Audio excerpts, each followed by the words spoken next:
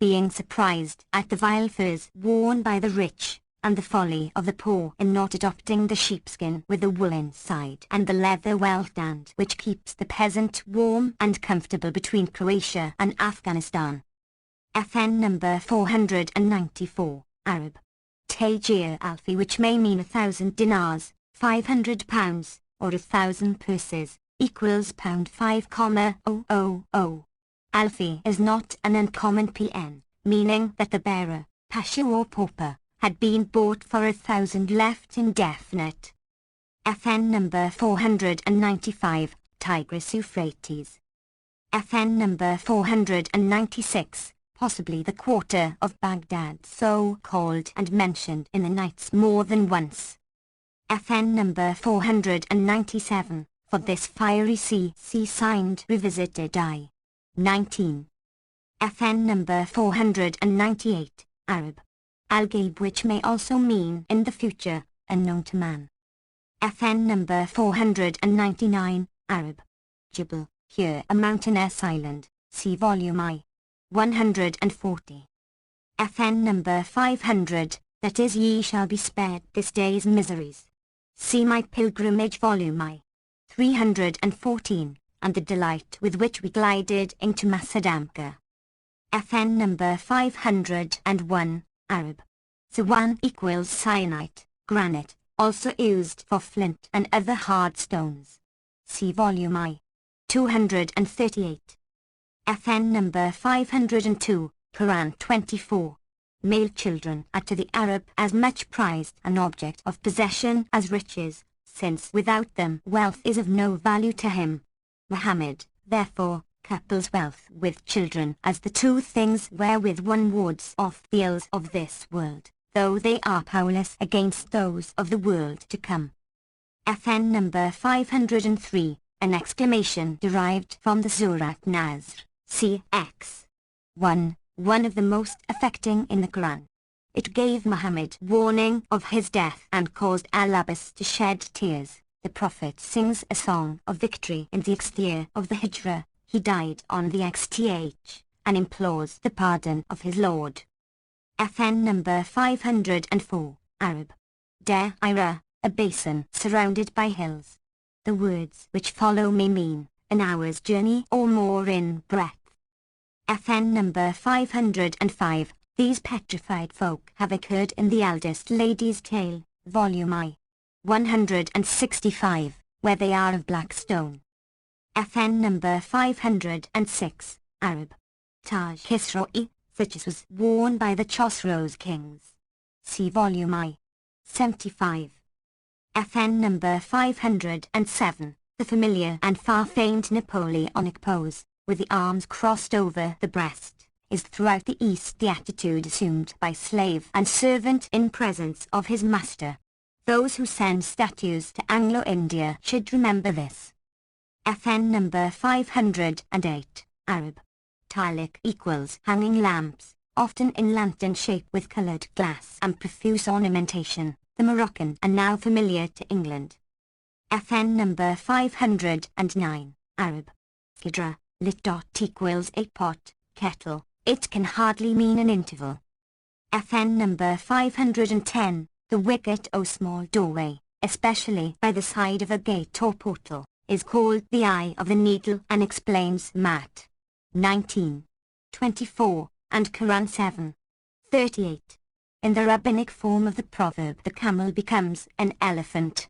Some have preferred to change the Quranic jamal, camel, for hayb, cable, and much ingenuity has been wasted by Christian commentators on Mark X.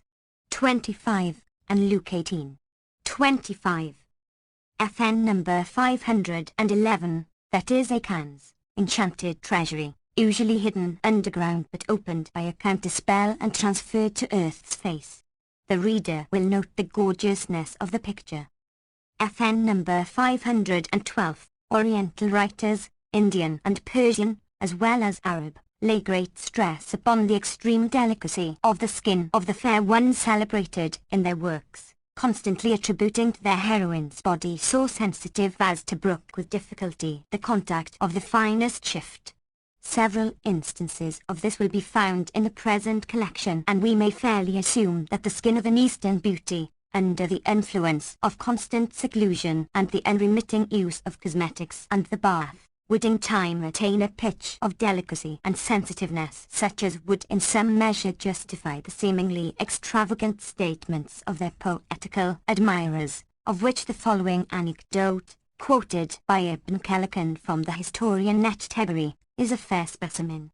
Ashur ibn Babek, Artaxerxes I, the first Sasanian king of Persia, AD 226-242, having long unsuccessfully besieged El-Hedr, a strong city of Mesopotamia belonging to the petty king Satirang, at last obtained possession of it by the treachery of the owner's daughter Netzira and married the latter, this having been the price stipulated by her for the betrayal to him of the place. It happened afterwards that, one night, as she was unable to sleep and turned from side to side in the bed, Ashur asked her what prevented her from sleeping. She replied, "I never yet slept on a rougher bed than this, I feel something irk me." He ordered the bed to be changed, but she was still unable to sleep. Next morning, she complained of her side, and on examination, a myrtle leaf was found adhering to a fold of the skin, from which it had drawn blood. Astonished at this circumstance, Ashur asked her if it was this that had kept her awake, and she replied in the affirmative. "How then," asked he, "did your father bring you up?" She answered, "He spread me a bed of satin and clad me in silk and fed me with marrow and cream and the honey of virgin bees and gave me pure wine to drink." Quoth Ashur, "The same return which you made your father for his kindness would be made much more readily to me," and bade bind her by the hair to the tail of a horse, which galloped off with her and killed her.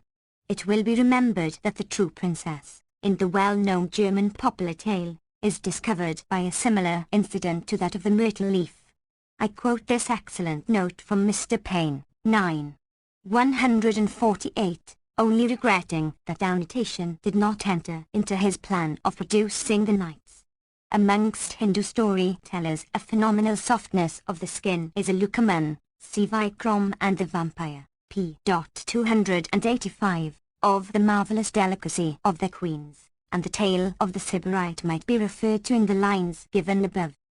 FN number 513, 55. Indeed joyous on that day are the people of paradise in their employ, 56, in shades, on bridal couches reclining they and their wives, 57, fruits have they therein and whatso they desire.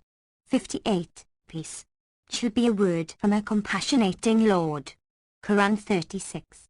55-58, the famous chapter, Yasin, which most educated Muslims learn by heart. See Volume 3. 19. In addition to the proofs there offered that the Muslim paradise is not wholly sensual, I may quote, "No soul wotteth what coolth of the eyes is reserved for the good, in recompense of their works." Quran LXX. 17. The paradise of eating, drinking, and copulating which Mr. Palgrave, Arabia, I. 368, calls an everlasting brothel between 40 celestial concubines was preached solely to the baser sort of humanity which can understand and appreciate only the pleasures of the flesh. To talk of spiritual joys before the Bedouin would have been a nonsense, even as it would be to the roughs of our great cities. FN number 514, Arab. Lajlajlit. Equals rolling anything round the mouth when eating, hence speaking inarticulately, being tongue-tied, stuttering, etc. FN number 515, the classical Phylaks, who had charge of the Bedouin. FN number 516, the Jababira, giant rulers of Syria, and the Akasira, Chosroes kings of Persia. FN number 517, this shows, and we are presently told, that the intruder was Al-Khizr, the Green Prophet, for whom see Volume 4. 175. FN number 518, that is of salvation supposed to radiate from all prophets, isp. From Muhammad. FN number 519, This formula, which has occurred from the beginning, volume I.1, is essentially Quranic. See Chapt. Lee. 1819 and Passim. FN number 520. This trick of the priest hidden within the image may date from the days of the vocal Memnon, and was a favorite in India, especially at the shrine of some North Somanath, the moon god, a Turgetis Aphrodite, etc. FN number 521, Arab. Almaz equals gr. Adamas. In opposition to the learned ex-professor Maskelyne, I hold that the cutting of the diamond is of very ancient date. Mr. W. M. Flinders Petrie, The Pyramids and Temples of Giza, London, Field and Tier, 1884, whose studies have thoroughly demolished the freaks and unfacts, the fads and fancies of the pyramidists, and who may be said to have raised measurement to the rank of a fine art, believes that the Uritic statues of old Egypt such as that of Khufu, Cheops, and the Bulak Museum were drilled by means of diamonds. Athnafus tells us, lib. v. that the Indians brought pearls and diamonds to the procession of Ptolemy Philadelphus, and this suggests cutting, as nothing can be less ornamental than the uncut stone. FN number 522, that is as if they were holding a Dabar, the king's idol, in the Sadr place of honor, and the others ranged about it in their several ranks. FN number 523. These words are probably borrowed from the taunts of Elijah to the priests of Baal, 1 Kings 18:27. Both Jews and Muslims willfully ignored the proper use of the image or idol, which was to serve as a qibla or direction of prayer and an object upon which to concentrate thought, and looked only to the abuse of the ignoble vulgus who believe in its intrinsic powers. Christendom has perpetuated the dispute. Romanism affects statues and pictures, Greek Orthodoxy pictures and not statues, and the so-called Protestantism ousts both. FN number 524, Arab. Sayada equals worldly prosperity and future happiness. FN number 525, Arab. Al-Ard wal Misak, the troth pledge between the murid or apprentice Dawish and the Sheikh or Master Dawish, binding the former to implicit obedience, etc. FN number 526, Arab. Takalit. Postponement and meaning, acting with deliberation as opposed to haste, precipitate action, condemned in the Quran LXV 38. FN number 527, that is, I have been lucky enough to get this and we will share it amongst us. FN number 528, that is, of saving me from being ravished. FN number 529, Shah apostrophe Ida equals the auspicious, them, Mabaraka, equals the blessed, both names showing that the bearers were Muslims. FN number 530, that is, the baseborn from whom base deeds may be expected. FN number 531, Arab. Badlat Kanu acute Zaya equals such a dress as would be found in enchanted hoards, Gunus. G. Princess Dahazi's diamond jacket. FN number 532. The ludance in Eastern crafts is usually a wooden cage or framework fastened outside the gunwale, very cleanly, but in foul weather very uncomfortable and even dangerous. FN number 533, Arab. Gull, a collar of iron or other metal, sometimes made to resemble the Chinese gzai or gang, a kind of ambulant pillory, serving like the old stocks which still show in England, the veteris vestigiaruris. C. Davis, The Chinese, I. 241. According to Al-Sayuti, p. 362, the Caliph al-Mutawakkil ordered the Christians to wear these gulls round the neck, yellow headgear and girdles, to use wooden stirrups, and to place figures of devils before their houses. The writer of the Knights presently changes gull to chains and fetters of iron. FN number 534, Arab. Yafulan, O certain person. See volume 3. 191. FN number 535, father of Harun al-Rashid AH 158 169, equals 775 785, third Abbasid who both in the Mac and the Bull edits, is called the fifth of the sons of al-Abbas. He was a good poet and a man of letters, also a fierce persecutor of the Zindics. Al-Sayuti 278, a term especially applied to those who read the Zend books and adhered to Zoroastrianism, although afterwards applied to any heretic or atheist. He made many changes at Mecca and was the first who had a train of camels laden with snow for his refreshment along a measured road of 700 miles, Gibbon, Chapt. He died of an accident when hunting. Others say he was poisoned after leaving his throne to his sons Musa al-Hadi and Harun al-Rashid. The name means heaven directed and must not be confounded with the title of the 12th Shah Imam Muhammad Abu al-Qasim, born at Saramarai AH 255, whom Sale sect 4 calls Mediod director and whose expected return has caused and will cause so much trouble in al-Islam. FN number 536. This speciesum miraculum must not be held a proof that the tale was written many years after the days of al-Rashid. Miracles grow apace in the East and a few years suffice to mature them. The invasion of Abraha the Abyssinia took place during the year of Muhammad's birth, and yet in an early chapter of the Quran, no. CV, written perhaps 45 years afterwards, the smallpox is turned into a puerile and extravagant miracle. I myself became the subject of a miracle in Sind which is duly chronicled in the family annals of a certain Bur or religious teacher. See History of Sind, p. 23-0, and Sind Revisited, I. 156. FN number 537, in the texts, 6th. FN number 538, Arab. Najas equals ceremonially impure, especially the dog's month like the cow's month amongst the Hindus, and requiring after contact the use of ablation before the Muslim can pray. FN number 539, Arab.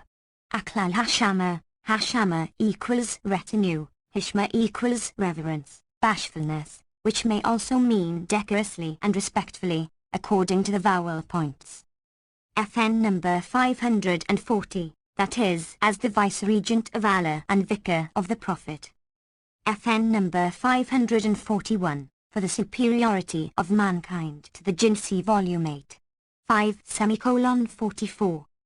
FN number 542, according to al-Sayuti, Harun al-Rashid prayed every day 100 bows. FN number 543, as the sad end of his betrothed was still to be accounted for. FN number 544, for the martyrdom of the drowned, see volume I, 171, to quote no other places. FN number 545, that is if he have the power to revenge himself. The sentiment is Christian rather than Muslim. FN number 546, that is the power acquired, as we afterwards learn, by the regular praying of the dawn prayer. It is not often that the knights condescend to point a moral or inculcate a lesson as here, and we are truly thankful for the immunity. FN number 547, Arab. Muzaffar, which, I have said, serves for our shaking hands, and extends over wide regions. They apply the palms of the right hands flat to each other without squeezing the fingers and then raise the latter to the forehead. Pilgrimage 2. 332, has also been quoted. FN number 548, equivalent to our saying about an ill wind, etc. FN number 549, a proof of his extreme simplicity and bonhomie. FN number 550, Arab. Darfil equals the gr. Greek, later, Greek, suggesting that the writer had read varying in Herodotus I. 23. FN number 551, Orge, I can only suggest, with due diffidence, that this is intended for Kuk, the well-known Balok city in Persian Carmania, Kerman, and meant by Richardson's Kochudairesis Bullock. But as the writer borrows so much from Al-Masudi, it may possibly be Ok in Sistan, where stood the heretical city Shadrach, Chupt, Xi. FN number 552, that is the excellent, or surpassing, religious Shaker, the thumb of Sheikh, is a she-chief. Even the head of the dancing girls will be entitled Shaker. FN number 553, the curtain would screen her from the sight of men invalids and probably hung across the single room of this Oya or hermit's cell. The curtain is noticed in the tales of two other reverend women, vols. 4. 155 and v. 257. FN number 554, Abdullah met his wife on Thursday, the night of which would amongst Muslims be Friday night. FN number 555, that is with Sadr. The Book of the Thousand Nights and a Night, a plain and literal translation of the Arabian Nights Entertainments. Translated and annotated by Richard F. Burton. Volume 10. To His Excellency Yaqub Burton Pasha, Minister of Instruction, etc. etc. etc. Cairo. My dear Pasha, during the last dozen years, since we first met at Cairo, you have done much for Egyptian folklore and you can do much more. This volume is inscribed to you with a double purpose. First, it is intended as a public expression of gratitude for your friendly assistance, and, secondly, as a memento that the samples which you have given us imply a promise of further gift. With this lively sense of favours to come, I subscribe myself. Ever yours friend and fellow worker, Richard F. Burton. London, July 12, 1886. Contents of the 10th volume. 169. Marif the Cobbler and his wife Fatima. Conclusion. Terminal essay. Appendix I.1. Index to the tales and proper names. 2. Alphabetical table of the notes. Anthropological, NC. 3. Alphabetical table of first lines. A. English. B. Arabic. 4. Table of contents of the various Arabic texts. A. The unfinished Calcutta edition, 1814 to 1818. B. The Breslau text. C. The McNaughton text and the Bullock edition. D.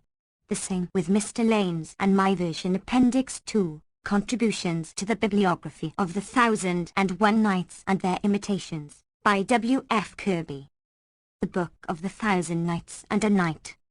Marif the Cobbler and his wife. There dwelt once upon a time in the God-guarded city of Cairo a cobbler who lived by patching old shoes. FN number 1, his name was Marif. FN number 2, and he had a wife called Fatima, whom the folk had nicknamed the Dung. FN number 3, for that she was a whorish, worthless wretch, scanty of shame and mickle of mischief. She ruled her spouse and abused him, and he feared her malice and dreaded her misdoings, for that he was a sensible man but poor-conditioned. When he earned much, he spent it on her, and when he gained little, she revenged herself on his body that night, leaving him no peace and making his night black as her book. FN number 4, for she was even as of one like her. Saith the poet. How manifold nights have I passed with my wife in the saddest plight, with all misery rife. Would heaven when first I went into her with a cup of cold poison I'd ta'en her life. One day she said to him, O Maruf, I wish thee to bring me this night a vermicelli cake dressed with bees' honey. FN number 5, he replied, so Allah Almighty aid me to its price, I will bring it thee. By Allah, I have no dirhams today, but our Lord will make things easy. FN number 6. Rejoined she, and Shahrazad perceived the dawn of day and ceased to say her permitted say.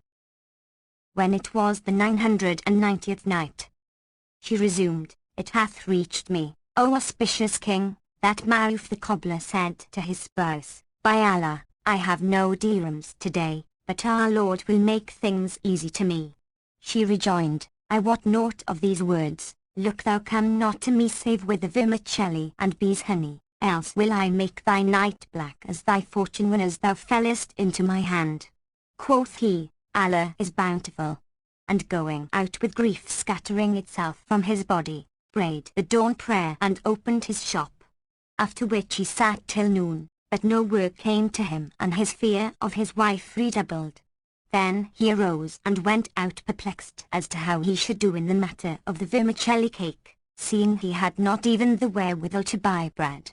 Presently he came to the shop of the kanafa seller and stood before it, whilst his eyes brimmed with tears. The pastry cook glanced at him and said, O Master Maruf, why dost thou weep? Tell me what hath befallen thee. So he acquainted him with his case, saying, My wife would have me bring her a kanafa, but I have sat in my shop till past midday and have not gained even the price of bread, wherefore I am in fear of her. The cook laughed and said, No harm shall come to thee. How many pounds wilt thou have? 5 pounds, answered Maruf.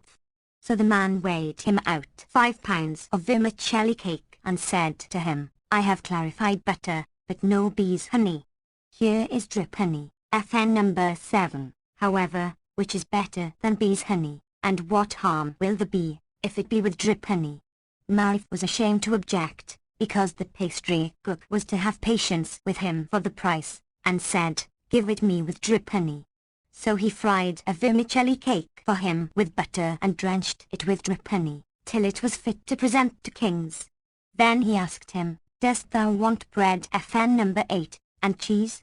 And Maruf answered, Yes. So he gave him 4 half-dirhams worth of bread and 1 of cheese, and the vermicelli was 10 nusfs. Then said he, Know, O Maruf, that thou owest me 15 nusfs, so go to thy wife and make merry and take this nusf for the hammam, FN number 9, and thou shalt have credit for a day or 2 or 3 till Allah provide thee with thy daily bread. And straiten not thy wife, for I will have patience with thee till such time as thou shalt have dirhams to spare.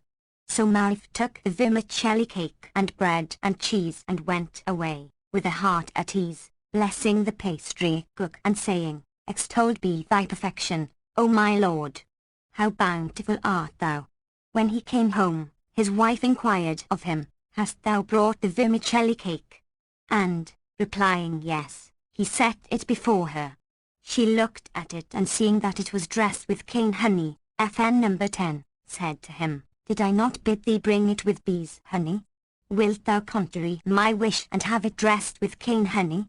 He excused himself to her, saying, I bought it not save on credit, but said she, This talk is idle, I will not eat kanafa save with bees' honey.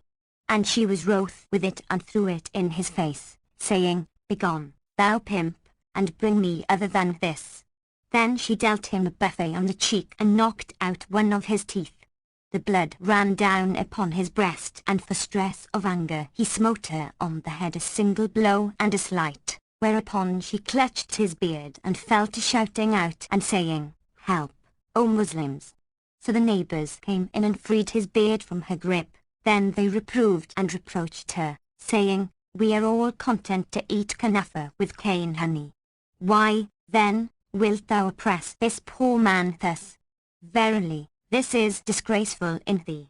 And they went on to soothe her till they made peace between her and him. But, when the folk were gone, she sware that she would not eat of the vermicelli, and Maruf, burning with hunger, said in himself, She sweareth that she will not eat, so I will e'en eat. Then he ate, and when she saw him eating, she said, Inshallah, may the eating of it be poison to destroy the far one's body. FN number 11, quoth he, It shall not be at thy bidding, and went on eating, laughing and saying, Thou swearest that thou wouldest not eat of this, but Allah is bountiful, and tomorrow night, in the Lord decree, I will bring thee kanafa dressed with bees' honey, and thou shalt eat it alone. And he applied himself to appeasing her, whilst she called down curses upon him, and she ceased not to rail at him and revile him with gross abuse till the morning, when she bared her forearm to beat him. Quoth he, Give me time and I will bring thee other vermicelli cake. Then he went out to the mosque and prayed, after which he betook himself to his shop and opening it, sat down. But hardly had he done this when up came two runners from the Qazi's court and said to him, Up with thee, speak with the Qazi, for thy wife hath complained of thee to him, and her favour is thus and thus. He recognized her by their description, and saying, May Allah Almighty torment her, walked with them till he came to the Qazi's presence, where he found Fatima standing with her arm bound up and her face veil besmeared with blood, and she was weeping and wiping away the tears. Quoth the Qazi, O man, hast thou no fear of Allah the Most High? Why hast thou beaten this good woman and broken her forearm and knocked out her tooth and entreated her thus? And quoth Maruf, If I beat her or put out her tooth, sentence me to what thou wilt. But in truth the case was thus, and the neighbours made peace between me and her. And he told him the story from first to last.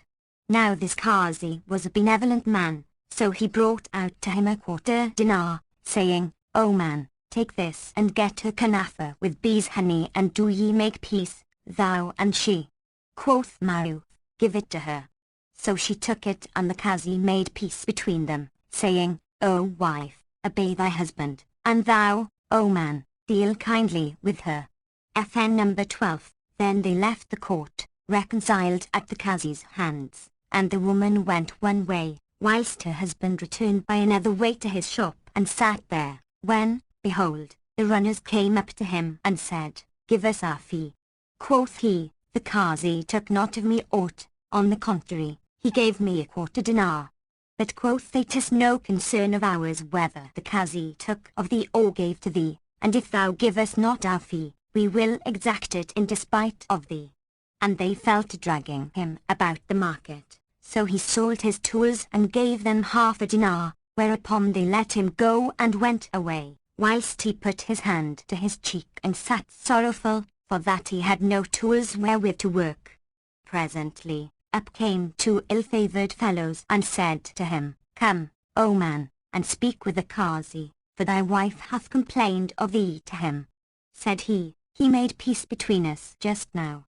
But said they, We come from another Qazi, and thy wife hath complained of thee to our Qazi.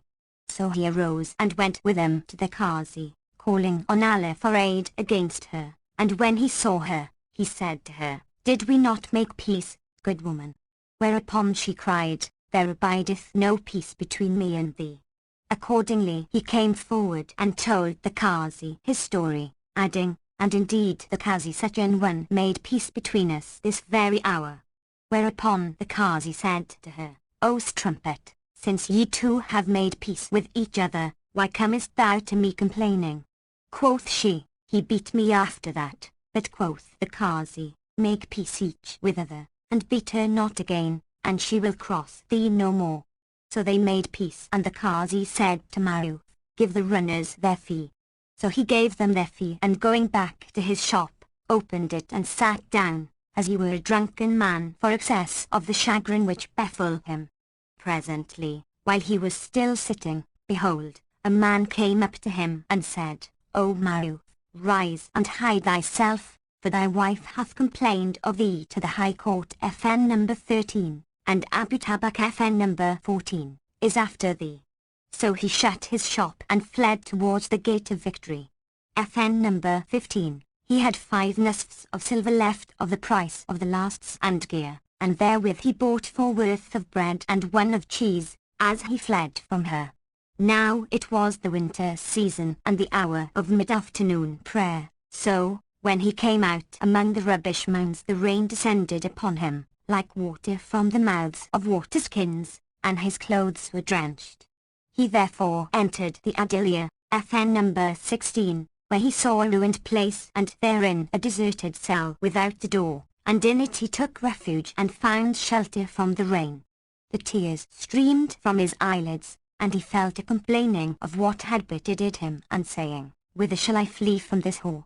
I beseech thee, O Lord, to vouchsafe me one who shall conduct me to a far country, where she shall not know the way to me. Now while he sat weeping, behold, the wall clave, and there came forth to him therefrom one of tall stature, whose aspect caused his body pile to bristle and his flesh to creep, and said to him, O man, what aileth thee that thou disturbest me this night? These 200 years have I dwelt here and have never seen any enter this place and do as thou dost. Tell me what thou wishest, and I will accomplish thy need, as ruth for thee hath got hold upon my heart. Quoth Maru, Who and what art thou? And quoth he, I am the haunter FN number 17, of this place. So Marif told him all that had befallen him with his wife, and he said, Wilt thou have me convey thee to a country, where thy wife shall know no way to thee? Yes, said Maruf, and the other, then mount my back. So he mounted on his back, and he flew with him from after supper till daybreak, when he set him down on the top of a high mountain, and Shahrazad perceived the dawn of day and ceased saying her permitted say. When it was the 991st night, she said, It hath reached me, O auspicious king, that the Marid, having taken up Maruf the cobbler, flew off with him and set him down upon a high mountain, and said to him, O mortal, descend this mountain, and thou wilt see the gate of a city. Enter it, for therein thy wife cannot come at thee. He then left him and went his way, whilst Maruf abode in amazement and perplexity till the sun rose, when he said to himself, I will up with me and go down into the city. Indeed there is no profit in my abiding upon this highland.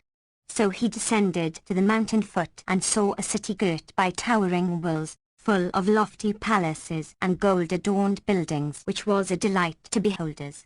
He entered in at the gate and found it a place such as lightened the grieving heart, but, as he walked through the streets, the townsfolk stared at him as a curiosity and gathered about him, marvelling at his dress, for it was unlike theirs.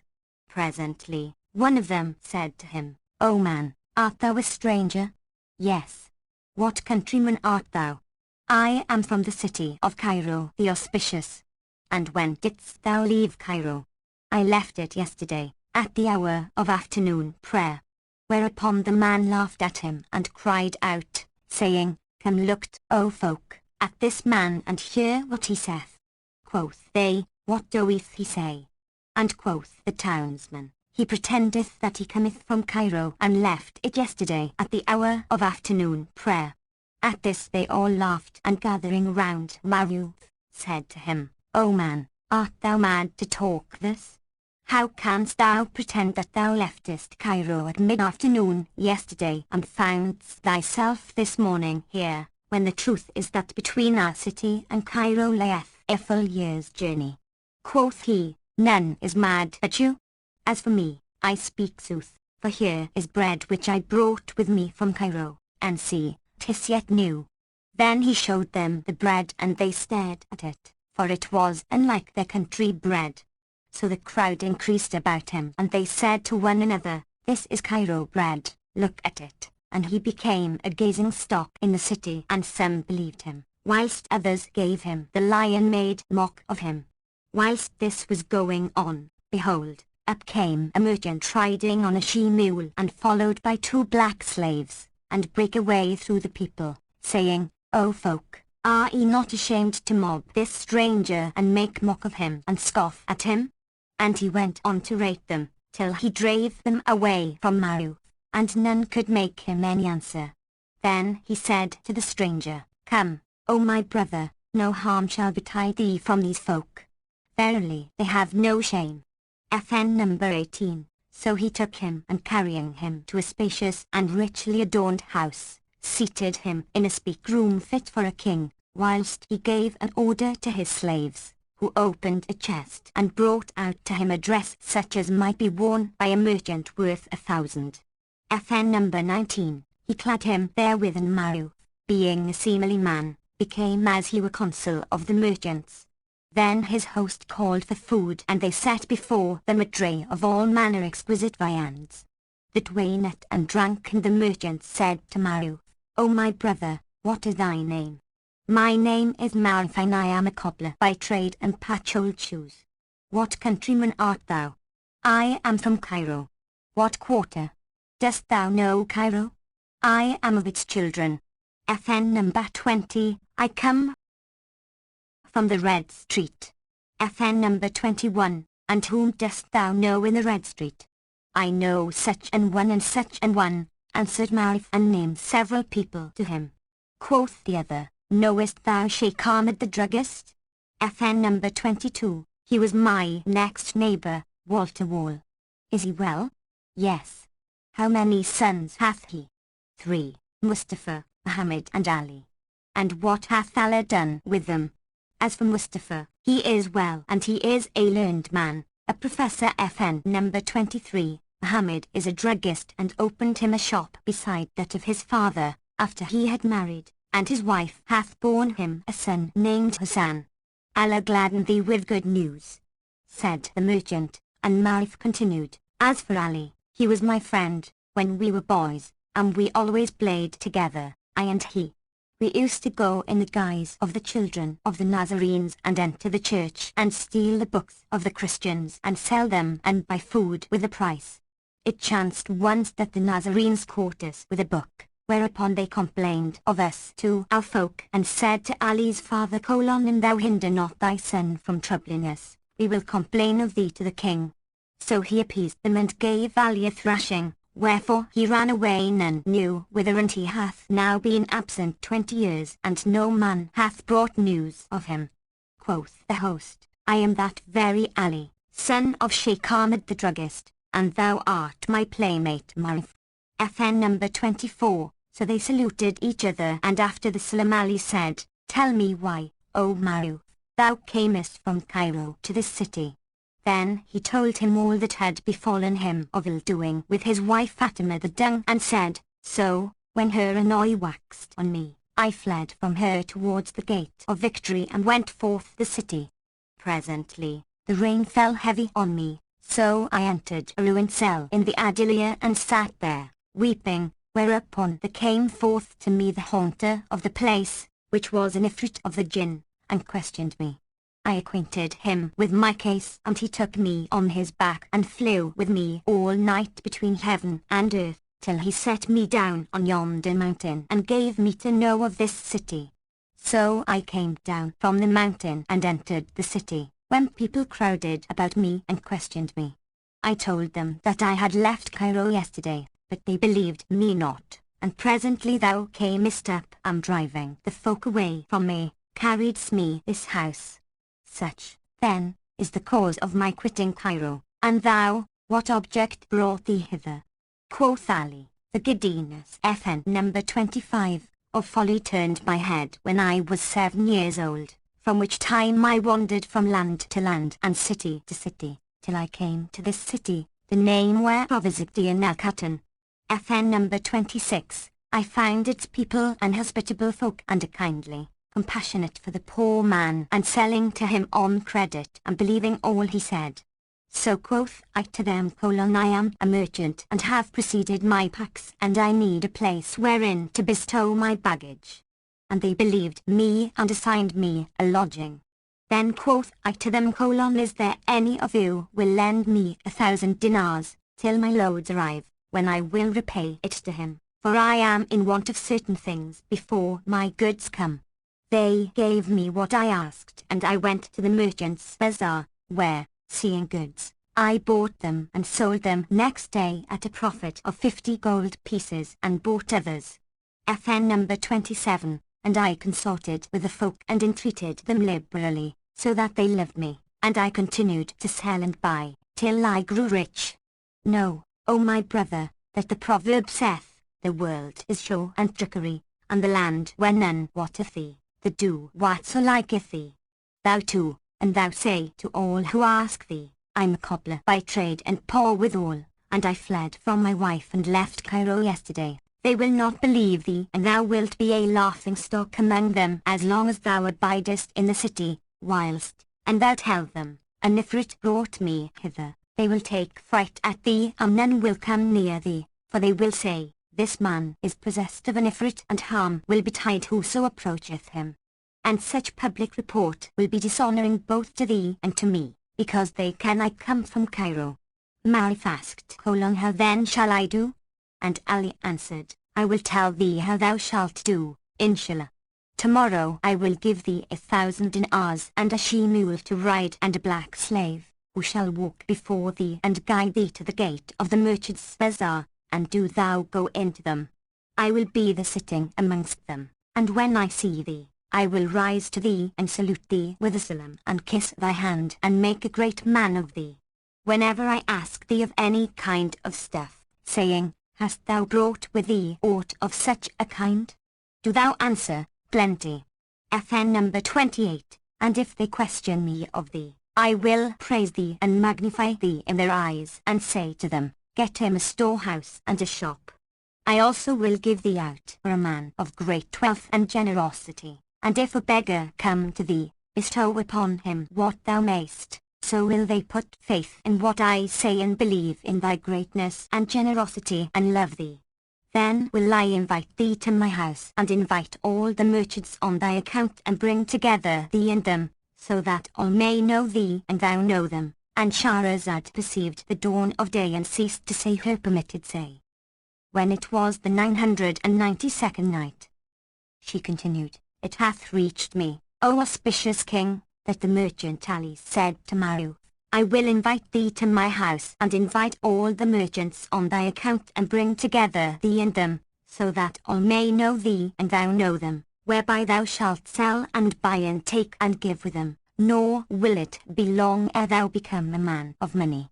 Accordingly, on the morrow he gave him 1,000 dinars and a suit of clothes and a black slave, and mounting him on a she-mule, said to him, Allah give thee quittance of responsibility for all this. FN number 29, inasmuch as thou art my friend and it behoveth me to deal generously with thee. Have no care, but put away from thee the thought of thy wife's misways and name her not to any.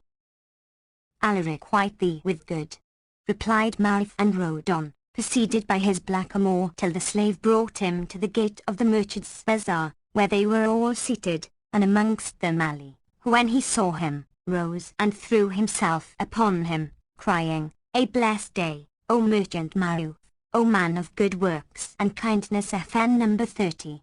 And he kissed his hand before the merchants and said to them, Our brothers, ye are honoured by knowing. FN number 31, the merchant Maruf. So they saluted him, and Ali signed to them to make much of him, wherefore he was magnified in their eyes. Then Ali helped him to dismount from his she-mule and saluted him with a salam, after which he took the merchants apart, one after other, and vaunted Marif to them. They asked, Is this man a merchant? And he answered, Yes, and indeed he is the chiefest of merchants. There liveth not a wealthier than he, for his wealth and the riches of his father and forefathers are famous among the merchants of Cairo. He hath partners in Hind and Sind and Aliaman, and is high in repute for generosity. So know ye his rank and exalt ye his degree and do him service, and what also that his coming to your city is not for the sake of traffic, and none other save to divert himself with the sight of folks' countries. Indeed, he hath no need of strangerhood for the sake of gain and profit, having wealth that fires cannot consume, and I am one of his servants. And he ceased not to extol him, till they set him above their heads, and began to tell one another of his qualities.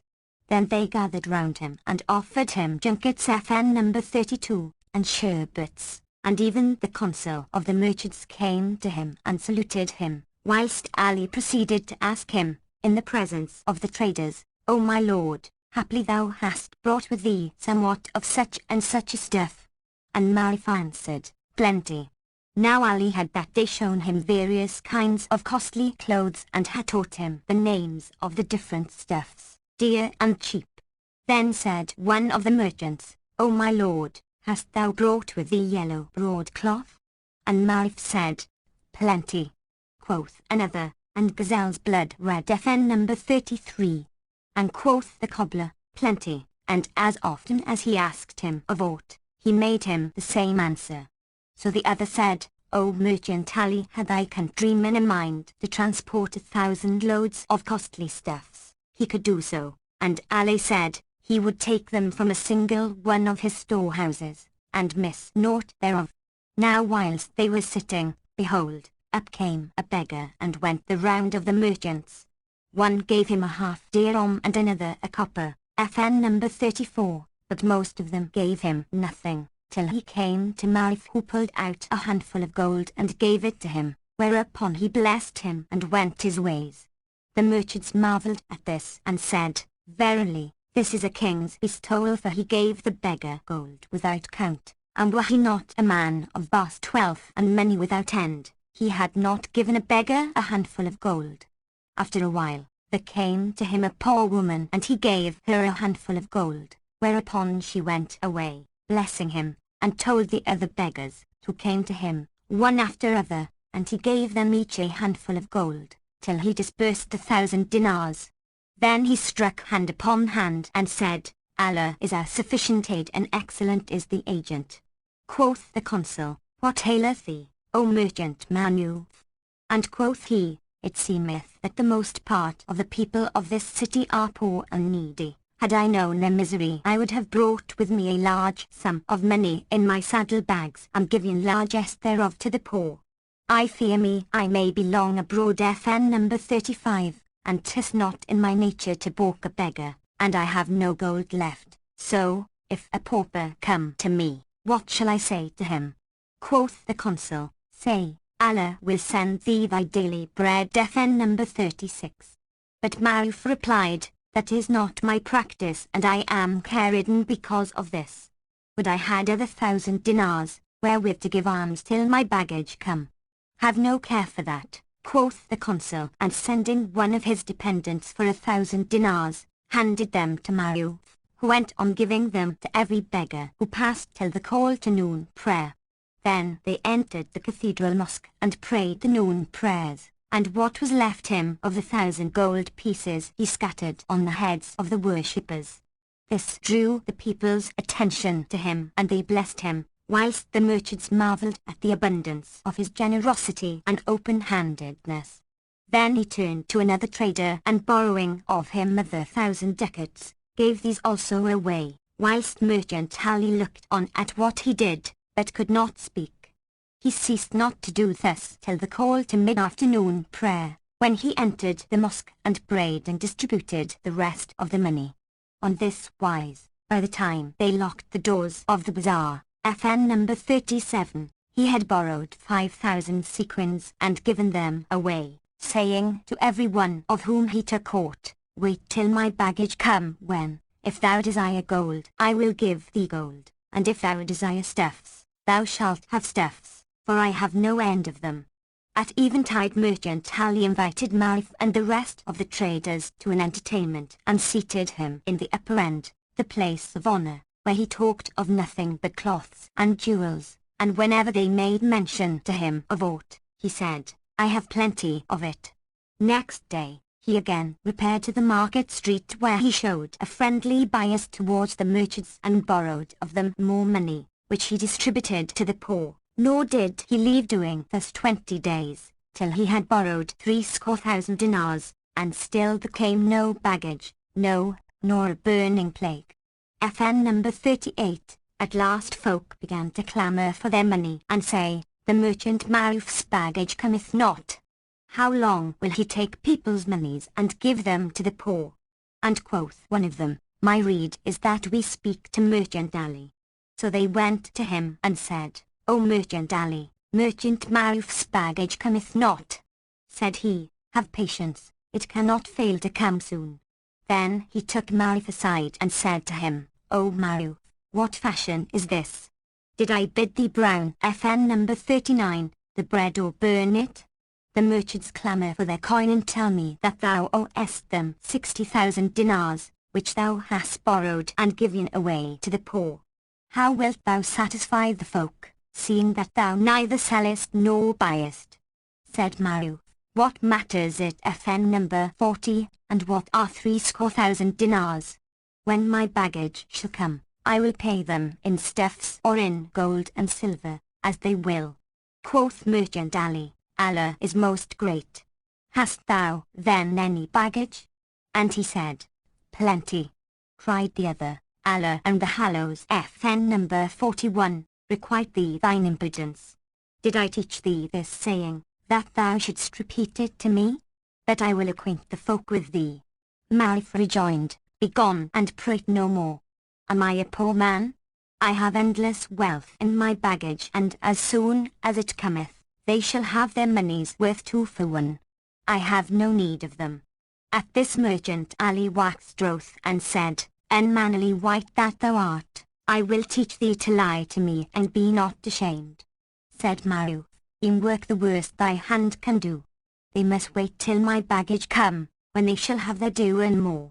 So Ali left him and went away, saying in himself, I praised him alone, and if I blame him now, I make myself out a liar and become of those of whom it is said, Whoso praiseth and then blameth lieth twice. FN number 42, and he knew not what to do. Presently, the traders came to him and said, O merchant Ali, hast thou spoken to him? Said he, O folk, I am ashamed, and, though he owe me 1,000 dinars, I cannot speak to him. When ye lent him your money ye consulted me not, so ye have no claim on me. Dun him yourselves, and if he pay you not, complain of him to the king of the city, saying, He is an impostor who hath imposed upon us. And he will deliver you from the plague of him. Accordingly, they repaired to the king and told him what had passed, saying, O king of the age, we are perplexed anent this merchant, whose generosity is excessive, for he doeth thus, and all he borroweth, he giveth away to the poor by handsful. Were he a man of naught, his sense would not suffer him to lavish gold on this wise, and were he a man of wealth, his good faith had been made manifest to us by the coming of his baggage, but we see none of his luggage, although he avoucheth that he hath baggage train and hath preceded it. Now some time hath passed, but there appeareth no sign of his baggage train, and he oweth us 60,000 gold pieces, all of which he hath given away in alms. And they went on to praise him and extol his generosity. Now this king was a very covetous man, and more covetous than Ashab FN number 43, and when he heard tell of Marif's generosity and open-handedness, greed of gain got the better of him, and he said to his wazir, Were not this merchant a man of immense wealth, he had not shown all this munificence. His baggage train will assuredly come, whereupon these merchants will flock to him, and he will scatter amongst them riches galore. Now I have more right to this money than they, wherefore I have a mind to make friends with him and profess affection for him, so that, when his baggage cometh, whatso the merchants would have had I shall get of him, and I will give him my daughter to wife and join his wealth to my wealth. Replied the wazir, O king of the age, methinks he is naught but an impostor, and 'tis the impostor who ruineth the house of the covetous. And Shahrazad perceived the dawn of day and ceased saying her permitted say. When it was the 993rd night, she pursued, It hath reached me, O auspicious king, that when the wazir said to the king, Methinks he is naught but an impostor, and 'tis the impostor who ruineth the house of the covetous, the king said, O wazir, I will prove him and soon know if he be an impostor or a true man, and whether he be a realing of fortune or not. The wazir asked, And how wilt thou prove him? And the king answered, I will send for him to the presence and entreat him with honor and give him a jewel which I have. And he know it and what its price. He is a man of worth and wealth, but an he know it not, he is an impostor and an upstart, and I will do him die by the foulest fashion of deaths. So he sent for Maruf, who came and saluted him. The king returned his salam, and seating him beside himself, said to him, Art thou the merchant Maruf? And said he, Yes. Quoth the king, The merchants declare that thou owest them 60,000 ducats. Is this true? Yes, quoth he. Asked the king, Then why dost thou not give them their money? And he answered, Let them wait till my baggage come, and I will repay them twofold. And they wish for gold, they shall have gold, and should they wish for silver, they shall have silver, or an they prefer for merchandise, I will give them merchandise, and to whom I owe 1,000 I will give 2,000 in requital of that wherewith he hath veiled my face before the poor, for I have plenty. Then said the king, "O merchant, take this and look what is its kind and value." And he gave him a jewel the bigness of a hazelnut, which he had bought for 1,000 sequins, and not having its fellow, prized it highly. Marif took it, and pressing it between his thumb and forefinger brake it, for it was brittle and would not brook the squeeze. Quoth the king, "Why hast thou broken the jewel?" And Marif laughed and said, "O king of the age, this is no jewel.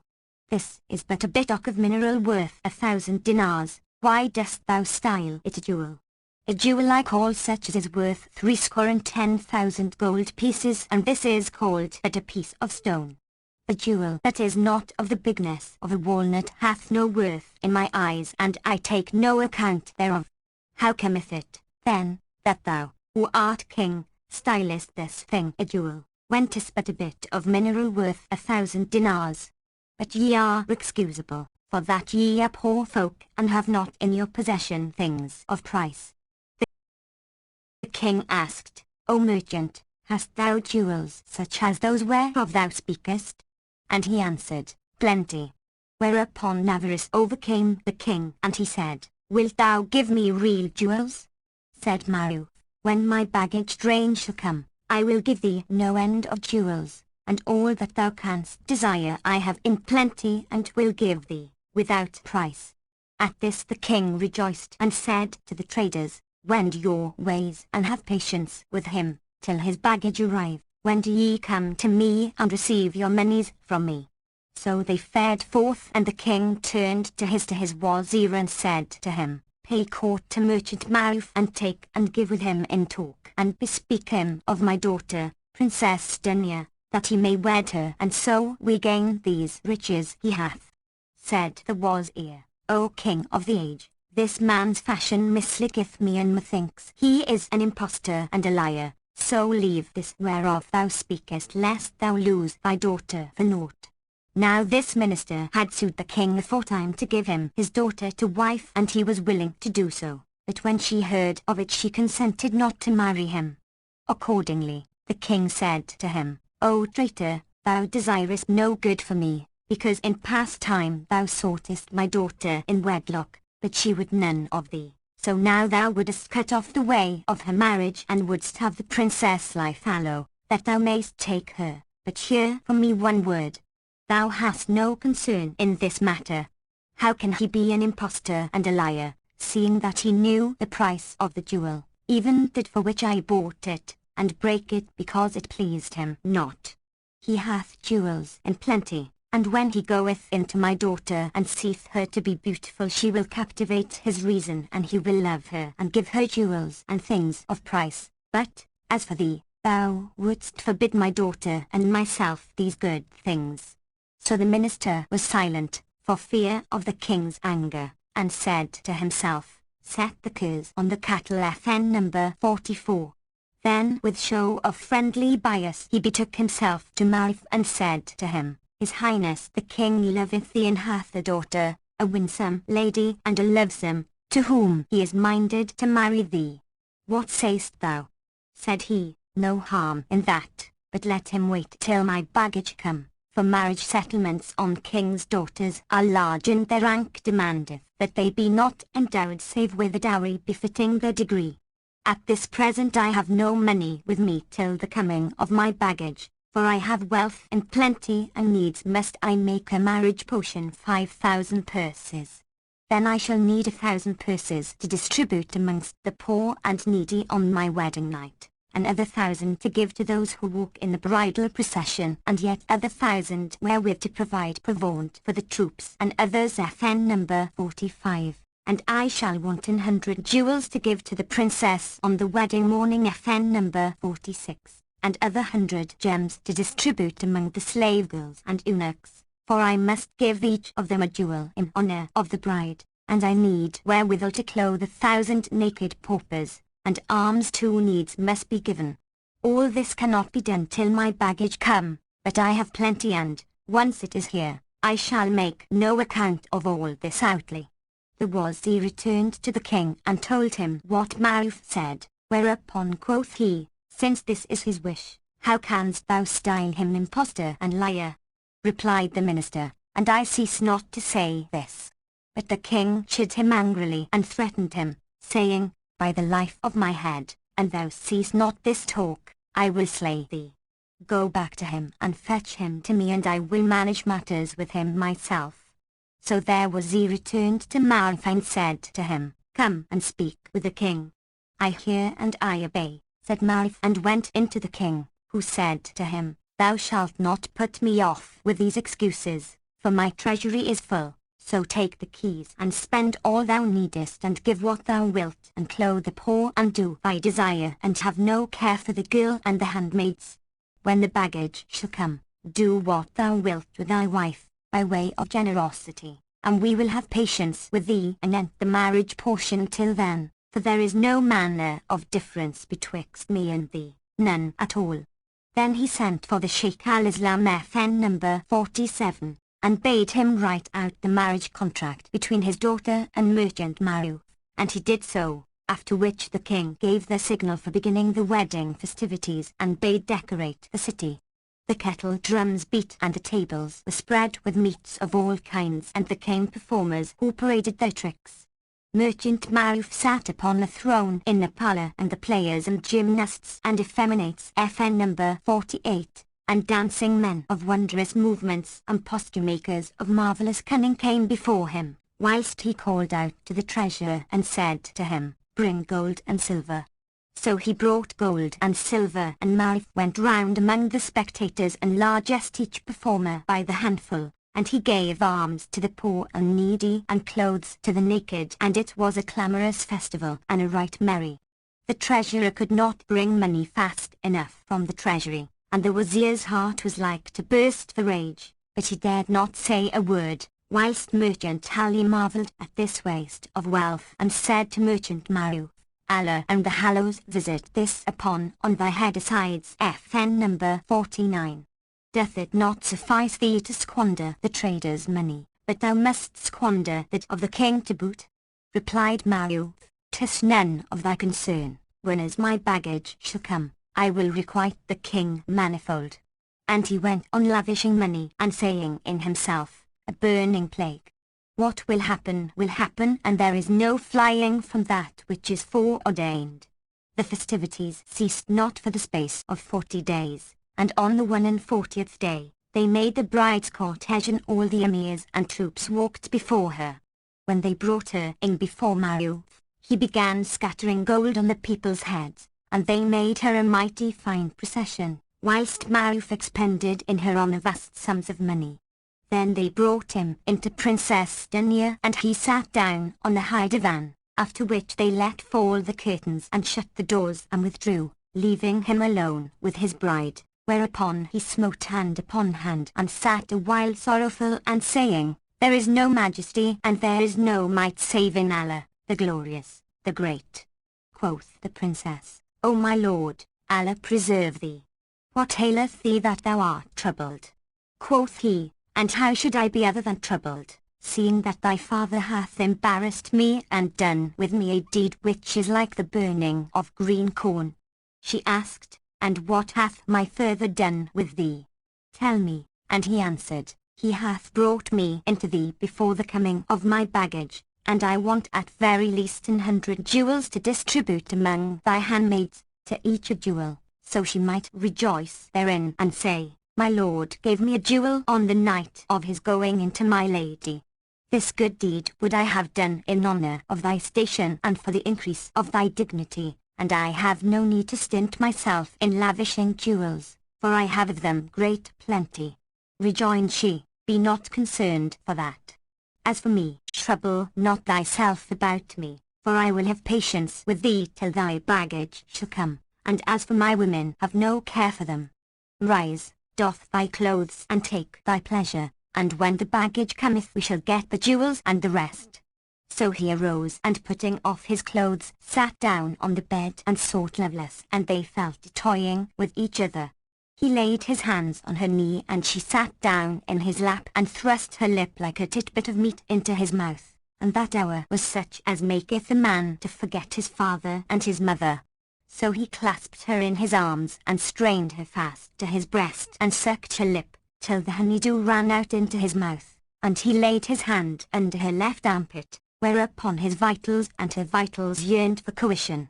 Then he clapped her between the breasts, and his hand slipped down between her thighs, and she girded him with her legs, whereupon he made of the 2 parts proof amain, and crying out, "O sire of the chin veils twain," FN number 50. Applied the priming and kindled the match and set it to the touch hole and gave fire and breached the citadel in its 4 corners, so the baffle the mystery FN number 51, concerning which there is no inquiry, and she cried the cry that needs must be cried. FN number 52. And Shahrazad perceived the dawn of day and ceased to say her permitted say. When it was the 994th night, she resumed, "It hath reached me, O auspicious king, that, while the Princess Dunya cried the cry which must be cried, merchant Maruf abated her maidenhead, and that night was one not to be counted among lives, for that which it comprised of the enjoyment of the fair, clipping and dallying underscore long for underscore and fettering till the dawn of day, when he arose and entered the hammam, whence, after donning a suit for sovereigns suitable, he betook himself to the king's divan. All who rose to him and received him with honor and worship, giving him joy and invoking blessings upon him, and he sat down by the king's side and asked, "Where is the treasurer?" They answered, "Here he is, before thee." And he said to him, "Bring robes of honor for all the wazirs and emirs and dignitaries, and clothe them therewith." The treasurer brought him all he sought, and he sat giving to all who came to him, and lavishing largesse upon every man according to his station. On this wise he abode 20 days, whilst no baggage appeared for him nor aught else, till the treasurer was straitened by him to the utmost, and going into the king, as he sat alone with the wazir in Marif's absence, kissed ground between his hands and said, "O king of the age, I must tell thee somewhat, lest haply thou blame me for not acquainting thee therewith. Know that the treasury is being exhausted. There is none but a little money left in it, and in 10 days more we shall shut it upon emptiness." Quoth the king, "O wazir, verily my son-in-law's baggage train tarrieth long, and there appeareth no news thereof." The minister laughed and said, "Allah be gracious to thee, O king of the age. Thou art none other but heedless with respect to this impostor, this liar. As thy head liveth, there is no baggage for him, no, nor a burning plague to rid us of him. Nay, he hath but imposed on thee without surcease, so that he hath wasted thy treasures and married thy daughter for naught. How long therefore wilt thou be heedless of this liar?" Then quoth the king, "O wazir, how shall we do to learn the truth of his case?" And quoth the wazir, "O king of the age, none may come at a man's secret but his wife. So send for thy daughter and let her come behind the curtain, that I may question her of the truth of his estate, to the intent that she may make question of him and acquaint us with his case." Cried the king, "There is no harm in that, and as my head liveth, if it be proved that he is a liar and an impostor, I will verily do him die by the foulest of deaths." Then he carried the wazir into the sitting chamber and sent for his daughter, who came behind the curtain, her husband being absent, and said, "What wouldst thou, O my father?" Said he, "Speak with the wazir." So she asked, "Ho thou, the wazir, what is thy will?" And he answered, "O my lady, thou must know that thy husband hath squandered thy father's substance and married thee without a dower, and he ceaseth not to promise us and break his promises, nor cometh there any tidings of his baggage. In short, we would have thee inform us concerning him." Quoth she, "Indeed his words be many, and he still cometh and promiseth me jewels and treasures and costly stuffs, but I see nothing." Quoth the wazir, "O my lady, canst thou this night take and give with him in talk and whisper to him, say me sooth and fear from me naught, for thou art become my husband and I will not transgress against thee. So tell me the truth of the matter, and I will devise thee a device whereby thou shalt be set at rest. And do thou play near and far FN number 53, with him in words, and profess love to him and win him to confess, and after tell us the facts of his case." And she answered, "O my papa, I know how I will make proof of him." Then she went away, and after supper her husband came in to her, according to his wont, whereupon Princess Dunya rose to him and took him under the armpit and wheedled him with winsomest wheedling, and all sufficient FN number 54, a woman's wiles won as she would aught of men, and she ceased not to caress him and beguile him with speech sweeter than the honey till she stole his reason, and when she saw that he altogether inclined to her, she said to him, O my beloved, O coolth of my eyes and fruit of my vitals, Allah never desolate me by less of thee nor time sunder us twain me and thee.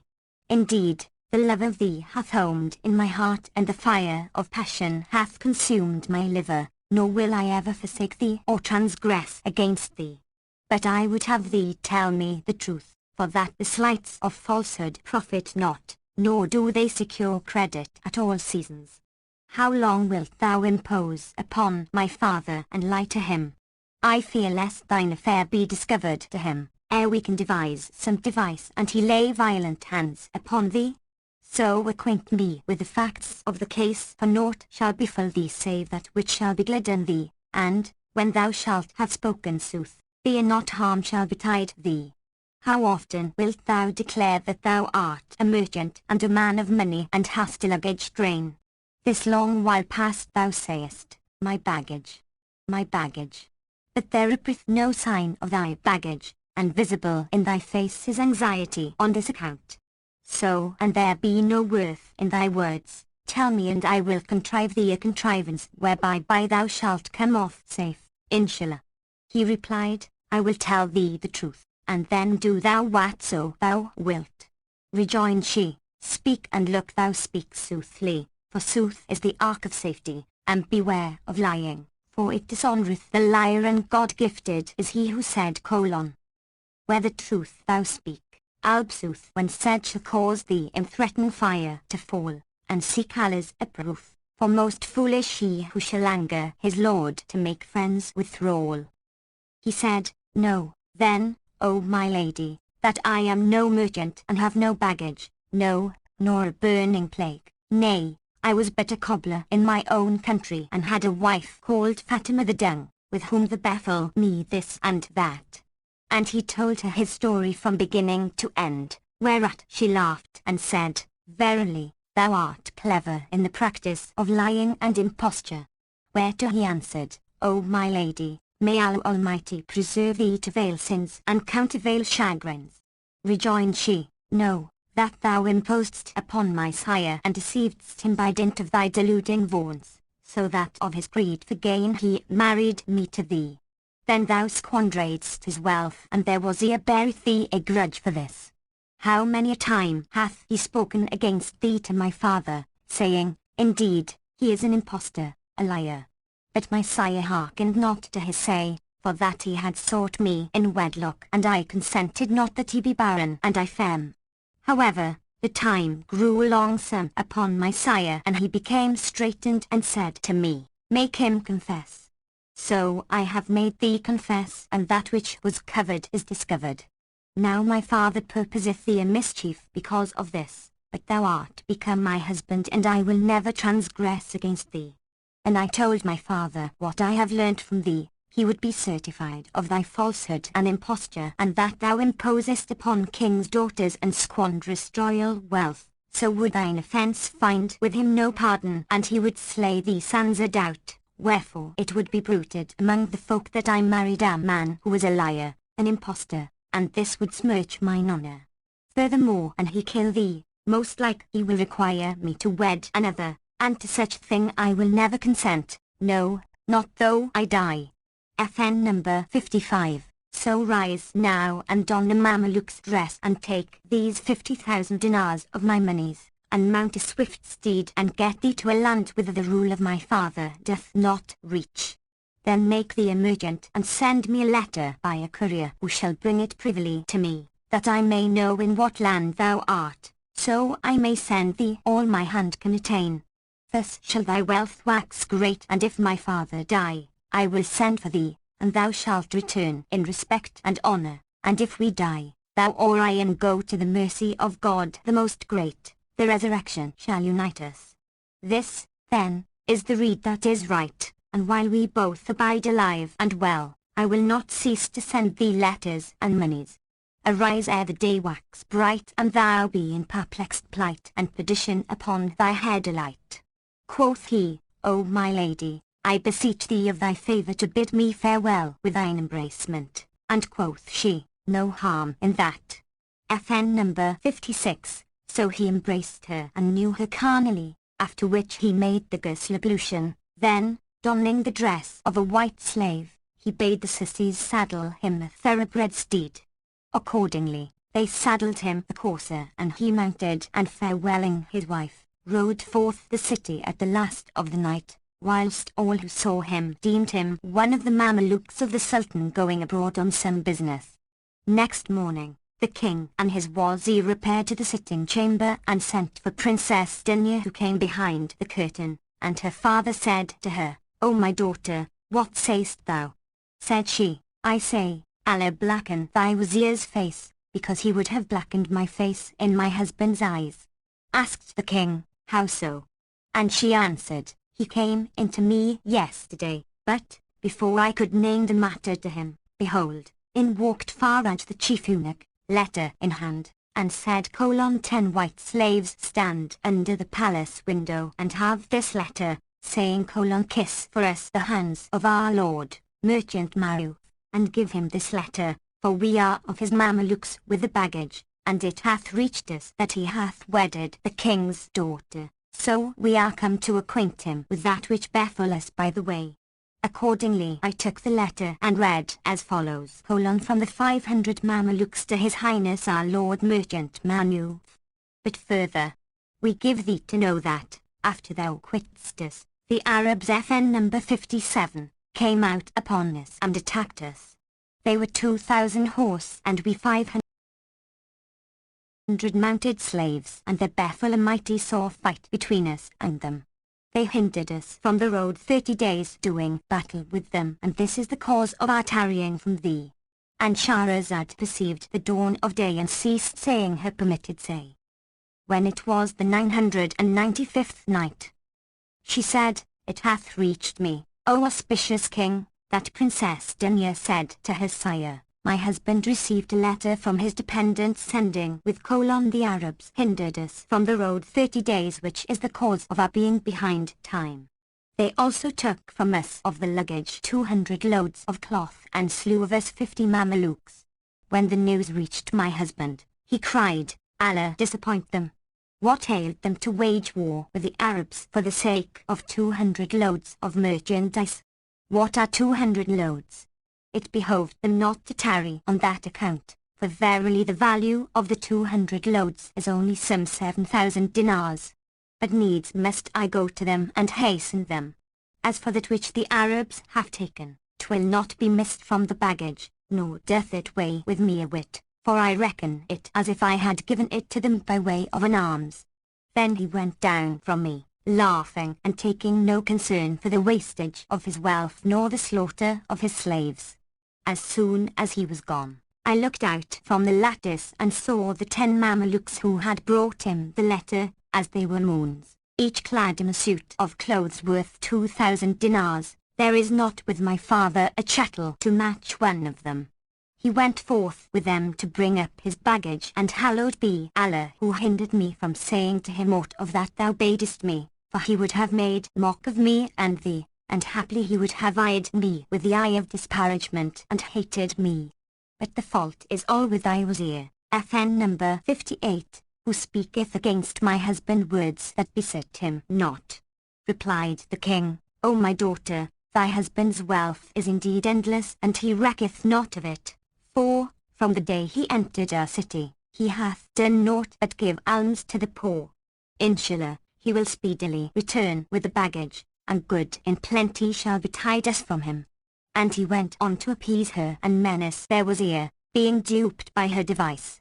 So fared it with the king, that as regards merchant Maruf he rode on into waste lands, perplexed and knowing not to what quarter he should betake him, and for the anguish of parting he lamented, and in the pangs of passion and love-longing he recited these couplets: Time false to union and divided who were one into one, and the sore tyranny of time doth melt my heart away. Mine eyes ne'er cease to drop the tear for parting with my dear. When shall disunion come to end and dawn the union day? Oh, favour like the full moon's face of sheen, indeed I'm he whom thou didst leave with vitals torn when faring on thy way. Would I had never seen thy sight, or met thee for an hour, since after sweetest taste of thee to bitters I'm a prey. Mouth will never cease to be enthralled by Daniel's FN number 59, Chems and long live she Alpidai whom love and longing slay. O brilliance, like resplendent sun of noontide, deign them heal his heart for kindness FN number 60, and the fire of longing love allay. Would heaven I wot and ere the days shall deign conjoin our lots, join us in pleasant talk o' nights, in union glad and gay, shall my love's palace hold two hearts that savour joy, and I strain to my breast the branch I saw upon the sun-hill FN number 61, sway. O favour of the full moon in sheen, never may sun know thee cease to rise from eastern rim with all-enlightening ray. I'm well content with passion bine and all its bane and bait, for looking love is evermore the butt of jealous fate. And when he ended his verses, he wept with sore weeping, for indeed the ways were walled up before his face, and death seemed to him better than dreeing life, and he walked on like a drunken man the stress of distraction, and stayed not till noontide, when he came to a little town and saw a plougher hard by, ploughing with a yoke of bulls. Now hunger was sore upon him, and he went up to the ploughman and said to him, Peace be with thee, and he returned his salam and said to him, Welcome, O my lord. Art thou one of the Sultan's Mamelukes? Quoth Maruf, Yes, and the other said alight with me for a guest meal. Whereupon Maruf knew him to be of the liberal and said to him, O my brother, I see with thee naught with which thou mayst feed me. How is it, then, that thou invitest me? Answered the husbandman, O my lord, weal is well nigh. FN number 62, dismount thee here. The town is near hand, and I will go and fetch thee dinner and fodder for thy stallion. Rejoined Maruf, Since the town is near at hand, I can go thither as quickly as thou canst and buy me what I have a mind to in the bazaar and eat. The peasant replied, O my lord, the place is but a little village FN number 63, and there is no bazaar there, neither selling nor buying. So I conjure thee by Allah, alight here with me and hearten my heart, and I will run thither and return to thee in haste. Accordingly he dismounted, and the fellow left him and went off to the village, to fetch dinner for him whilst Maruf sat awaiting him. Presently he said in himself, I have taken this poor man away from his work, but I will arise and plough in his stead, till he come back, to make up for having hindered him from his work. FN number 64. Then he took the plough and starting the bulls, ploughed a little, till the share struck against something and the beasts stopped. He goaded them on, but they could not move the plough, so he looked at the share and finding it caught in a ring of gold, cleared away the soil and saw that it was set centremost a slab of alabaster, the size of the nether millstone. He strave at the stone till he pulled it from its place, when there appeared beneath it a souterrain with a stair. Presently he descended the flight of steps and came to a place like a hammam, with 4 daises, the first full of gold, from floor to roof, the second full of emeralds and pearls and coral also from ground to ceiling, the third of jacinths and rubies and turquoises, and the fourth of diamonds and all manner other preciousest stones. At the upper end of the place stood a coffer of clearest crystal, full of union gems each the size of a walnut, and upon the coffer lay a casket of gold, the bigness of a lemon. When he saw this, he marvelled and rejoiced with joy exceeding, and said to himself, I wonder what is in this casket.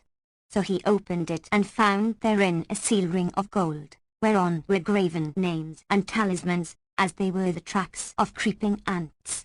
He rubbed the ring, and behold, a voice said, Adsum, here am I, at thy service, O my lord.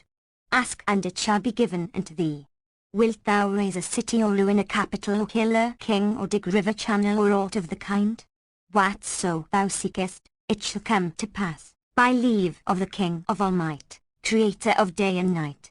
Marif asked, O creature of my lord, who and what art thou? And the other answered, I am the slave of the seal ring standing in the service of him who possesseth it.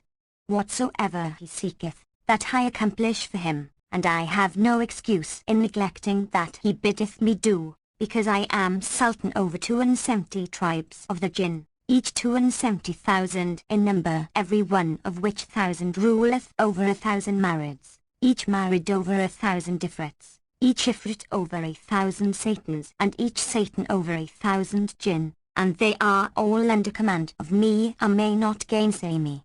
As for me, I am spelled to this seal ring and may not thwart whoso holdeth it.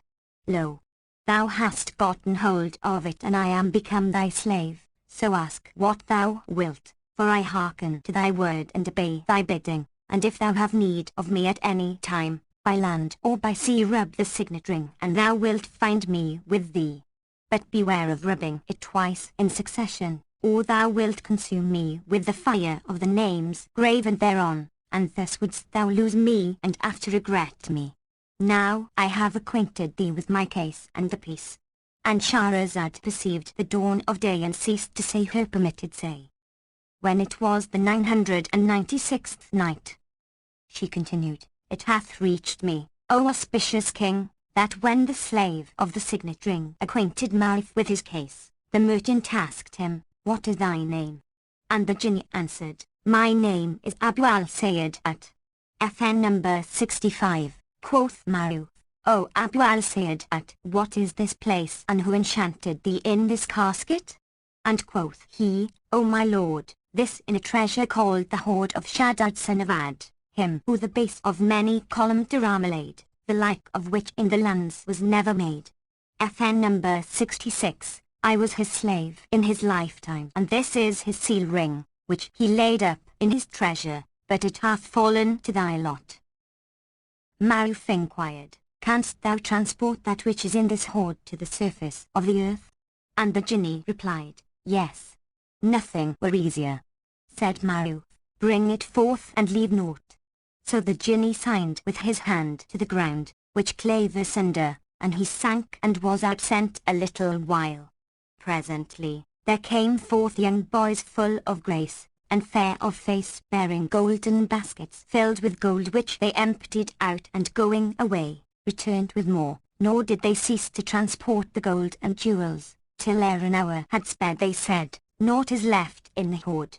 Thereupon out came Abu al-Sayyid at and said to Maruf, O my lord, thou sayest that we have brought forth all that was in the hoard. Maruf asked, Who be these beautiful boys?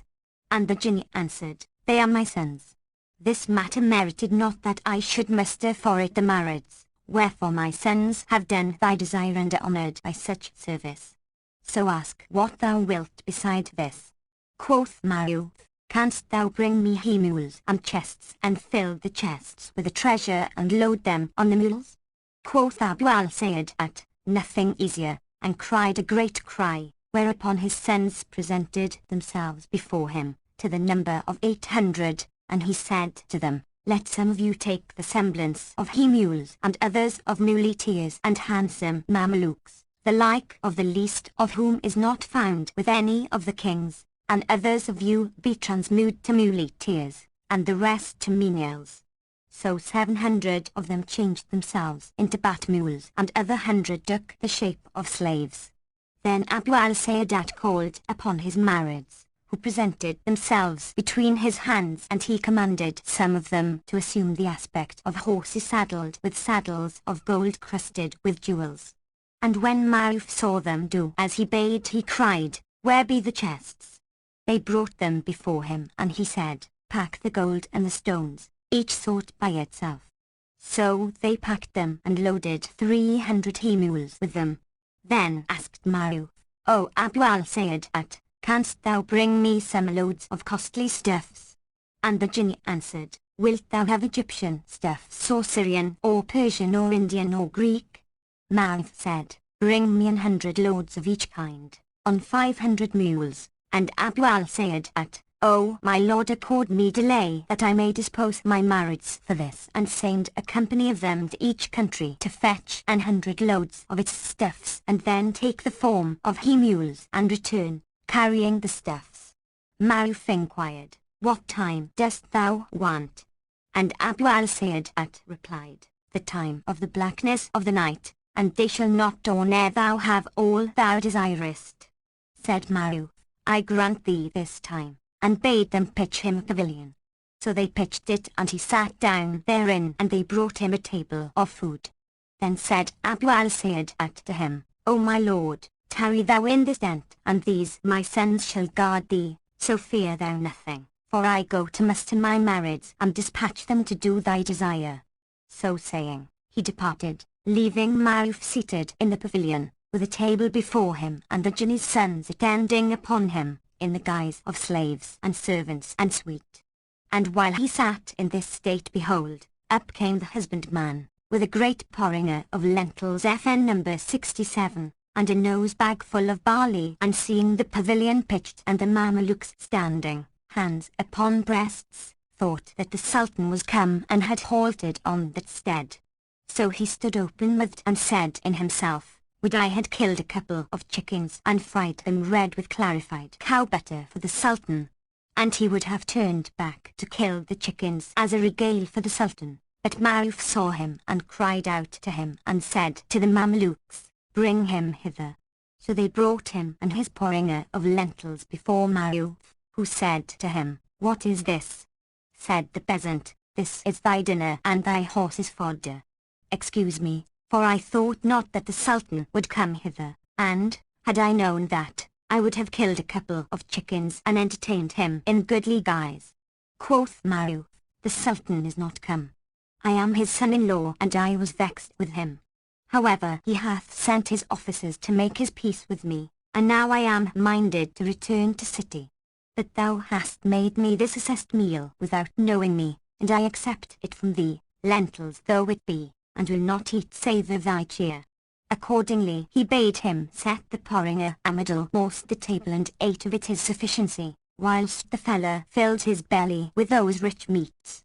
Then Maruf washed his hands and gave the Mamelukes leave to eat, so they fell upon the remains of the meal and ate, and, when the porringer was empty, he filled it with gold and gave it to the peasant, saying, "Carry this to thy dwelling and come to me in the city, and I will entreat thee with honour."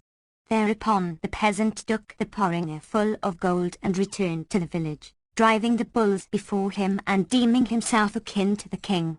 Meanwhile, they brought Maruf girls of the brides of the treasure, FN number 68, who smoked on instruments of music and danced before him, and he passed that night in joyance and delight, a night not to be reckoned among lives.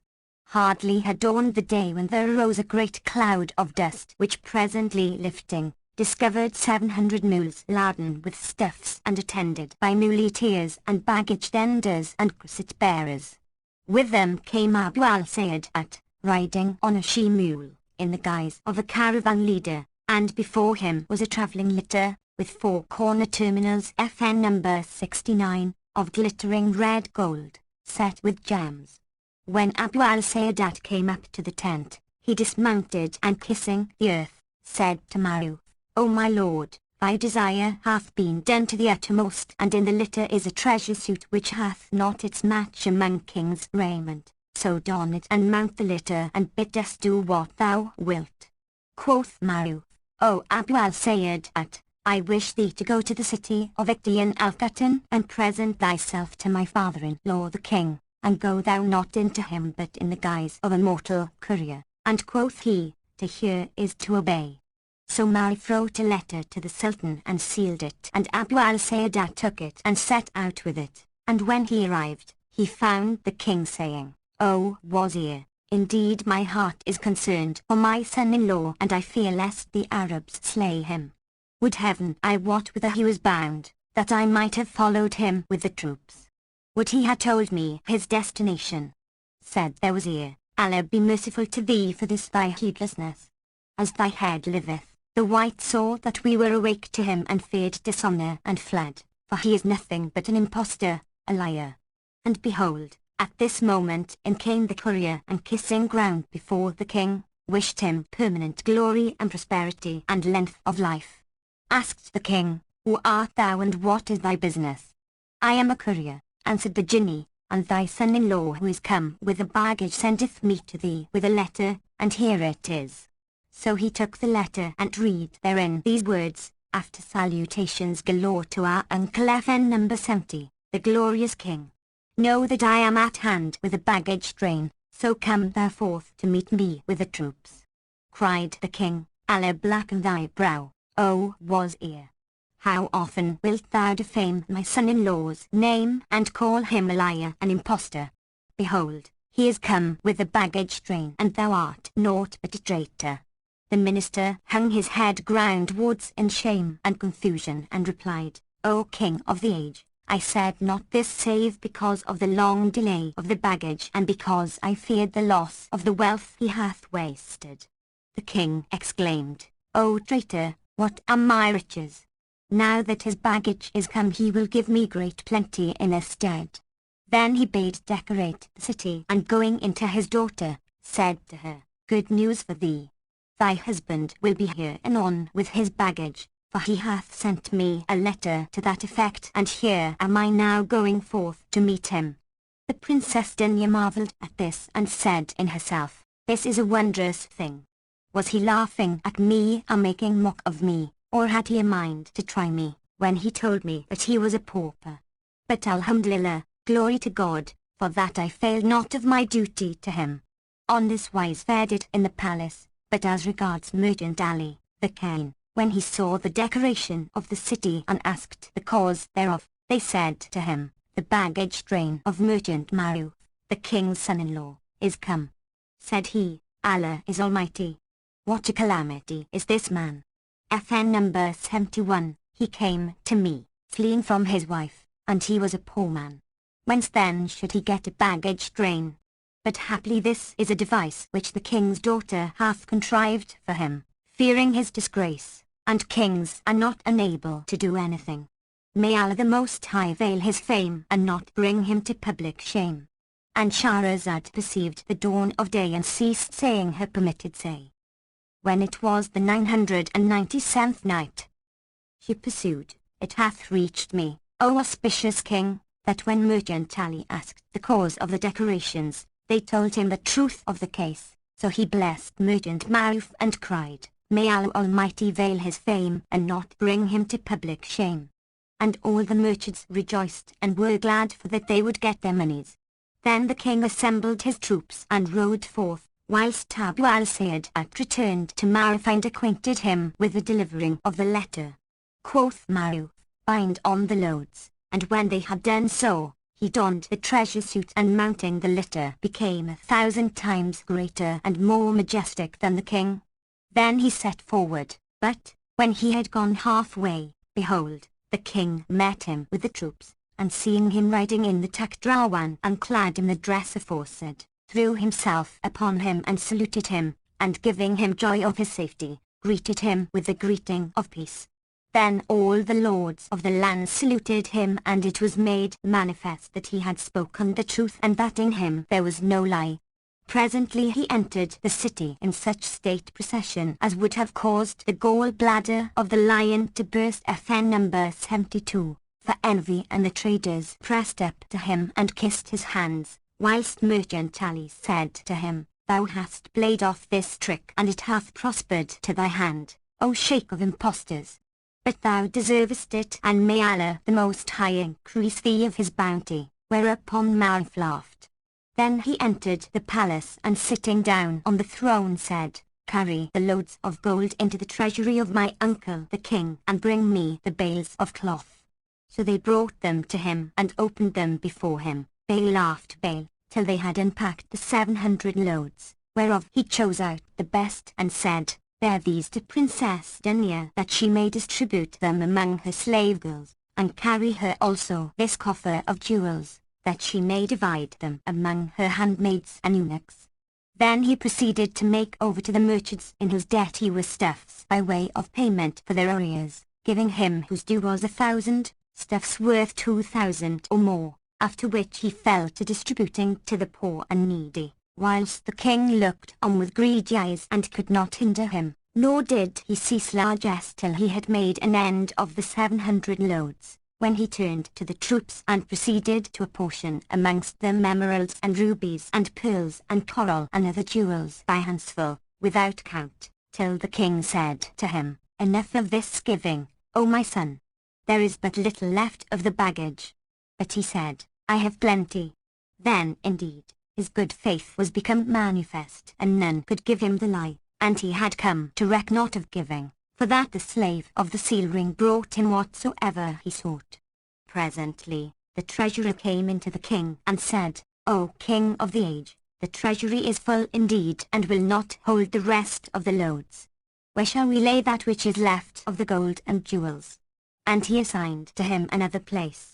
As for the Princess Dinya, when she saw this, her joy redoubled, and she marvelled and said in herself, Would I wot how came he by all this wealth?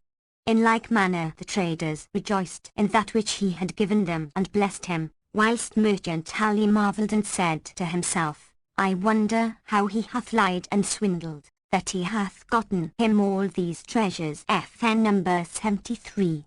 Had they come from the king's daughter, he had not wasted them on this wise.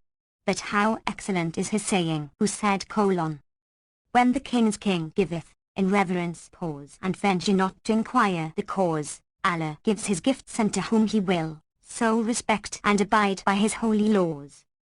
So far concerning him, but as regards the king, he also marvelled with passing marvel at that which he saw of Marif's generosity and open-handedness in the largesse of wealth.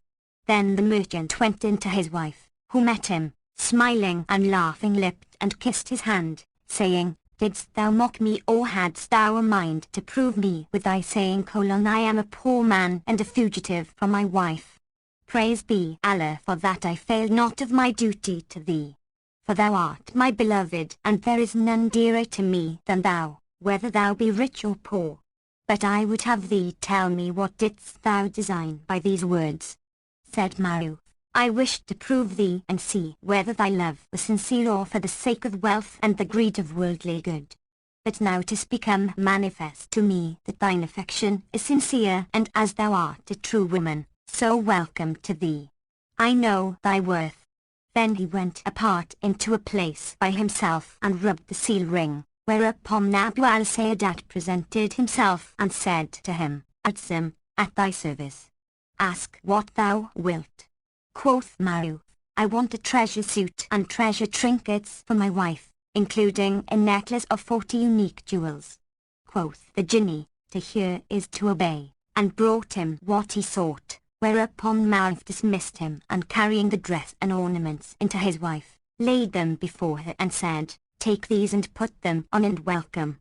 When she saw this, her wits fled for joy, and she found among the ornaments a pair of anklets of gold set with jewels of the handiwork of the magicians, and bracelets and earrings, and a belt FN number 74, such as no money could buy.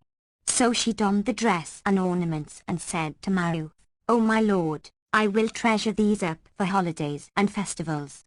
But he answered, Wear them always, for I have others in plenty. And when she put them on and her women beheld her, they rejoiced and bussed his hands. Then he left them, and going apart by himself, rubbed the seal ring, whereupon its slave appeared, and he said to him, Bring me 100 suits of apparel, with their ornaments of gold. Hearing and obeying, answered Abu al-Sayyidat, and brought him the 100 suits, each with its ornaments wrapped up within it. Marif took them and called aloud to the slave girls, who came to him, and he gave them each a suit, so they donned them and became like the black-eyed girls of paradise, whilst the Princess Dinya shone amongst them as the moon among the stars. One of the handmaids told the king of this, and he came into his daughter and saw her and her women dazzling all who beheld them, whereat he wondered with passing wonderment. Then he went out, and calling his wazir, said to him, O wazir, such and such things have happened, what sayest thou now of this affair? Said he, O king of the age, this be no merchant's fashion, for a merchant keepeth a piece of linen by him for years, and selleth it not but at a profit. How should a merchant have generosity such as this generosity, and whence should he get the like of these monies and jewels, of which but a slight matter is found with the kings? So how should loads thereof be found with merchants? Needs must there be a cause for this, but, an thou wilt hearken to me, I will make the truth of the case manifest to thee. Answered the king, O Wazir, I will do thy bidding. Rejoined the minister, do thou foregather with thy son-in-law and make a show of effect to him and talk with him and say, O my son-in-law, I have a mind to go, I and thou and the Wazir but no more, to a flower garden that we may take our pleasure there. When we come to the garden, we will set on the table wine, and I will ply him therewith and compel him to drink. For, when he shall have drunken, he will lose his reason and his judgment will forsake him. Then we will question him of the truth of his case and he will discover to us his secrets, for wine is a traitor and Allah gifted is he who said, When we drank the wine, and it crept its way to the place of secrets, I cried, O stay! In my fear lest its influence stint my wits and my friends spy matters that hidden lay. When he hath told us the truth we shall ken his case and may deal with him as we will, because I fear for thee the consequences of this his present fashion. Haply he will covet the kingship and win over the troops by generosity and lavishing money and so depose thee and take the kingdom from thee. True, answered the king. And Shahrazad perceived the dawn of day and ceased to say her permitted say. When it was the 998th night, she resumed, It hath reached me, O auspicious king, that when the Wazir devised this device the king said to him, Thou hast spoken sooth, and they passed the night on this agreement.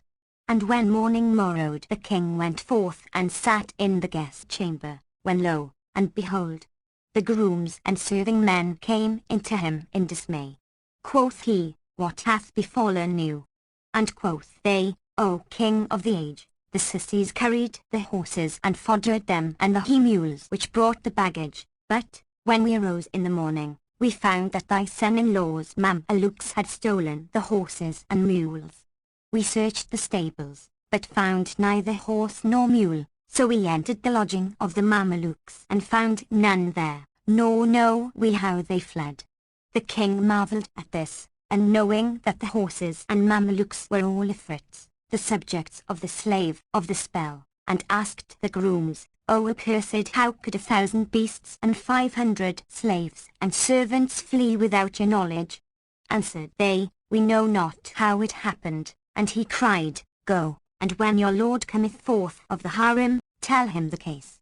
So they went out from before the king and sat down bewildered, till Maruf came out and, seeing them chagrined, inquired of them, What may be the matter? They told him all that had happened, and he said, What is their worth that ye should be concerned for them? Wend your ways. And he sat laughing and was neither angry nor grieved concerning the case, whereupon the king looked in the Wazir's face and said to him, What manner of man is this, with whom wealth is of no worth? Needs must there be a reason for this? Then they talked with him a while, and the king said to him, O my son-in-law, I have a mind to go, I, thou and the Wazir, to a garden, where we may divert ourselves. No harm in that, said Maruf. So they went forth to a flower garden, wherein every sort of fruit was of kinds twain, and its waters were flowing, and its trees towering, and its birds carolling. There they entered a pavilion, whose sight did away sorrow from the soul, and sat talking, whilst the minister entertained them with rare tales and quoted merry quips and mirth-provoking sayings, and Maruf attentively listened, till the time of a dinner came, when they set on a tray of meats and a flagon of wine. When they had eaten and washed hands, the Wazir filled the cup and gave it to the king, who drank it off. Then he filled a second and handed it to Maruf, saying, Take the cup of the drink to which reason boweth neck in reverence. Quoth Maruf, What is this, O Wazir?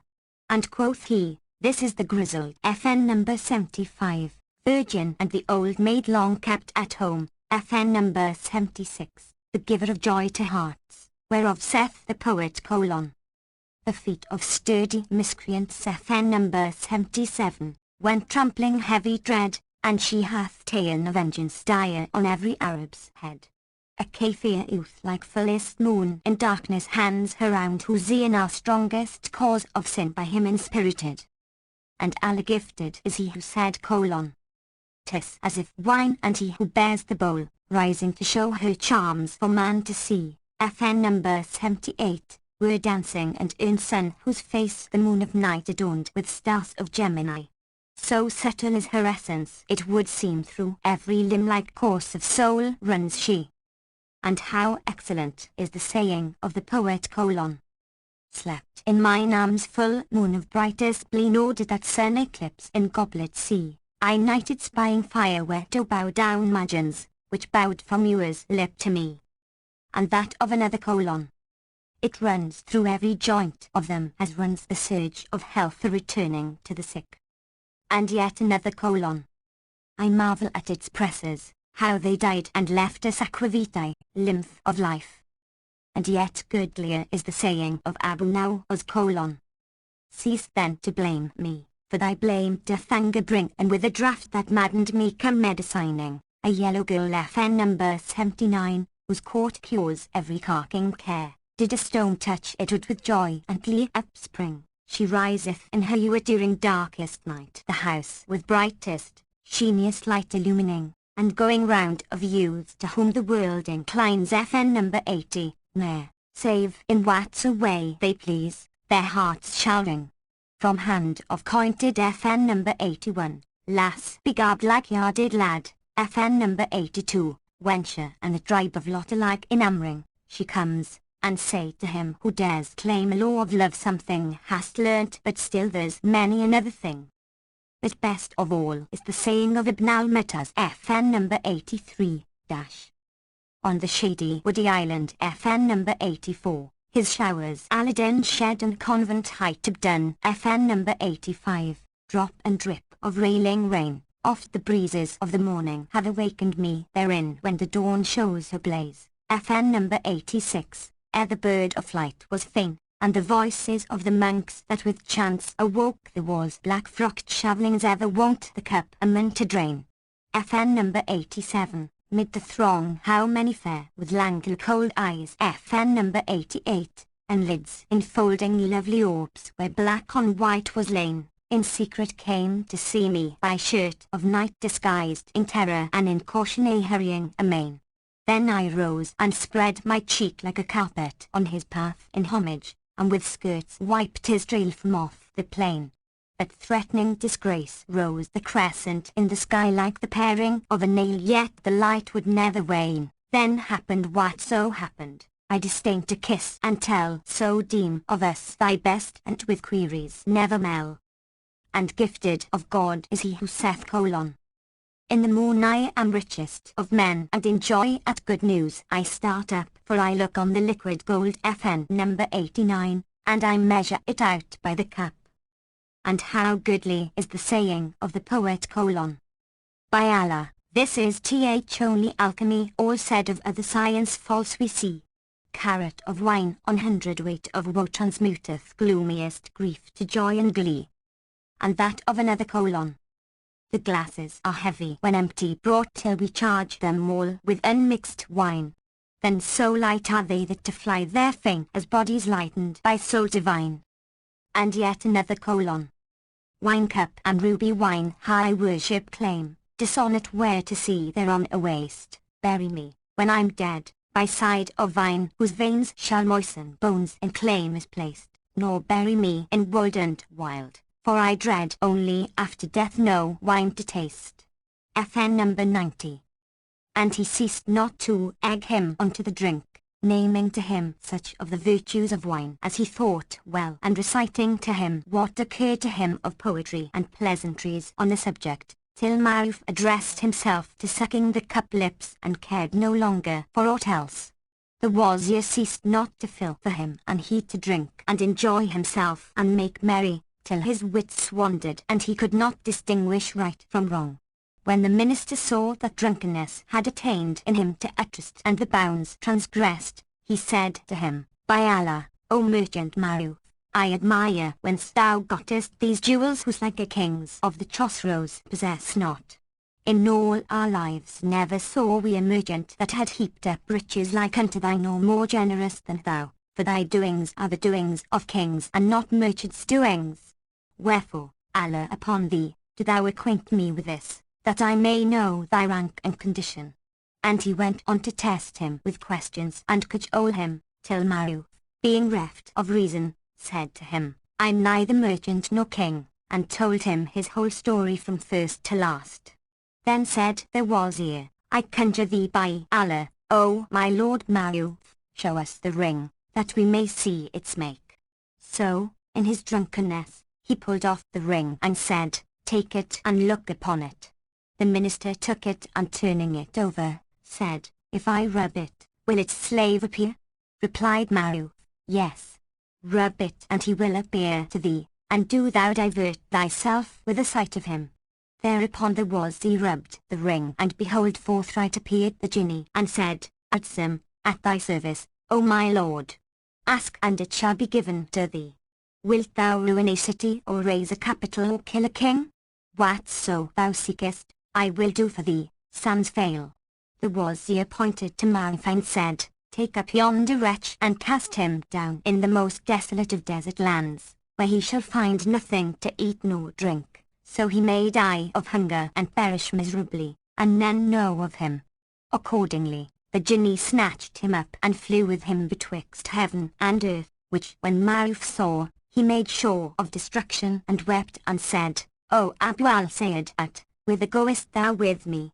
Replied the genie, I go to cast thee down in the desert quarter. FN number 91, O ill-bred wight of gross wits. Shall one have the like of this talisman and give it to the folk to gaze at? Verily, thou deservest that which hath befallen thee, and but that I fear Allah, I would let thee fall from a height of 1,000 fathoms, nor shouldst thou reach the earth, till the winds had torn thee to shreds. Maruf was silent FN number 92, and did not again bespeak him till he reached the desert quarter, and casting him down there, went away and left him in that horrible place. And Shahrazad perceived the dawn of day and ceased saying her permitted say.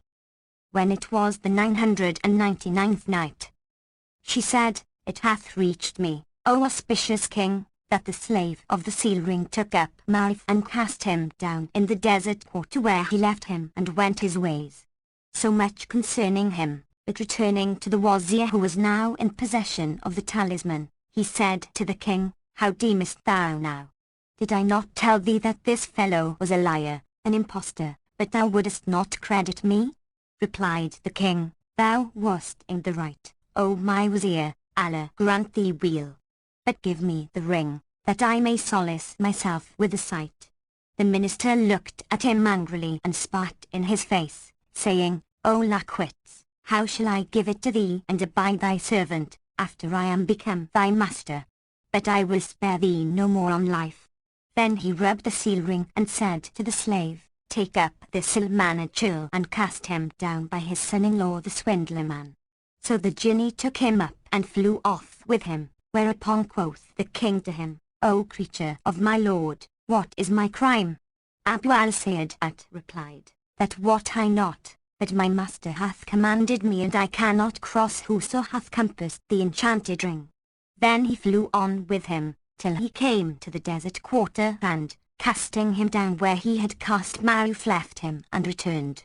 The king, hearing Maruf weeping, went up to him and acquainted him with his case, and they sat weeping over that which had befallen them, and found neither meat nor drink.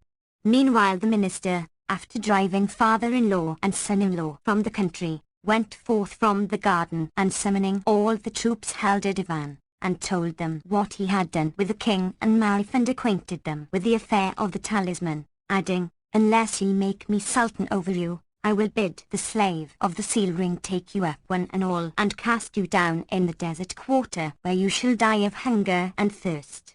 They replied, Do us no damage, for we accept thee as sultan over us, and will not anywise gainsay thy bidding.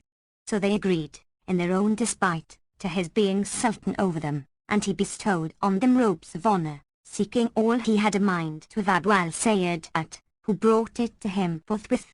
Then he sat down on the throne and the troops did homage to him, and he sent to Princess Dunya, the king's daughter, saying, Make thee ready, for I mean to come in unto thee this night, because I long for thee with love. When she heard this, she wept, for the case of her husband and father was grievous to her, and sent to him, saying, Have patience with me till my period of widowhood FN number 93 be ended. Then draw up thy contract of marriage with me and go in to me according to law. But he sent back to say to her, I know neither period of widowhood nor to delay have I mood, and I need not a contract nor know I lawful from unlawful, but needs must I go in unto thee this night. She answered him saying, So be it, then, and welcome to thee, but this was a trick on her part. When the answer reached their wazir, he rejoiced and his breast was broadened, for that he was passionately in love with her. He bade set food before all the folk, saying, Eat, this is my bride feast, for I purpose to go into the Princess Dunya this night. Quoth the Shaykh al-Islam, It is not lawful for thee to go in unto her till her days of widowhood be ended and thou have drawn up thy contract of marriage with her. But he answered, I know neither days of widowhood nor other period, so multiply not words on me. The Shaykh al-Islam was silent, FN number 94, fearing his mischief, and said to the troops, Verily, this man is a kafir, a miscreant, and hath neither greed nor religious conduct. As soon as it was evenfall, he went in to her and found her robed in her richest raiment and decked with her goodliest adornments. When she saw him, she came to meet him, laughing, and said, A blessed night. But hast thou slain my father and my husband? It had been more to my mind. And he said, There is no help but I slay them. Then she made him sit down and began to jest with him and make show of love, caressing him and smiling in his face so that his reason fled. But she cajoled him with her coaxing and cunning only that she might get possession of the ring and change his joy into calamity on the mother of his forehead. FN number 95, nor did she deal thus with him but after the rede of him who said FN number 96, I attained by my wits what no sword had obtained, and return with the spoils whose sweet pluckings I gained. When he saw her caress him and smile upon him, desire surged up in him and he besought her of carnal knowledge, but, when he approached her, she drew away from him and burst into tears, saying, O my lord, seest thou not the man looking at us? I conjure thee by Allah, screen me from his eyes. How canst thou know me what while he looketh on us? When he heard this, he was angry and asked, Where is the man? And answered she, There he is, in the bezel of the ring, putting out his head and staring at us. He thought that the Jinni was looking at them and said, laughing, Fear not, this is the slave of the seal ring, and he is subject to me. Quoth she, I am afraid of Ifrits, pull it off and throw it afar from me. So he plucked it off and laying it on the cushion, drew near to her, but she dealt him a kick, her foot striking him full in the stomach FN number 97, and he fell over on his back senseless, whereupon she cried out to her attendants, who came to her in haste, and said to them, Seize him. So 40 slave girls laid hold on him, whilst she hurriedly snatched up the ring from the cushion and rubbed it, whereupon Abu al-Sayyidat presented himself, saying, Adsum, at thy service, O my mistress. Cried she, Take up yonder infidel and clap him in jail and shackle him heavily. So he took him and throwing him into the prison of wrath FN number 98, returned and reported, I have laid him in limbo. Quoth she, Whither wentest thou with my father and my husband? And quoth he, I cast them down in the desert quarter. Then cried she, I command thee to fetch them to me forthwith. He replied, I hear and I obey, and taking flight at once, stayed not till he reached the desert quarter, where he lighted down upon them and found them sitting weeping and complaining each to other. Quoth he, Fear not, for relief is come to you, and he told them what the wazir had done, adding, Indeed I imprisoned him with my own hands in obedience to her, and she hath bidden me bear you back. And they rejoiced in his news. Then he took them both up and flew home with them, nor was it more than an hour before he brought them into Princess Dinya, who rose and saluted sire and spouse. Then she made them sit down and brought them food and sweetmeats, and they passed the rest of the night with her. On the next day she clad them in rich clothing and said to the king, "O my papa, sit thou upon thy throne and be king as before, and make my husband thy wazir of the right, and tell thy troops that which hath happened. Then send for the minister out of prison and do him die, and after burn him, for that he is a miscreant, and would have gone in unto me in the way of lewdness, without the rights of wedlock, and he hath testified against himself that he is an infidel and believeth in no religion. And do tenderly by thy son-in-law, whom thou makest thy wazir of the right." He replied, hearing and obeying, "O my daughter, but do thou give me the ring or give it to thy husband." Quoth she, "It behoveth not that either thou or he have the ring. I will keep the ring myself, and belike I shall be more careful of it than you. Whatso ye wish seek it of me, and I will demand it for you of the slave of the seal ring. So fear no harm so long as I live, and after my death, do what ye twain will with the ring." Quoth the king, "This is the right rede, O my daughter," and taking his son-in-law went forth to the divan. Now the troops had passed the night in sore chagrin for Princess Dinya, and that which the wazir had done with her, in going into her after the way of lewdness, without marriage rights, and for his usage of the king and Maruf, and they feared lest the law of al-Islam be dishonoured, because it was manifest to them that he was a kafir. So they assembled in the divan and fell to reproaching the Shaykh al-Islam, saying, "Why didst thou not forbid him from going into the princess in the way of lewdness?" Said he, "O folk, the man is a miscreant and hath gotten possession of the ring, and I and you may not prevail against him. But Almighty Allah will requite him his deed, and be ye silent, lest he slay you." And as the host was thus engaged in talk, behold the king and Marif entered the divan. And Shahrazad perceived the dawn of day and ceased to say her permitted say. When it was the 1000th night, she continued, "It hath reached me, O auspicious king, that when the troops sorely chagrined sat in the divan talking over the ill deeds done by the wazir to their sovereign, his son-in-law and his daughter, behold, the king and Marif entered. Then the king bade decorate the city and sent to fetch the wazir from the place of duress. So they brought him, and as he passed by the troops, they cursed him and abused him and menaced him, till he came to the king, who commanded to do him dead by the vilest of deaths.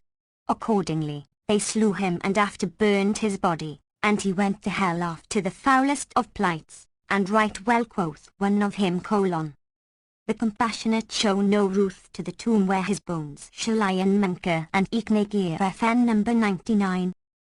Ne'er cease to abide thereby. The king made Marif his wazir of the right, and the times were pleasant to them, and their joys were untroubled. They abode thus 5 years, till, in the 6th year, the king died, and Princess Dinya made Marif sultan in her father's stead, but she gave him not the seal ring. During this time she had conceived by him and borne him a boy of passing loveliness, excelling in beauty and perfection, who ceased not to be reared in the laps of nurses till he reached the age of 5, when his mother fell sick of a deadly sickness, and calling her husband to her, said to him, "I am ill." Quoth he, "Allah preserve thee, O dealing of my heart." But quoth she, "Haply I shall die, and thou needest not that I commend to thy care thy son, wherefore I charge thee but be careful of the ring, for thine own sake and for the sake of this thy boy." And he answered, "No harm shall befall him whom Allah preserveth." Then she pulled off the ring and gave it to him, and on the morrow she was admitted to the mercy of Allah the Most High. FN number 100. Whilst Maruf abode in possession of the kingship and applied himself to the business of governing.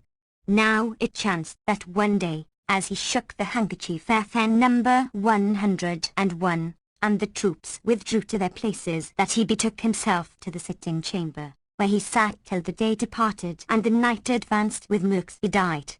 Then came into him his cup companions of the notables according to their custom, and sat with him by way of solace and diversion, till midnight, when they craved permission to withdraw. He gave them leave and they retired to their houses, after which there came into him a slave girl affected to the service of his bed, who spread him the mattress and doffing his apparel, clad him in his sleeping gown. Then he lay down and she kneaded his feet, till sleep overpowered him, whereupon she withdrew to her own chamber and slept. But suddenly he felt something beside him in the bed, and awaking started up in alarm and cried, "I seek refuge with Allah from Satan the stoned." Then he opened his eyes, and seeing by his side a woman foul of favour, said to her, "Who art thou?" Said she, "Fear not, I am thy wife Fatima al-Ira." Whereupon he looked in her face and knew her by her loathly form and the length of her dog teeth. So he asked her, "Whence camest thou into me, and who brought thee to this country? In what country art thou at this present?" "In the city of Ikhtiyan al-Katan." "But thou, when didst thou leave Cairo?" "But now." "How can that be?" "No," said she, "that, when I fell out with thee and Satan prompted me to do thee a damage, I complained of thee to the magistrates, who sought for thee, and the Qazis inquired of thee, but found thee not. When 2 days were past, repentance gat hold upon me, and I knew that the fault was with me, but penitence availed me not, and I abode for some days weeping for thy loss, till what was in my hand failed, and I was obliged to beg my bread. So I fell to begging of all, from the courted rich to the contemned poor, and since thou leftest me, I have eaten of the bitterness of beggary and have been in the sorriest of conditions. Every night I sat beweeping our separation and that which I suffered, since thy departure, of humiliation and ignominy, of abjection and misery." And she went on to tell him what had befallen her, whilst he stared at her in amazement, till she said, "Yesterday, I went about begging all day, but none gave me aught, and as often as I accosted anyone and craved of him a crust of bread, he reviled me and gave me naught. When night came, I went to bed supperless, and hunger burned me, and sore on me was that which I suffered, and I sat weeping when, behold, one appeared to me and said, 'O woman, why weepest thou?' Said I, 'Erst I had a husband who used to provide for me and fulfill my wishes, but he is lost to me, and I know not whither he went, and have been in sore straits since he left me.' Asked he, 'What is thy husband's name?' And I answered, 'His name is Maruf.' Quoth he, 'I ken him. Know that thy husband is now Sultan in a certain city, and if thou wilt, I will carry thee to him.' Cried I am under thy protection, of thy bounty bring me to him.' So he took me up and flew with me between heaven and earth, till he brought me to this pavilion and said to me, 'Column enter yonder chamber, and thou shalt see thy husband asleep on the couch.' Accordingly I entered and found thee in this state of lordship. Indeed I had not thought thou wouldest forsake me, who am thy mate, and praise be Allah who hath united thee with me." Quoth Maruf, "Did I forsake thee or thou me? Thou complainst of me from Qazi to Qazi, and endst by denouncing me to the high court and bringing down on me Abu Tabak from the citadel, so I fled in mine own despite." And he went on to tell her all that had befallen him, and how he was become sultan and had married the king's daughter, and how his beloved Dunya had died, leaving him a son who was then 7 years old. She rejoined, "That which happened was foreordained of Allah, but I repent me, and I place myself under thy protection, beseeching thee not to abandon me, but suffer me eat bread with thee by way of an alms." And she ceased not to humble herself to him and to supplicate him till his heart relented towards her, and he said, "Repent from mischief and abide with me, and naught shall betide thee save what shall pleasure thee, but, an thou work any wickedness, I will slay thee nor fear anyone. And fancy not that thou canst complain of me to the high court, and that Abu Tabak will come down on me from the citadel, for I am become sultan and the folk dread me. But I fear none save Allah Almighty, because I have a talismanic ring which, when I rub, the slave of the signet upbreath to me. His name is Abu al-Sayyid at and whatsoever I demand of him he bringeth to me. So, an thou desire to return to thine own country, I will give thee what shall suffice thee all thy life long, and will send thee thither speedily. But, an thou desire to abide with me, I will clear for thee a palace, and furnish it with the choicest of silks, and appoint thee 20 slave girls to serve thee, and provide thee with dainty dishes and sumptuous suits, and thou shalt be a queen and live in all delight till thou die or I die. What sayest thou of this? I wish to abide with thee, she answered, and kissed his hand and vowed repentance from forwardness. Accordingly he set apart a palace for her sole use and gave her slave girls and eunuchs, and she became a queen. The young prince used to visit her as he visited his sire, but she hated him for that he was not her son, and when the boy saw that she looked on him with the eye of aversion and anger, he shunned her and took a dislike to her. As for Maru, he occupied himself with the lover of the fair handmaidens, and bethought him not of his wife Fatima the Dung, for that she was grown a grizzled old fright, foul-favoured to the sight, a bald-headed blight, loathlier than the snake speckled black and white, the more that she had beyond measure evil entreated him aforetime, and as saith the adage, ill usage the root of desire disparts and sows hate in the soil of hearts, and God-gifted is he who saith : Beware of losing hearts of men by thine injurious deed, for when aversion takes his place none may deal of restore hearts, when affection flies from them, alikest enter glass which broken, cannot whole be made comatose breached for evermore.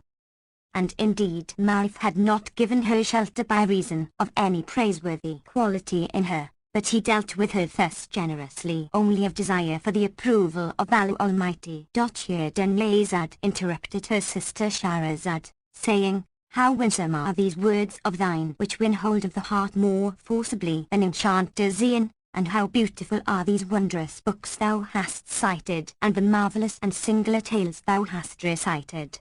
Quoth Shahrazad, and where is all this compared with what I shall relate to thee on the coming night? And I live and the king deign spare my days.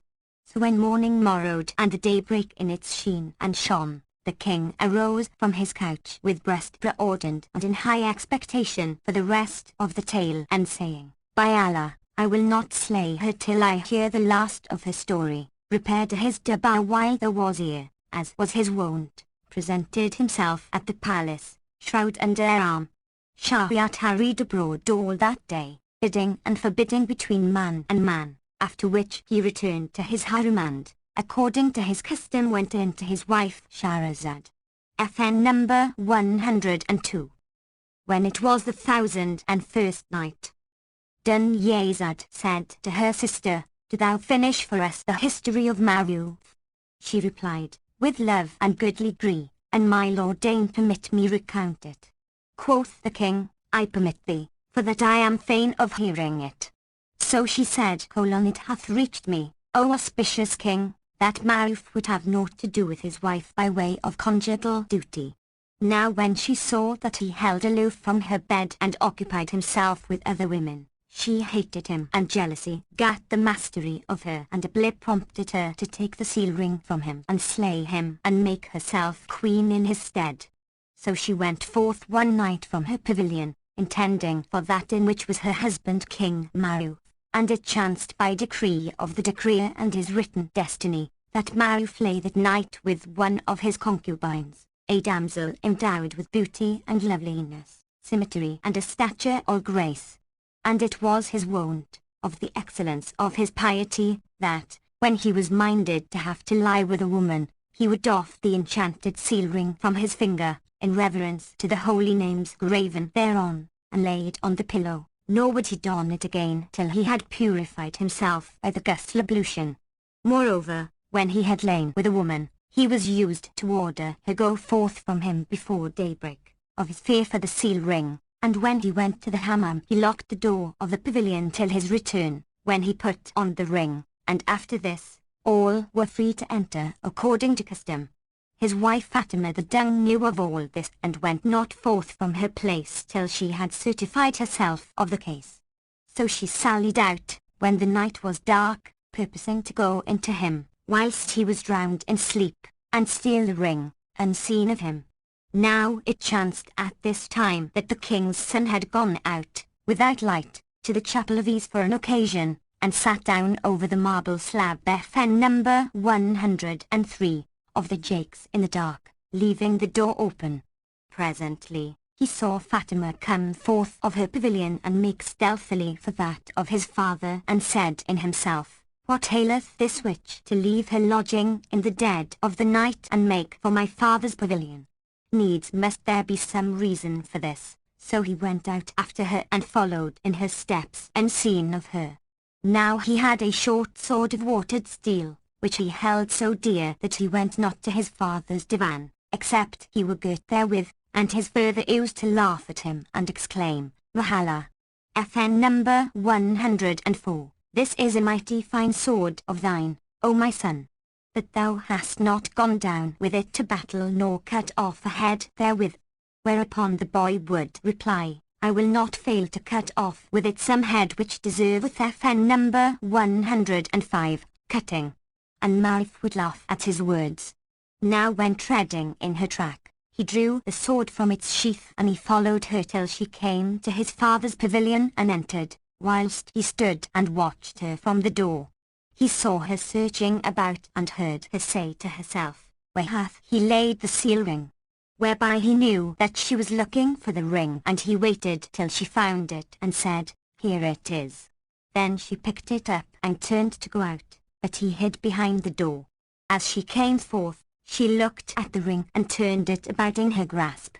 But when she was about to rub it, he raised his hand with the sword and smote her on the neck, and she cried a single cry and fell down dead. With this Marif awoke, and seeing his wife strown on the ground, with her blood flowing, and his son standing with the drawn sword in his hand, said to him, "What is this, O my son?" He replied, "O my father, how often hast thou said to me, Thou hast a mighty fine sword, but thou hast not gone down with it to battle nor cut off a head. And I have answered thee, saying, I will not fail to cut off with it a head which deserveth cutting. And now, behold, I have therewith cut off for thee a head well worth the cutting." And he told him what had passed. Marif sought for the seal ring, but found it not, so he searched the dead woman's body till he saw her hand closed upon it, whereupon he took it from her grasp and said to the boy, "Thou art indeed my very son, without doubt or dispute. Allah ease thee in this world and the next, even as thou hast eased me of this vile woman.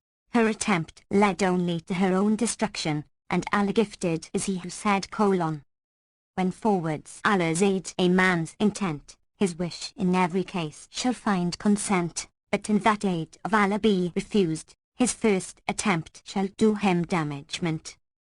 Then King Marif called aloud to some of his attendants, who came in haste, and he told them what his wife Fatima the Dung had done, and bade them to take her and lay her in a place till the morning. They did his binding, and next day he gave her in charge to a number of eunuchs, who washed her and shrouded her and made her a tomb FN number 106, and buried her.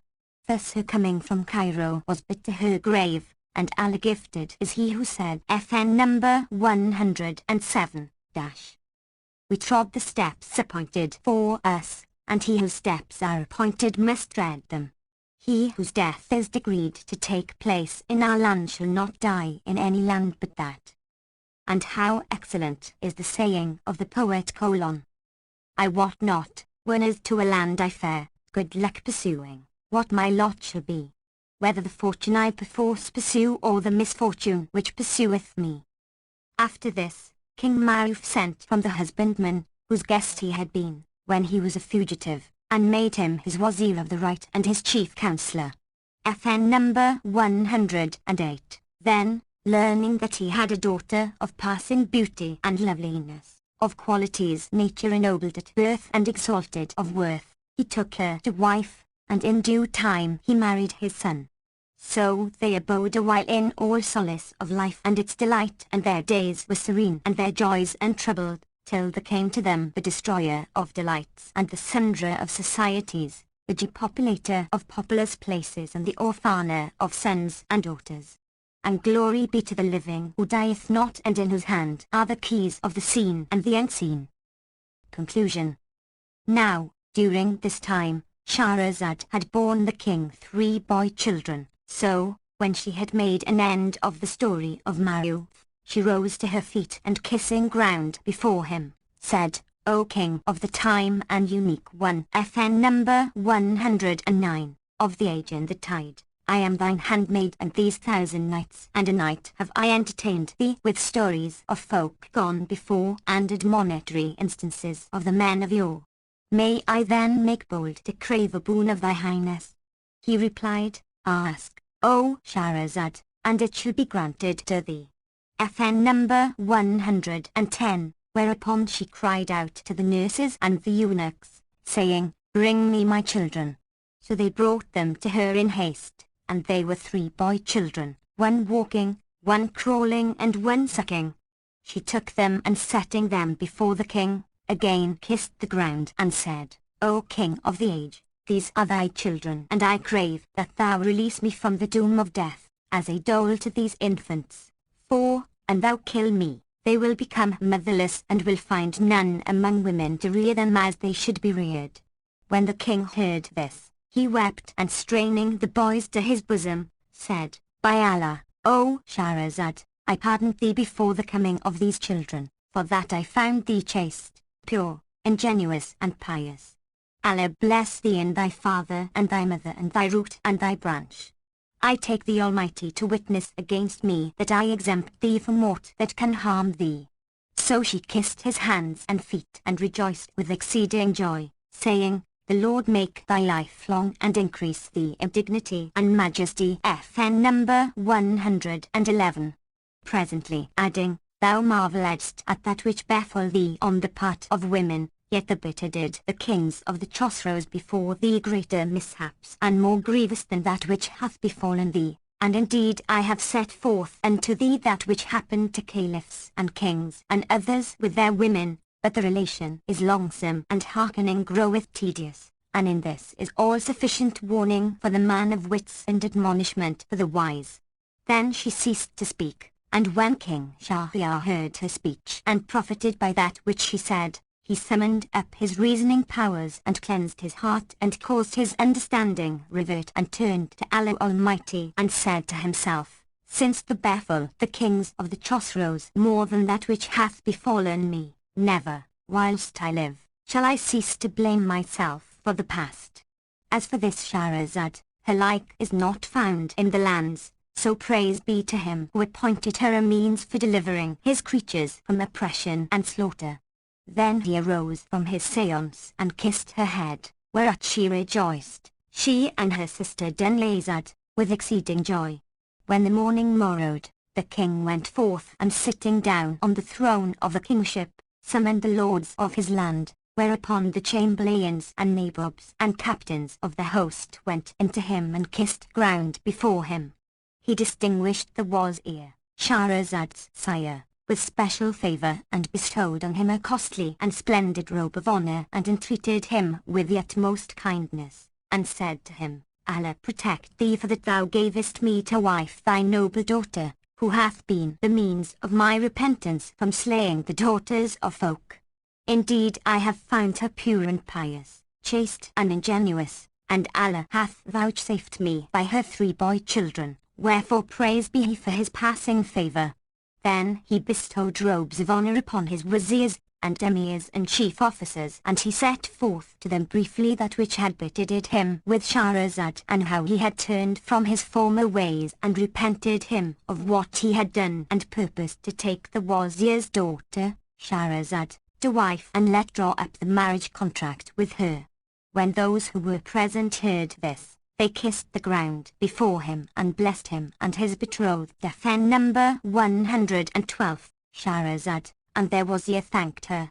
Then Shahryar made an end of his sitting in all-wheel, whereupon the folk dispersed to their dwelling places, and the news was bruited abroad that the king purposed to marry the wazir's daughter, Shahrazad.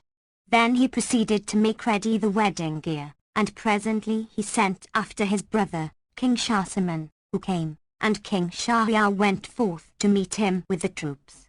Furthermore, they decorated the city after the goodliest fashion and diffused scents from censers and burnt aloes wood and other perfumes in all the markets and thoroughfares, and rubbed themselves with saffron. FN number 113. What while the drums beat and the flutes and pipes sounded and mimes and mountebanks played and plied their arts, and the king lavished on them gifts and largesse, and in very deed it was a notable day. When they came to the palace, King Shahryar commanded to spread the tables with beasts roasted whole and sweetmeats and all manner of viands, and bade the crier cry to the folk that they should come up to the divan and eat and drink, and that this should be a means of reconciliation between him and them. So, high and low, great and small came up unto him, and they abode on that wise, eating and drinking, 7 days with their nights. Then the king shut himself up with his brother and related to him that which had betided him with the wazir's daughter, Shahrazad, during the past 3 years, and told him what he had heard from her of proverbs and parables, chronicles and pleasantries, quips and jests, stories and anecdotes, dialogues and histories and elegies and other verses, whereat King Shahzaman marvelled with the uttermost marvel and said, Fain would I take her younger sister to wife, so we may be 2 brothers German to 2 sisters German, and they on likewise be sisters to us, for that the calamity which befell me was the cause of our discovering that which befell thee, and all this time of 3 years past I have taken no delight in woman, save that I lie each night with a damsel of my kingdom, and every morning I do her to death, but now I desire to marry thy wife's sister Dunlazad. When King Shahryar heard his brother's words, he rejoiced with joy exceeding, and arising forthright, went in to his wife Shahrazad and acquainted her with that which his brother purposed, namely that he sought her sister Dunyazad in wedlock, whereupon she answered, O King of the age, we seek of him one condition, to wit, that he take up his abode with us, for that I cannot brook to be parted from my sister an hour, because we were brought up together, and may not endure separation each from other. FN number 114. If he accept this pact, she is his handmaid. King Shahryar returned to his brother and acquainted him with that which Shahrazad had said, and he replied, Indeed, this is what was in my mind, for that I desire never more to be parted from thee 1 hour. As for the kingdom, Allah the Most High shall send to it whomso he chooseth, for that I have no longer a desire for the kingship. When King Shahryar heard his brother's words, he rejoiced exceedingly and said, Verily, this is what I wished, O my brother. So Alhamdulillah, praise be Allah who hath brought about union between us. Then he sent after the Qazis and Ulama, captains and notables, and they married the 2 brothers to the 2 sisters. The contracts were written out, and the 2 kings bestowed robes of honor of silk and satin on those who were present, whilst the city was decorated and the rejoicings were renewed. The king commanded each emir and wazir and chamberlain and nabob to decorate his palace, and the folk of the city were gladdened by the presage of happiness and contentment. King Shahryar also bade slaughter sheep and set up kitchens and made bright feasts and fed all comers, high and low, and he gave alms to the poor and needy and extended his bounty to great and small. Then the eunuchs went forth, that they might perfume the hammam for the brides, so they scented it with rose water and willow flower water and pods of musk, and fumigated it with kakili. FN number 115, eaglewood and ambergris. Then Shahrazad entered, she and her sister Dunlazad, and they cleansed their heads and clipped their hair. When they came forth of the hammam bath, they donned raiment and ornaments, such as men were wont to prepare for the kings of the Chosroes, and among Shahrazad's apparel was a dress purfled with red gold and wrought with counterfeit presentments of birds and beasts. And the 2 sisters encircled their necks with necklaces of jewels of price, in the like whereof is Kandar. FN number 116, rejoiced not, for therein were great jewels such as amazed the wit and dazzled the eye, and the imagination was bewildered at their charms, for indeed each of them was brighter than the sun and the moon. Before them they lighted brilliant flambeaux of wax in candelabra of gold, but their faces outshone the flambeaux, for that they had eyes sharper than unsheathed swords, and the lashes of their eyelids bewitched all hearts. Their cheeks were rosy red, and their necks and shapes gracefully swayed, and their eyes wanton like the gazelles, and the slave girls came to meet them with instruments of music. Then the two kings entered the hammam bath, and when they came forth, they sat down on a couch set with pearls and gems, whereupon the two sisters came up to them and stood between their hands, as they were moons, bending and leaning from side to side in their beauty and loveliness. Presently they brought forward Shahrazad and displayed her, for the first dress, in a red suit, whereupon King Shah rose to look upon her, and the wits of all present, men and women, were bewitched, for that she was even a Seth of her. One of her describers, FN number 117 A sun on wand a knoll of sand she showed, clad in her cramoisy hued chemisette. Of her lips honey dew she gave me drink, and with her rosy cheeks quenched fire she set. Then they attired Dunyazad in a dress of blue brocade, and she became as she were the full moon when it shineth forth. So they displayed her in this, for the first dress, before King Shahzaman, who rejoiced in her and well nigh swooned away for love-longing and amorous desire. He was distraught with passion for her, when as he saw her, because she was as Seth of her. One of her describers in these couplets, FN number 118 She comes apparelled in an azure vest ultramarine, as skies are decked and dight. I viewed th unparalleled sight, which showed my eyes a summer moon upon the winter night. Then they returned to Shahrazad and displayed her in the second dress, a suit of surpassing goodliness, and veiled her face with her hair like a chin veil. FN number 119 Moreover, they let down her side locks, and she was even as Seth of her. One of her describers in these couplets, O hail to him whose locks his cheeks o'ershade, who slew my life by cruel hard despite. Said I, hast veiled the morning night? He said, Nay, I but veil moon in hue of night. Then they displayed Dunyazad in a second and a third and a fourth dress, and she paced forward like the rising sun, and swayed to and fro in the insolence of beauty, and she was even as Seth the poet of her in these couplets, FN number 120 The sun of beauty she to all appears, and lovely coy she mocks all loveliness, and when he fronts her favour and her smile a morn, the sun of day in clouds must dress. Then they displayed Shahrazad in the third dress and the fourth and the fifth, and she became as she were a ban-branch snell or a thirsting gazelle, lovely of the face and perfect in attributes of grace, even as Seth of her. One in these couplets, FN number 121 She comes like fullest moon on happy night, taper of waist with shape of magic might. She hath an eye whose glances quell mankind, and ruby on her cheeks reflects his light. Enveils her hips the blackness of her hair, beware of curls that bite with viper bite. Her sides are silken soft, that while the heart mere rock behind that surface scapes our sight. From the fringed curtains of her e'en she shoots shafts that at furthest range on mark a light. Then they returned to Dunyazad and displayed her in the fifth dress and in the sixth, which was green, when she surpassed with her loveliness the fair of the four quarters of the world, and outvied, with the brightness of her countenance, the full moon at rising tide, for she was even as Seth of her the poet in these couplets, FN number 122 A damsel 'twas the tirer's art had decked with snare and sleight, and robed with rays as though the sun from her had borrowed light. She came before us wondrous clad in chemisette of green, as veiled by his leafy screen pomegranate hides from sight. And when he said, How callest thou the fashion of thy dress?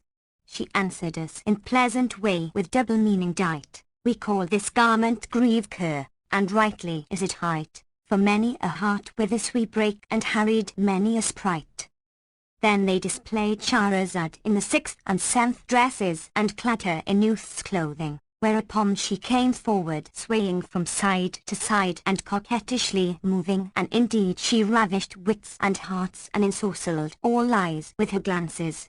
She shook her sides and swayed her haunches, then put her hair on sword hilt and went up to King Shahryar, who embraced her as hospitable host embrasseth guest, and threatened her in her rear with the taking of the sword, and she was even a saith of her the poet in these words: Were not the Merc FN number 123, of gender male, than feminines surpassing fair, Tyra woman they had grudged the bride, who made her beard and whiskers wear. Thus also they did with her sister Dunlazad, and when they had made an end of the display the king bestowed robes of honor on all who were present and sent the brides to their own apartments. Then Shahrazad went in to King Shahryar and Dunyazad to King Shahzaman, and each of them solaced himself with the company of his beloved consort, and the hearts of the folk were comforted. When morning morrowed, the wazir came in to the two kings and kissed ground before them, wherefore they thanked him and were large of bounty to him. Presently they went forth and sat down upon couches of kingship, whilst all the wazirs and emirs and grandees and lords of the land presented themselves and kissed ground. King Shahryar ordered them dresses of honor and largesse, and they prayed for the permanence and prosperity of the king and his brother. Then the two sovereigns appointed their sire-in-law their wazir to be viceroy in Samarkand, and assigned him 5 of the chief emirs to accompany him, charging them attend him and do him service.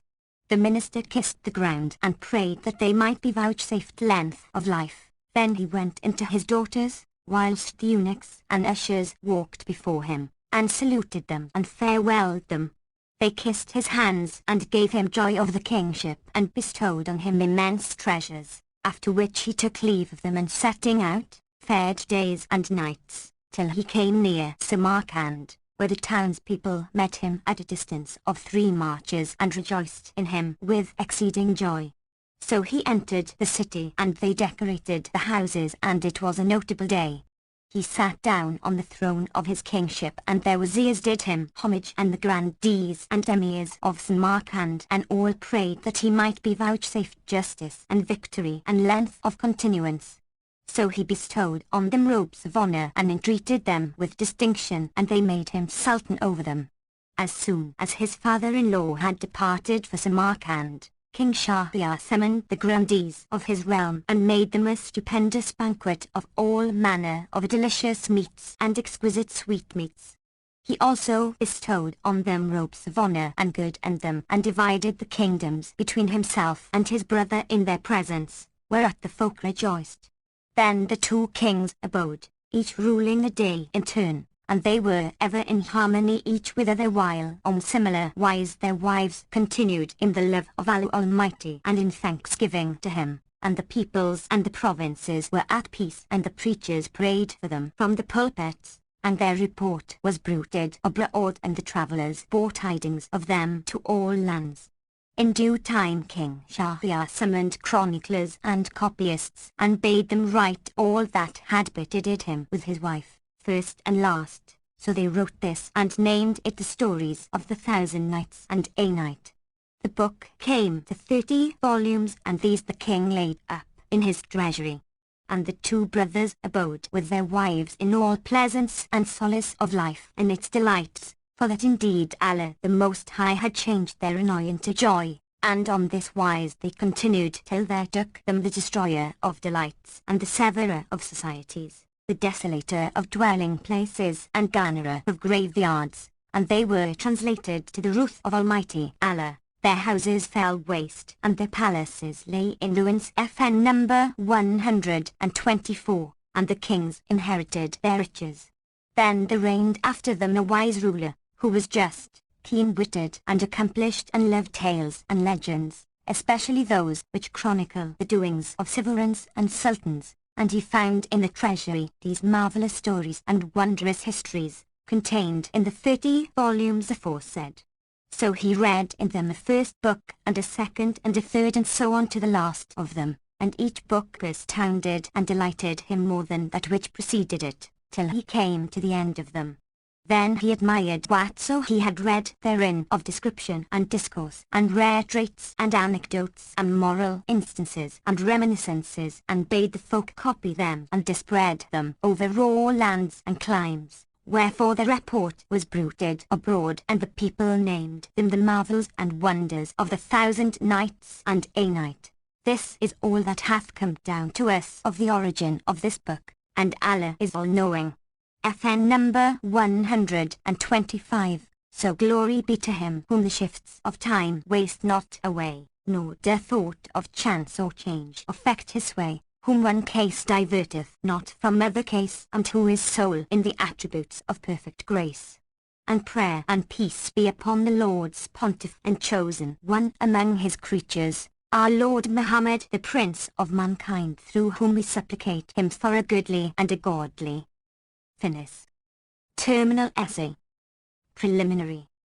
The reader who has reached this terminal stage will hardly require my assurance that he has seen the medieval Arab at his best and, perhaps, at his worst. In glancing over the myriad pictures of this panorama, those who can discern the soul of goodness in things evil will note the true nobility of the Muslim's mind in the modern age, and the cleanliness of his life from cradle to grave. As a child he is devoted to his parents, fond of his comrades, and respectful to his pastors and masters, even schoolmasters. As a lad he prepares for manhood with a will, and this training occupies him throughout youth-tide. He is a gentleman in manners without awkwardness, vulgar astonishment, or mauvaise honte. As a man he is high-spirited and energetic, always ready to fight for his sultan, his country and, especially, his faith, courteous and affable, rarely failing in temperance of mind and self-respect, self-control and self-command, hospitable to the stranger, attached to his fellow citizens, submissive to superiors and kindly to inferiors if such classes exist. Eastern despotisms have arrived nearer the idea of equality and fraternity than any republic yet invented. As a friend he proves a model to the demons and Baidiuses, as a lover an exemplar to Don Quixote without the noble old caballero's touch of eccentricity.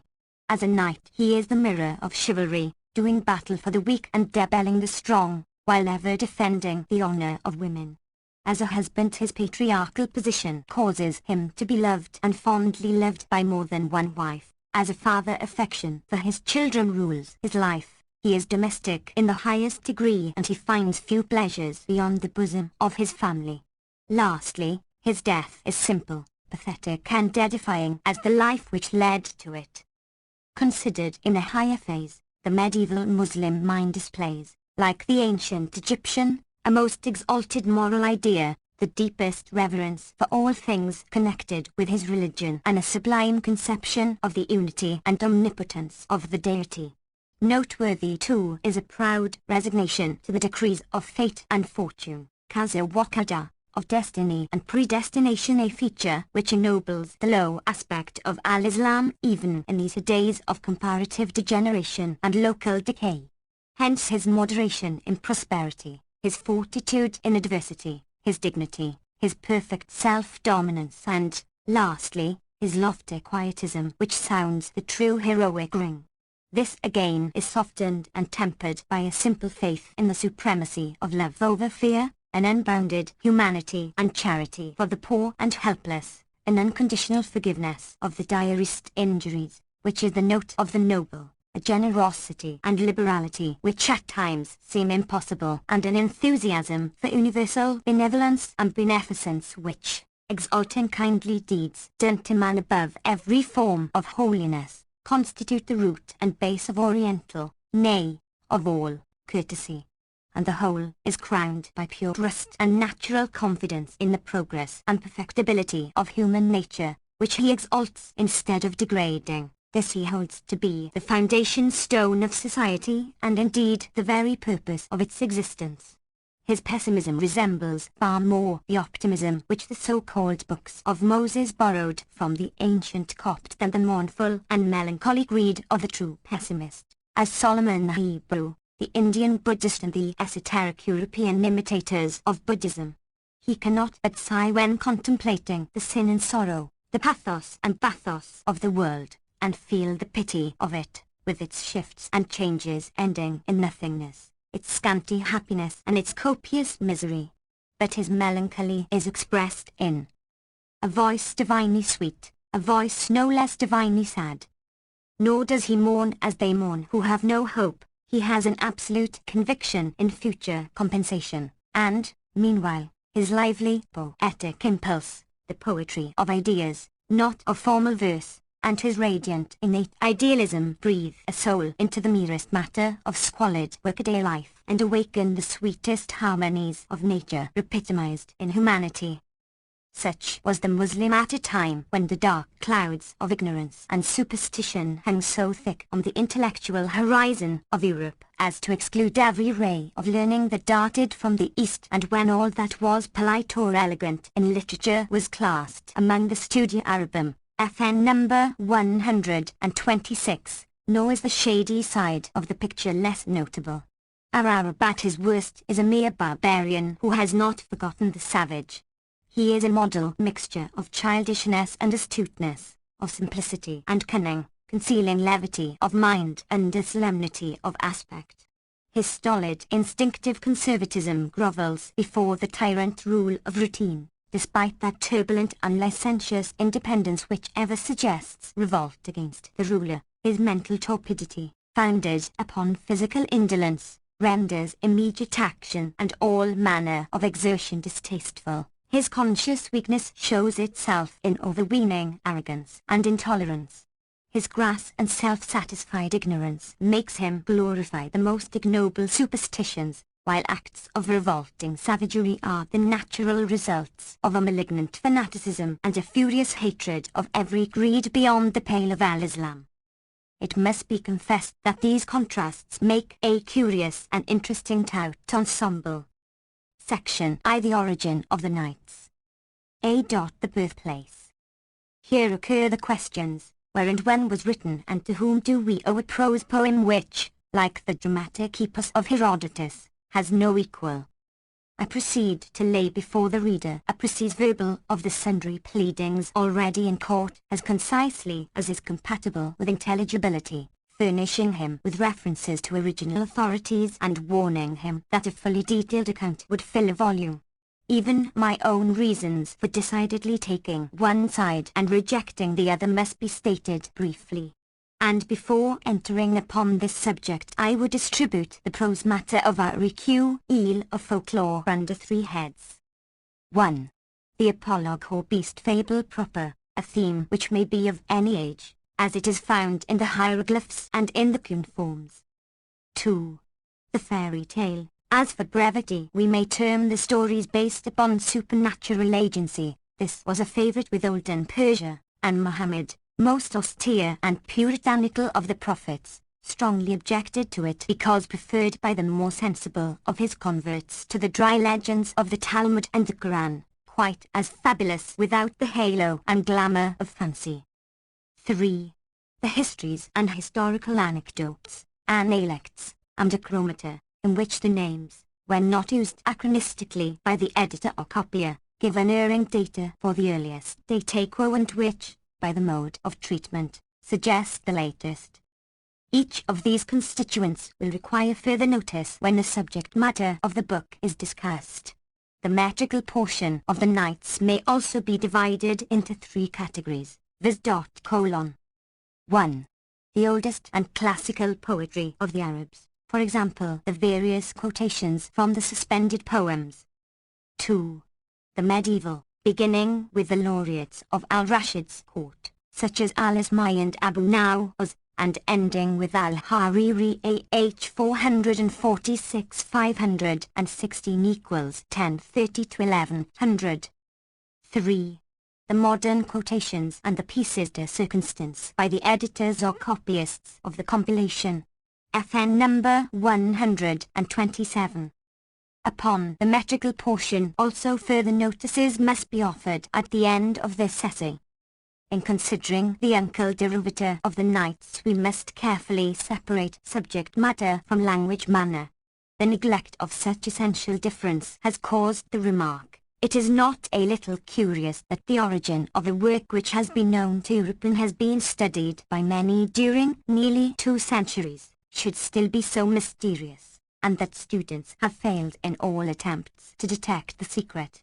Hence also the chief authorities at once branched off into 2 directions. One held the work to be practically Persian, the other as persistently declared it to be purely Arab. Professor Gilland, in his epistle dedicatory to the Markstow, daughter of his patron M. de Gillerag, showed his literary acumen and unfailing sagacity by deriving the Nights from India via Persia, and held that they has been reduced to their present shape by an Arabic u. This reference to India, also learnedly advocated by M. Lascelles, was inevitable in those days. It had not then been proved that India owed all her literature to far older civilizations, and even that her alphabet, the Nagari, erroneously called Devanagari, was derived through Ph. and Hemiland from ancient Egypt. So Europe was contented to compare the Nights with the fables of Pilpay for upwards of a century. At last the Pevai or old Iranian origin of the work found an able and strenuous advocate in Baron von Hammerberg's tool, FN number 128, who worthily continued what Gilland had begun. Although a most inexact writer, he was extensively read in Oriental history and poetry.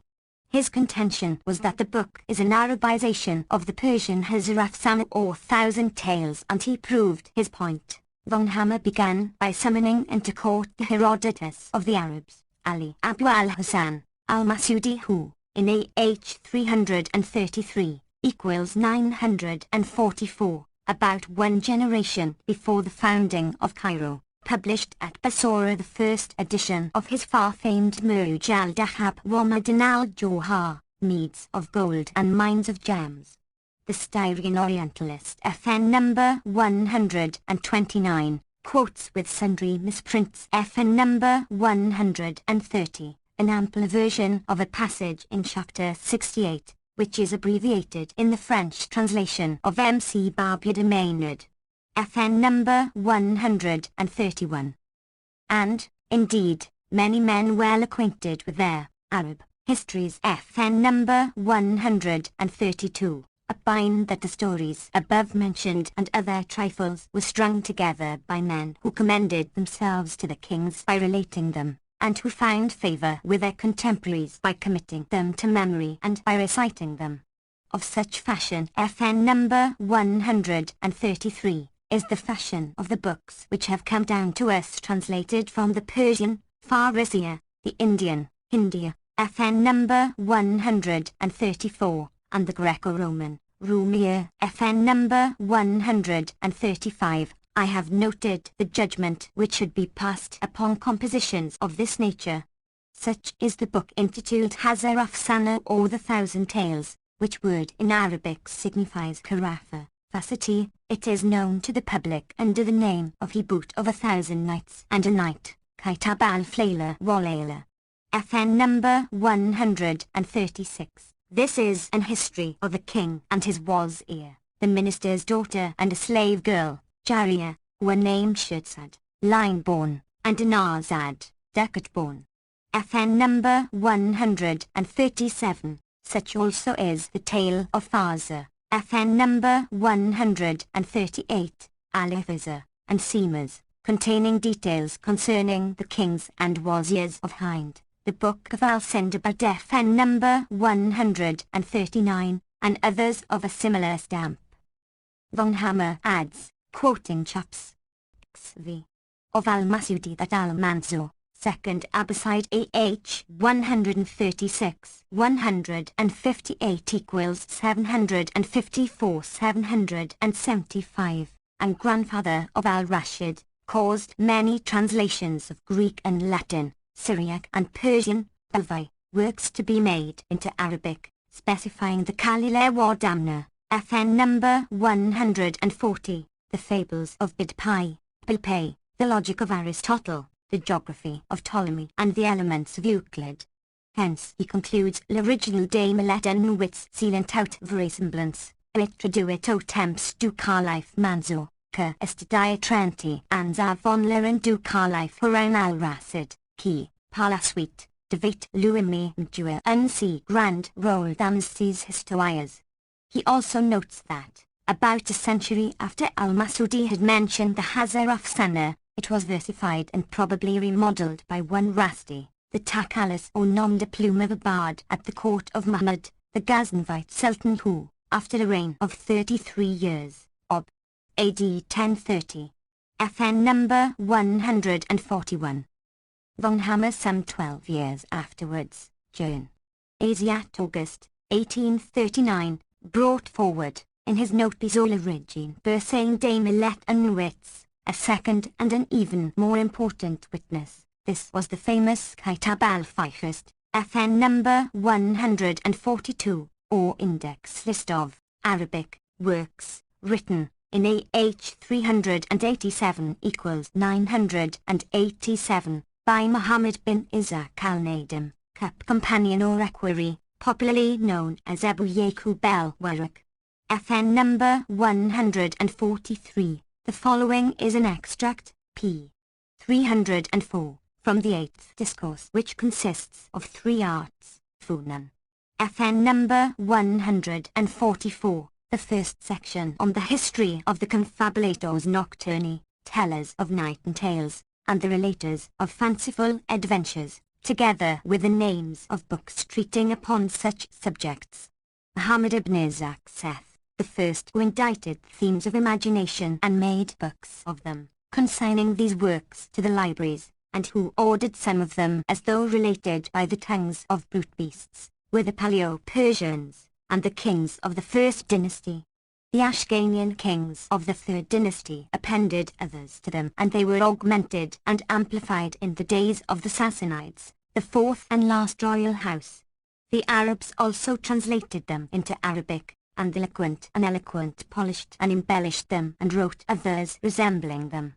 The first work of such kind was intituled the Book of Hazarafsan, signifying Alf-Karafa, the argument whereof was as follows. A king of the kings was wont, when he wedded a woman and had lain one night with her, to slay her on the next morning. Presently he espoused a damsel of the daughters of the kings, Shahrazad FN number 145, height, one endowed with intellect and erudition, and, when as she lay with him, she fell to telling him tales of fancy. Moreover, she used to connect the story at the end of the night with that which might induce the king to preserve her alive and to ask her of its ending on the next night until 1,000 nights had passed over her. Meanwhile he cohabited with her till she was blessed by boon of child of him, when she acquainted him with the device she had wrought upon him, wherefore he admired her intelligence and inclined to her and preserved her life. That king had also a Garomena, nurse and duenna, not Indrimetus, hight Dinazad, Dunazad, who aided the wife in this artifice.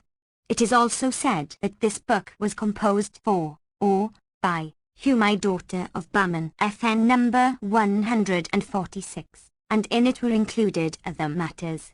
Muhammad bin Ishaq adds, and the truth is, inshallah, FN number 147. That the first who solaced himself with hearing night tales was Al-Iskandar, he of Macedon, and he had a number of men who used to relate to him imaginary stories and provoke him to laughter. He, however, designed not therein merely to please himself, but that he might thereby become the more cautious and alert. After him the kings in like fashion made use of the book entitled Hazarafsan. It containeth 1,000 nights, but less than 200 night stories. For a single history often occupied several nights. I have seen it complete sundry times, and it is, in truth, a corrupted book of cold tales. FN number 148.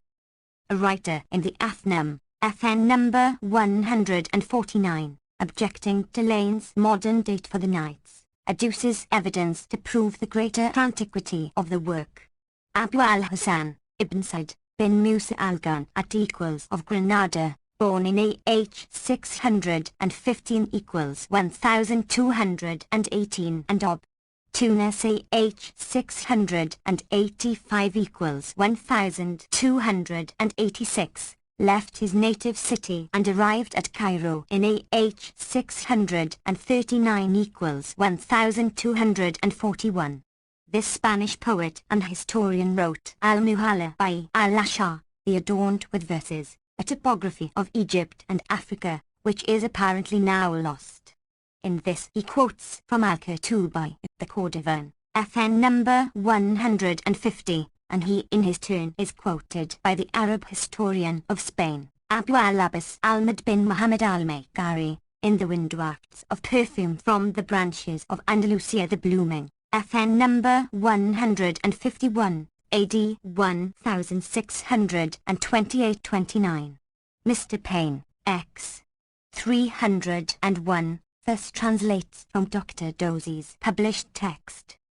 Ibn said, "May God have mercy upon him," sets forth in his book, Al-Mu'alla by S. Shah, quoting from Al-Qurtubi the story of the building of the Howd in the Garden of Cairo, the which was of the magnificent pleasaunces of the Fatimite caliphs, the rare of ordinance and surpassing, to wit that the Caliph Allah, Emir by Kamala FN number 152, let build it for a Bedouin woman, the love of whom had gotten the mastery of him, in the neighborhood of the chosen garden FN number 153, and used to resort often thereto and was slain as he went thither, and it ceased not to be a pleasuring place for the caliphs after him.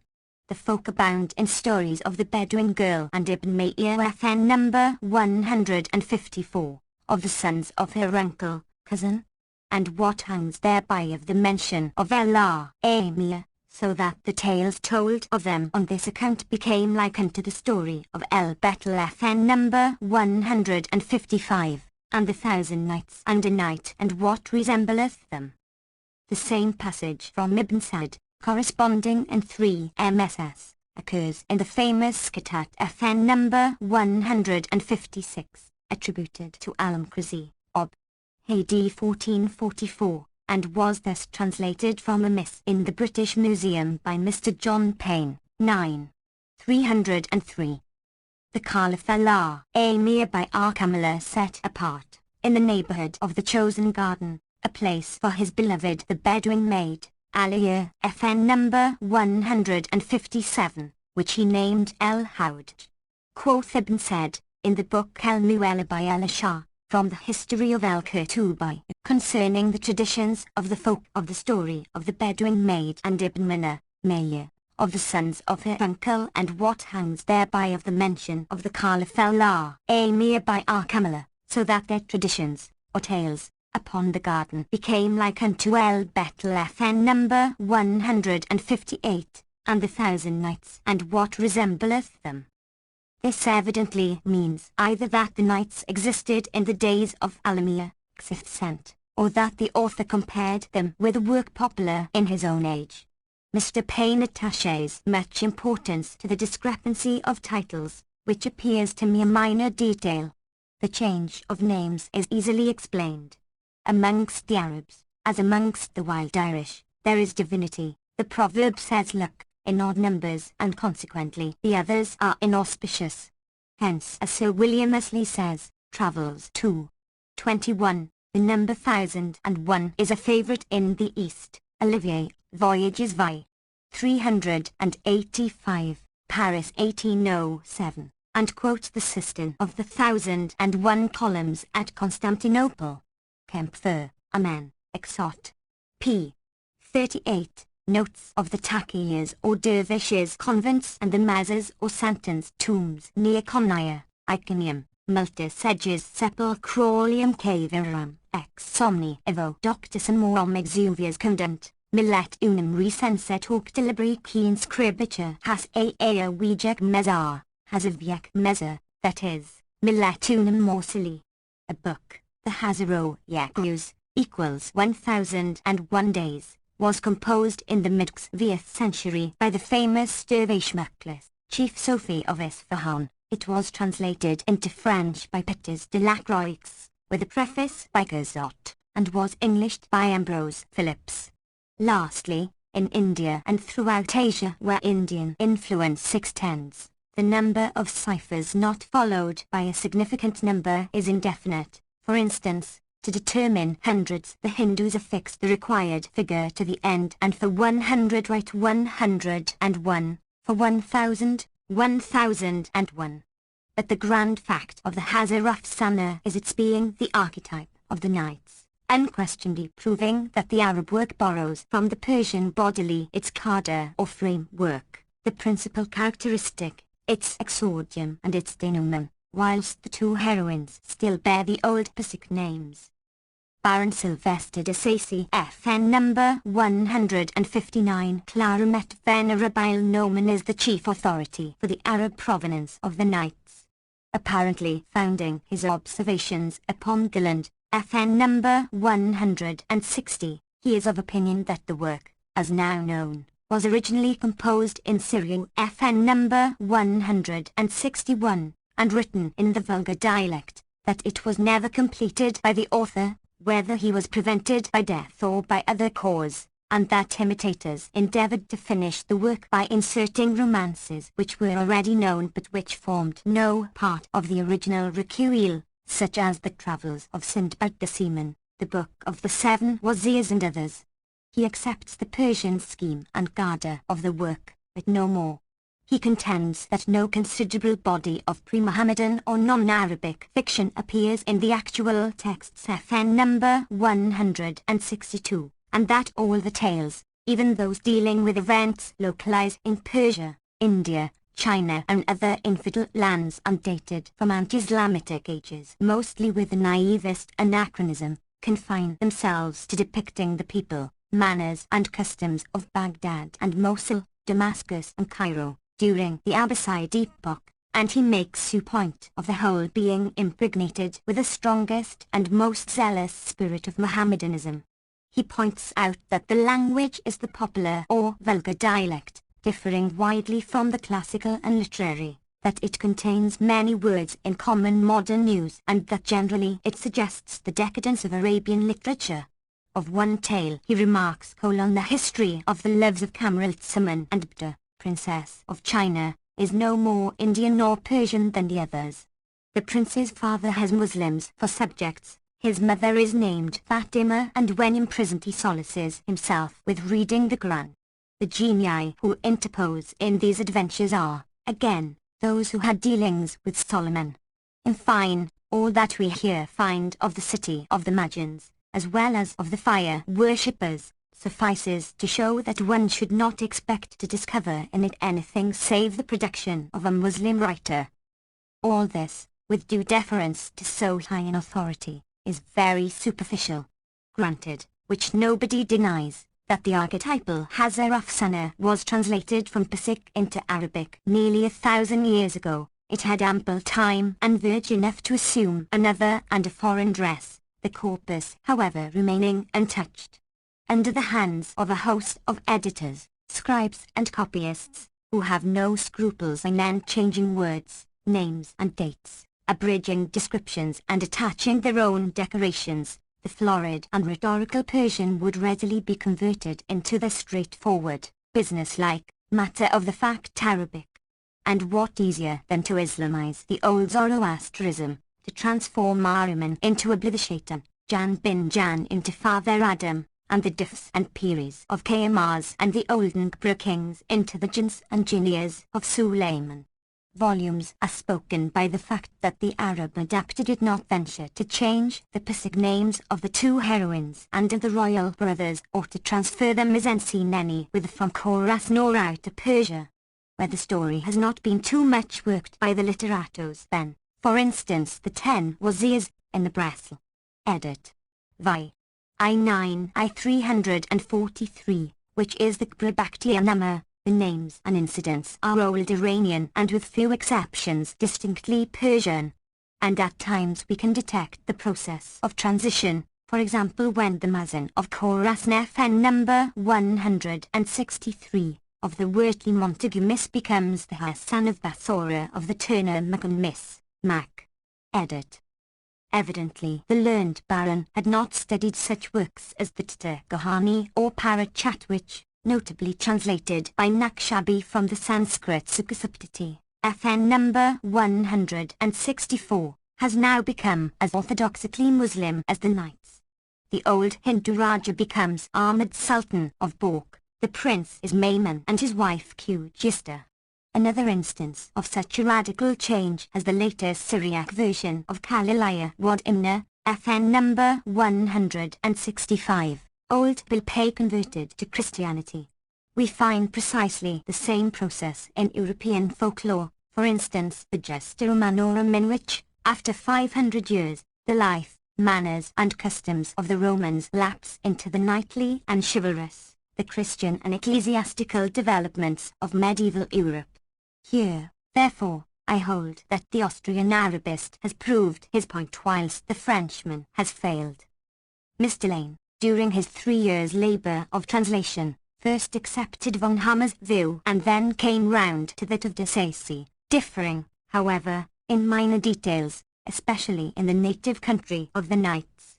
Syria had been chosen because then the most familiar to Europeans. The wife of Bath had made 3 pilgrimages to Jerusalem, but few cared to visit the barbarous and dangerous Nile Valley. Mr. Lane, however, was an enthusiast for Egypt, or rather for Cairo, the only part of it he knew, and, when he pronounces the knights to be of purely Arab, that is, of Nilotic origin, his opinion is entitled to no more deference than his deriving the sub-African and Negroid fella from Arabia, the land par excellence of pure and noble blood. Other authors have wandered still further afield. Some finding most idioms in the Recueil, propose Middle Agates for its birthplace, and Mr. W. G. P. Palgrave boldly says the original of this entertaining work appears to have been composed in Baghdad about the 11th century. Another less popular but very spirited version is probably of Tunisian authorship and somewhat later. FN number 166. B. The date. The next point to consider is the date of the Knights in its present form, and here opinions range between the 10th and the 16th centuries. Professor Galland began by placing it arbitrarily in the middle of the 13th. De Sacy, who abstained from detailing reasons and who, forgetting the number of editors and scribes through whose hands it must have passed, argued only from the nature of the language and the peculiarities of style, proposed Le Milieu du Nouveau Cycle de la Gaia, equals AD 1445-6, as its latest date. Mr. Hole, who knew the Knights only through Galland's version, had already advocated in his remarks the close of the 15th century, and M. Corson, de Percival, upon the authority of a supposed note in Galland's Miss FN number 167, volume 3. 20, verso, declares the compiler to have been living in AD 1548 and 1565. Mr. Lane says not begun earlier than the last fourth of the 15th century, nor ended before the first fourth of the 16th, that is soon after Egypt was conquered by Selim, Sultan of the Osmanli Turks in AD 1517. Lastly, the learned Dr. Weil says in his far too scanty Vorwort, p. 9. Second edit, das Wochenlichtstift also saying, Decem 15.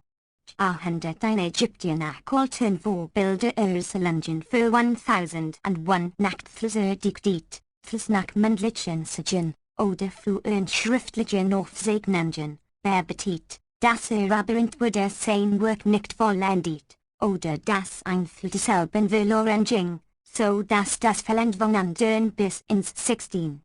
Jahrhundert durch nur Ursulungen ergänzt wurde. But, as justly observed by Mr. Payne, the first step when inquiring into the original date of the Knights is to determine the nucleus of the repertory by a comparison of the 4 printed texts and the dozen MSS, which have been collated by scholars.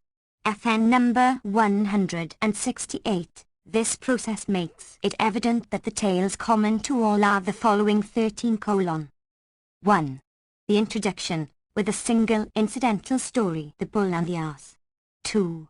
The trader and the jinni, with 3 incidentals. 3. The fisherman and the jinni, with 4. 4. The Porter and the Three Ladies of Baghdad, with 6. 5.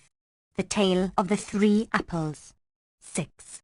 The Tale of Nur al-Din Ali and his son Badr al-Din Hassan. 7. The Hunchback's Tale, with 11 incidentals. 8. Nur al-Din and Anas al-Jalis. 9. Tale of the Ghanim bin Ayub, with 2 incidentals. 10. Ali bin Bakr and Shams al-Nahar, with 2. 11. Tale of Kamar al-Zaman. 12. The Ebony Horse, and 13. Junna the Seaborn. These 42 tales, occupying 120 nights, form less than a fifth part of the whole collection which in the Mac. Edit. FN number 169, contains a total of 264. Hence Dr. Patrick Russell, FN number 170, the natural historian of Aleppo, FN number 171, whose valuable monograph amply deserves study even in this our day, believed that the original knights did not outnumber 200, to which subsequent writers added till the total of 1,001 was made up. Dr. Jonathan Scott, FN number 172, who quotes Russell, held it highly probable that the tales of the original Arabian Nights did not run through more than 280 nights, if so many. So this suggestion I may subjoin. Hay bent su fate libely. Gilland, who preserves in his Millet and Wits only about 1/4 of the nights, ends them in no. Clixif FN number 173, with the 7th voyage of Sindbad. After that he intentionally omits the dialogue between the sisters and the reckoning of time, to proceed uninterruptedly with the tales. And so his imitator, Baptiste de Lacroix, FN number 174, in his Millet and Jers, reduces the 1,000 to 232. The internal chronological evidence offered by the collection is useful only in enabling us to determine that the tales were not written after a certain epoch. The actual dates and, consequently, all deductions from them, are vitiated by the habits of the scribes. For instance, we find the tale of the fisherman and the jinni, volume I. 41, placed in AHI 69 equals AD 785, FN number 175, which is hardly possible.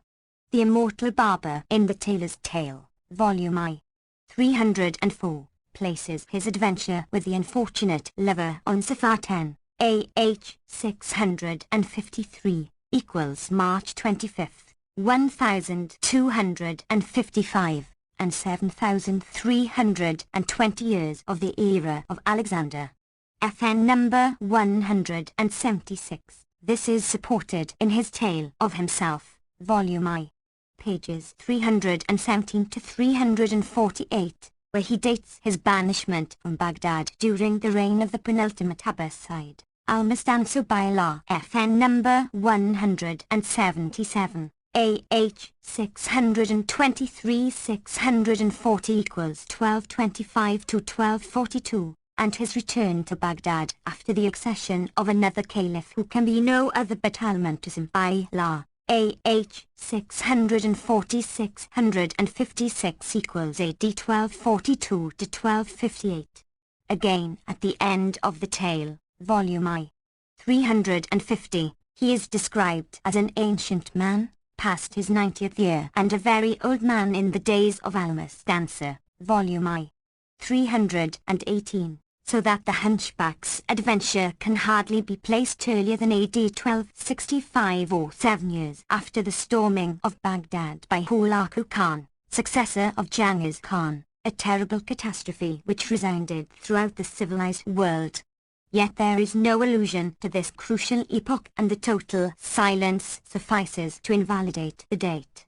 FN number 178, could we assume it as true, by adding to AD 1265 half a century for the composition of the Hunchback's story and its incidentals, we should place the earliest date in AD 1315.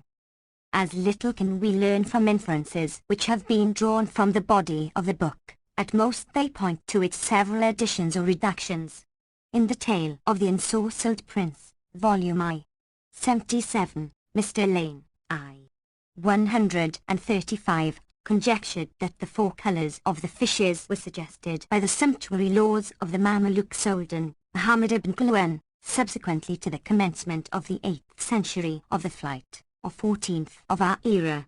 But he forgets that the same distinction of dress was enforced by the Caliph Omar after the capture of Jerusalem in AD 636, that it was revived by Harun al-Rashid, a contemporary of Carolus Magnus, and that it was noticed as a long-standing grievance by the so-called Mandeville in AD 1322. In the Tale of the Porter and the Ladies of Baghdad, the Sultani Oranges, Volume I. 83, have been connected with Sultaniya city in Persian Iraq, which was founded about the middle of the 13th century, but Sultani may simply mean royal, a superior growth. The same story makes mention, Volume I.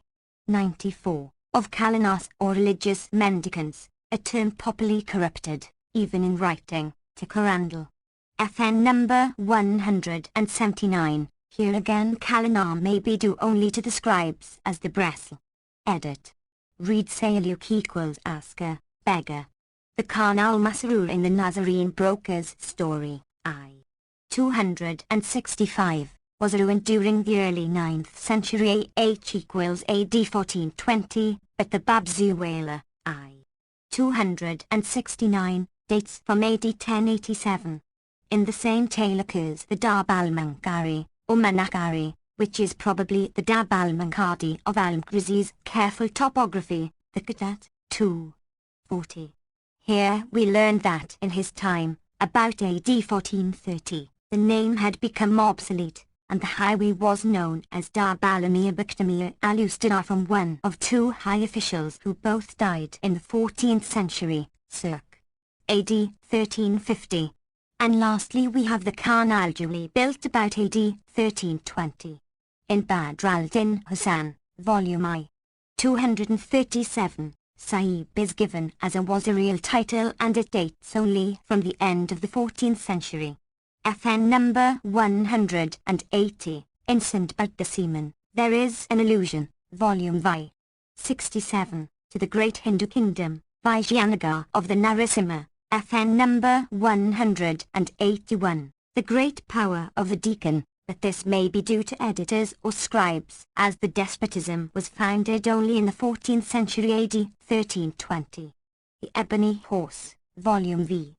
1, apparently dates before Chaucer, and the Sleeper and the Waker, Bresl. Edit. 4. 134-189. May precede Shakespeare's Taming of the Shrew. No stress, however, can be laid upon such resemblances, the novels being worldwide. But when we come to the last stories, especially to Kamar al-Zaman II, and the Tale of Maruf, we are apparently in the 15th and 16th centuries. The first contains, Night Kmelksks vi, the word Lewandia equals Levantine. The mention of a watch equals Sayer in the next night FN number 182, and, further on, Kmelksks v, the Sheikh al-Islam, an officer invented by Muhammad II, after the capture of Stamboul in AD 1453. In Marif the Adiliya is named, the mosque founded outside the Bab al-Naz by al-Malik al-Adil, Tuman Bey in AH 906 equals AD 1501. But, I repeat, all these names may be mere interpolations. On the other hand, a study of the Vying time in al-Islam and of the manners and customs of the people proves that the body of the work, as it now stands, must have been written before AD 1400. The Arabs use wines, ciders and barley beer, not distilled spirits. They have no coffee or tobacco and, while familiar with smallpox, tudery, they ignore syphilis. The battles in the nights are fought with bows and javelins, swords, spears, for infantry, and lances, for cavalry, and, whenever firearms are mentioned, we must suspect the scribe.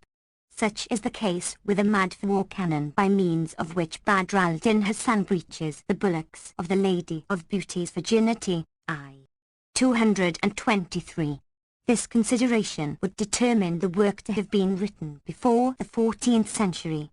We ignore the invention date and the inventor of gunpowder, as of all old discoveries which have affected mankind at large. All we know is that the popular ideas betray great ignorance, and we are led to suspect that an explosive compound, having been discovered in the earliest ages of human society, was utilized by steps so gradual that history has neglected to trace the series. According to them in FN number 183, bullets for stuffing with some incendiary composition, in fact bombs, were discovered by Dr. Keller in the Palafites or Granogs of Switzerland, and the Hindus Agniastra, fire weapon, Agniban, fire arrow, and Shaitani, 100 killer, like the Roman Phalarca, and the Greek fire of Byzantium, suggest explosives. Indeed, Dr. Oppert FN number 184 accepts the statement of Flavius Philostratus that when Apollonius of Tyana, that grand semi-mythical figure, was travelling in India, he learned the reason why Alexander of Macedon desisted from attacking the Oxide race who lived between the Ganges and the Hyphasis, Satadru or Sutlej. These holy men, beloved by the gods, overthrow their enemies with tempests and thunderbolts shot from their walls. Passing over the Arab sieges of Constantinople, AD 668, and Mecca, AD 690, and the disputed passage in Firishta touching the tufang or musket during the reign of Muhammad the Ghaznavite FN number 185, Ob. AD 1030, we come to the days of Alfonso the Valiant, whose long and short guns, used at the siege of Madrid in AD 1084, are preserved in the Almeria Real.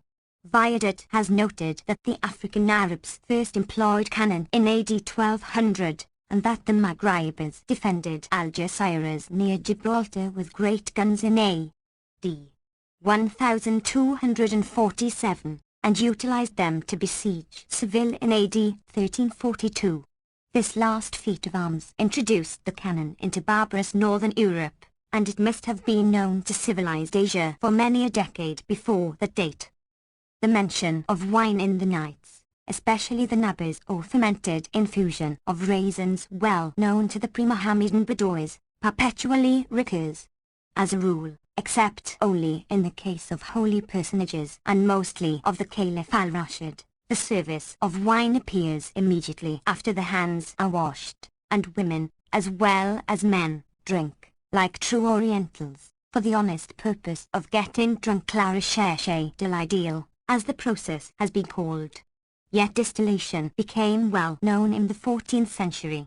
Amongst the Greeks and Romans it was confined to manufacturing aromatic waters, and Nicander the poet, BC 140, used for a still the term, like the Irish pot and its produce poteen.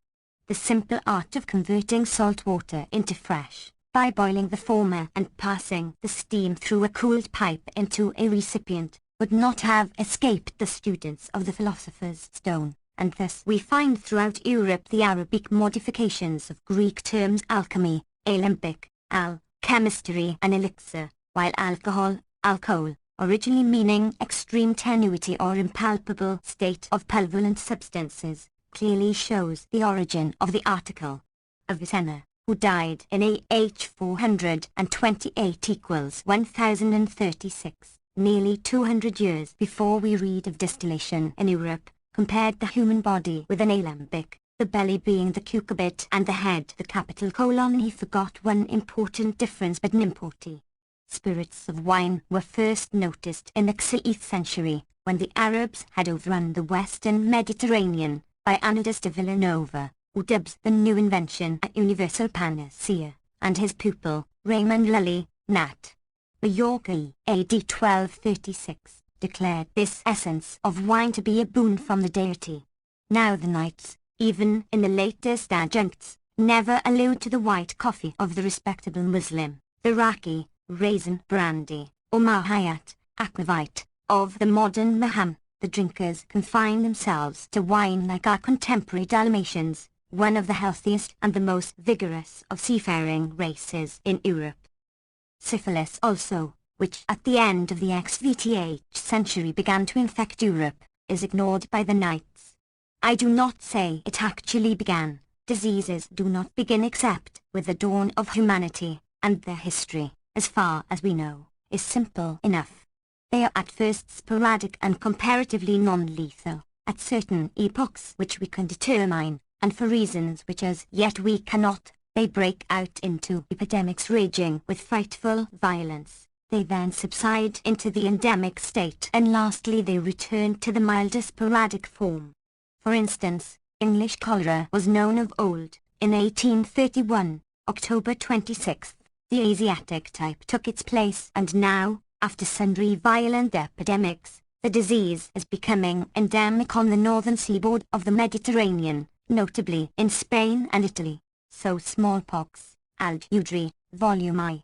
256, passed over from Central Africa to Arabia in the year of Muhammad's birth, AD 570, and thence overspread the civilized world, as an epidemic, an endemic and a sporadic successively. The greater pox has appeared in human bones of prehistoric graves, and Moses seems to mention Goner A. Levitt. 15. 12. Passing over allusions in Juvenal and Martial, FN number 186, we find Eusebius relating that Galerius died, AD 302, of ulcers on the genitals and other parts of his body, and, about a century afterwards, Bishop Pelagius records that one hero, after conversation with a prostitute, fell a victim to an abscess on the penis, Phagedonic chancre. In 1347 the famous Joanna of Naples founded, et. 23, in her town of Avignon, a bordel whose inmates were to be medically inspected, a measure to which England, pro pudor, still objects. In her Statutes Stulu Publici da Vignan, No. 4. She expressly mentions the Malvengat de Pallades. Such houses, says Record who studied the subject since 1832, were common in France after AD 1200, and sporadic venereals were known there. But in AD 1493-94 an epidemic broke out with alarming intensity at Barcelona, as we learn from the Tractado Llamado Fructo de Todos los Sanctos contra el Mal Serpentino, Venida de Lila Espinola, of Rodrigo Ruiz Diaz, the specialist. In Santo Domingo the disease was common under the names Hepas, Guanaras and Tenastizers, hence the opinion in Europe that it arose from the mixture of European and Indian blood. FN number 187, some attributed it to the gypsies who migrated to Western Europe in the XVIIth century, FN number 188, others to the Moriscos expelled from Spain. But the pest got its popular name after the violent outbreak at Naples in AD 1493-4, when Charles VIII of Anjou with a large army of mercenaries, Frenchmen, Spaniards, and Germans, attacked Ferdinand II. Thence it became known as the Mal de Naples, and Morbus Gallicus una Gallica being still the popular term in Neo-Latin lands, and the French disease in England. As early as July 1496 Marin Sanato, Journal I. 171, describes with details the mal franzoso. The scientific syphilis dates from Thracastery's poem, AD 1521, in which Syphilis the shepherd is struck like Job, for abusing the sun. After crippling a pope, Sixtus IV, FN number 189, and killing a king, Francis I, the gross variole began to abate its violence, under the effects of mercury it is said, and became endemic, a stage still shown at Scalvonifium, where legend says it was implanted by the Napoleonic soldiery. The Aleppo and other buttons also belong apparently to the same grade. Elsewhere it settled as a sporadic, and now it appears to be dying out while gonorrhea is on the increase. FN number 190. The Knights, I have said, belongs to the days before coffee, AD 1550, and tobacco, AD 1650, had overspread the East. The former, which derives its name from the Kaffa or Kaffa province, lying south of Abyssinia proper and peopled by the Sidama Gullahs, was introduced to Mocha of Al-Yaman in AD 1429-30 by the Sheikh al-Shazili, who lies buried there, and found a congenial name in the Arabic kawa equals old wine. FN number 191, in the Nights, Mac. Edit. It is mentioned 12 times FN number 192, but never in the earlier tales, except in the case of Qamar al-Zaman II. It evidently does not belong to the epoch, and we may fairly suspect the scribe. In the 5th century, coffee began to take the place of wine in the Near East, and it gradually ousted the classical drink from daily life and from folk tales. It is the same with tobacco, which is mentioned only once by the Knights, in conjunction with meat, vegetables and fruit, and where it is called taba. Lane 3. 615, holds it to be the work of a copyist, but in the same tale of Abukar and Abusir, sherbet and coffee appear to have become en vogue, in fact to have gained the ground they now hold. The result of Lord Macartney's mission to China was a suggestion that smoking might have originated spontaneously in the Old World.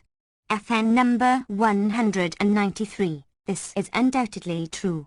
The Bushmen and other wild tribes of southern Africa threw their dakkar, cannabis indica, on the fire and sat round it inhaling the intoxicating fumes. Smoking without tobacco was easy enough. The North American Indians of the Great Red Pipe Stone Quarry and those who lived above the line when nicotiana grew, used the kinnikinico bark of the red willow and some 7 other succeedania. FN number 194, but tobacco proper, which soon superseded all materials except hemp and opium, was first adopted by the Spaniards of Santo Domingo in AD 1496 and reached England in 1565. Hence the word, which, amongst the so-called red men, denoted the pipe, the container, not the contained, spread over the Old World as a generic term with additions, like 2 ton, FN number 195, for special varieties. The change in English manners brought about by the cigar after dinner has already been noticed, and much of the modified sobriety of the present day may be attributed to the influence of the holy herb and cigarette. Such, we know from history, was its effect amongst Muslims, and the normal wine parties of the Knights suggest that the pipe was unknown even when the latest tales were written. C. We know absolutely nothing of the author or authors who produced our marvellous recueil. Glen justly observes, Epist. Dedic, probably this great work is not by a single hand, for how can we suppose that one man alone could own a fancy fertile enough to invent so many ingenious fictions? Mr. Lane, and Mr. Lane alone, opined that the work was written in Egypt by one person or at most by 2. One ending what the other had begun, and that he or they had rewritten the tales and completed the collection by new matter composed or arranged for the purpose. It is hard to see how the distinguished Arabist came to such a conclusion. At most it can be true only of the editors and scribes of MSS, evidently copied from each other, such as the Mac and the Bell texts.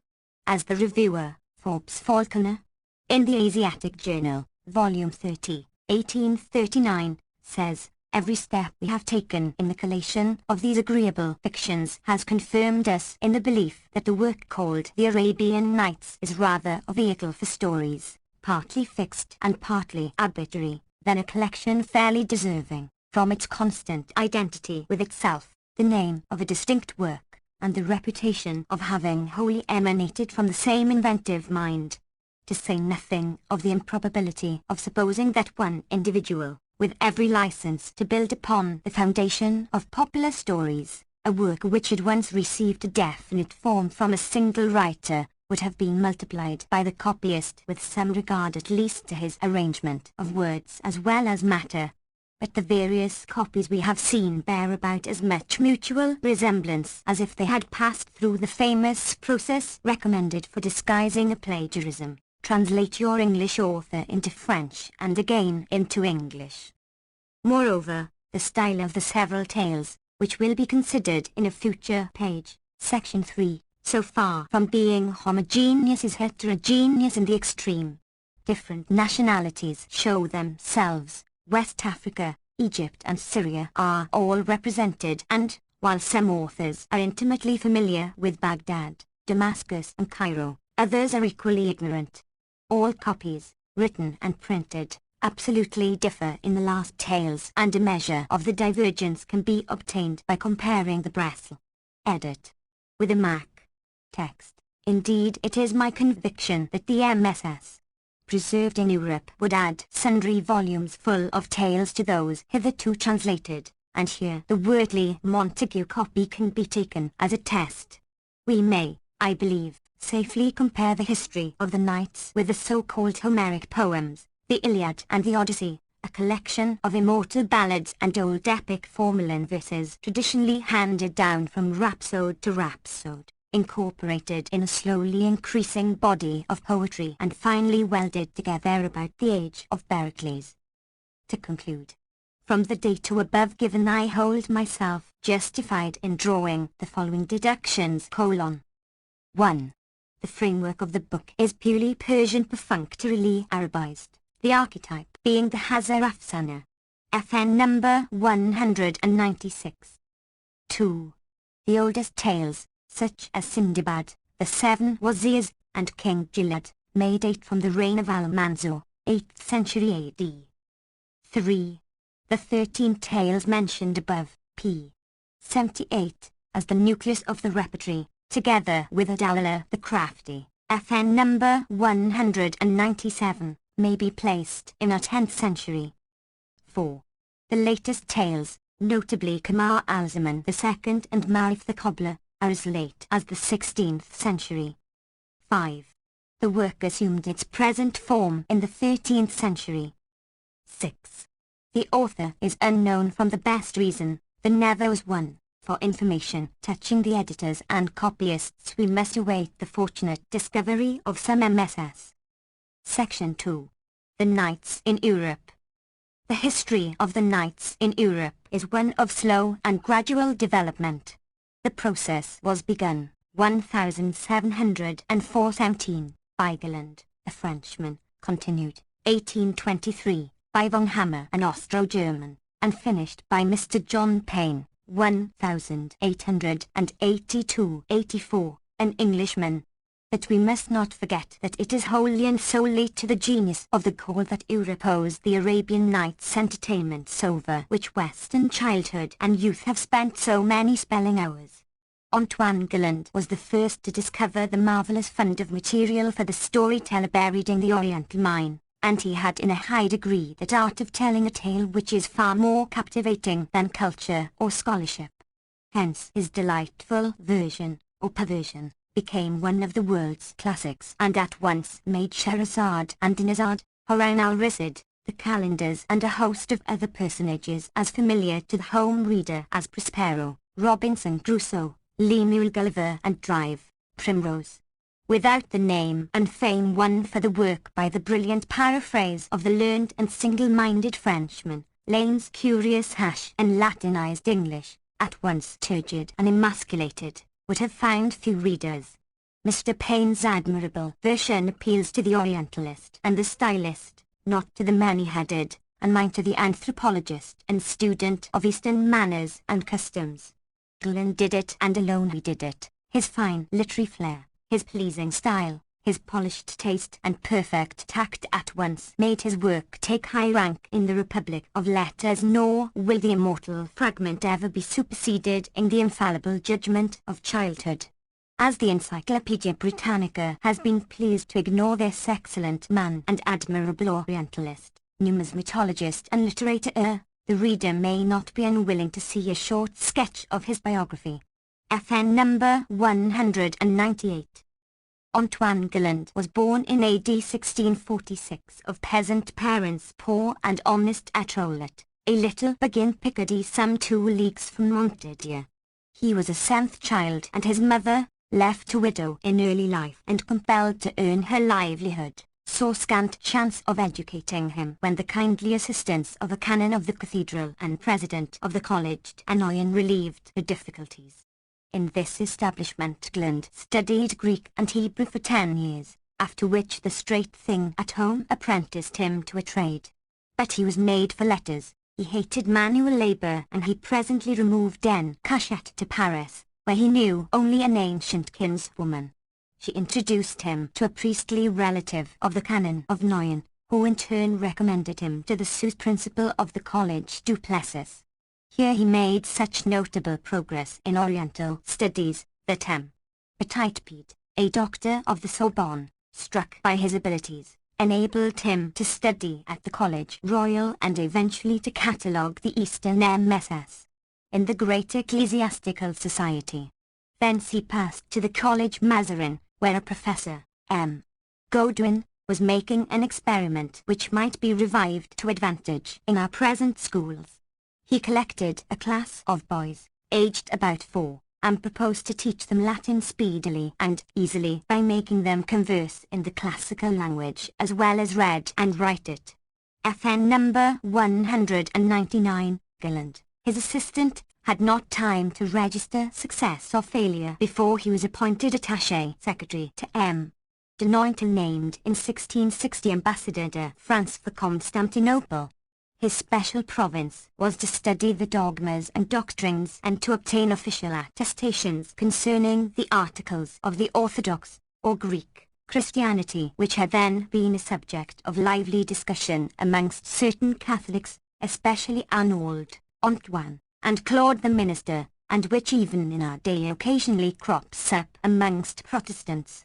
FN number 200, Gilland, by frequenting the cafes and listening to the tale-teller, soon mastered Romaic and grappled with the religious question, under the tuition of a deposed patriarch and of sundry matrons or metropolitans, whom the persecutions of the pashas had driven for refuge to the Palais de France. M. de Nointel, after settling certain knotty points in the capitulations, visited the harbour towns of the Levant and the holy places, including Jerusalem, where Gilland copied epigraphs, sketched monuments and collected antiques, such as the marbles in the Bordelot Gallery, of which Dom Bernard de Montfaucon presently published specimens in his Paleographia Graeca, etc., Parisis, 1708. In Assyria Gilland was unable to buy a copy of the Nights, as he expressly states in his epistle dedicatory, Il a fallu la favena d'Assyrie, that he prepared himself for translating it by studying the manners and customs, the religion and superstitions of the people, and in 1675, leaving his chief, who was ordered back to Stamboul, he returned to France. In Paris his numismatic fame recommended him to Vaillant, Carquery and Giraud, who strongly urged a second visit to the Levant, for the purpose of collecting, and he set out without delay. In 1691 he made a third journey, travelling at the expense of the Compagnie des Orientales, with the main object of making purchases for the library and museum of Colbert the Magnificent. The commission ended 18 months afterwards with the changes of the company, when Colbert and the Marquis de Louvres caused him to be created antiquary to the king, Louis le Grand, and charged him with collecting coins and medals for the royal cabinet. As he was about to leave Smyrna, he had a narrow escape from the earthquake and subsequent fire which destroyed some 15,000 of the inhabitants. He was buried in the ruins, but, his kitchen being cold as becomes a philosopher's, he was dug out and burnt. FN number 201. Gilland again returned to Paris, where his familiarity with Arabic and Hebrew, Persian and Turkish recommended him to Thevenot and Bignon. This first president of the Grand Council acknowledged his services by a pension. He also became a favourite with Herbelot, whose Bibliothèque Orientale, left unfinished at his death, he had the honour of completing and prefacing. FN number 202, President Bignon died within the 12-month, which made Gilland attach himself in 1697 to M. Foucault, Councillor of State and Intendant, Governor of Canin Lower Normandy, then famous for its academy, In his new patron's fine library and numismatic collection he found materials for a long succession of works, including a translation of the Quran. FN number 203, they recommended him strongly to the literary world, and in 1701 he was made a member of the Académie des Inscriptions et Belles Lettres. At England issued in 1704, FN number 204, the first part of his Millet Unwits, Arabstadwits Saint François, which at once became famous as the Arabian Nights Entertainments. Mutilated, fragmentary and paraphrastic though the tales were, the glamour of imagination, the marvel of the miracles and the gorgeousness and magnificence of the scenery at once secured an exceptional success. It was a revelation in romance, and the public recognized that it stood in presence of a monumental literary work. France was afire with delight at a something so new, so unconventional, so entirely without purpose, religious, moral or philosophical. The Oriental wanderer in his stately robes was a startling surprise to the easygoing and utterly corrupt Europe of the ancient regime, with its indecently tight garments and perfectly loose morals.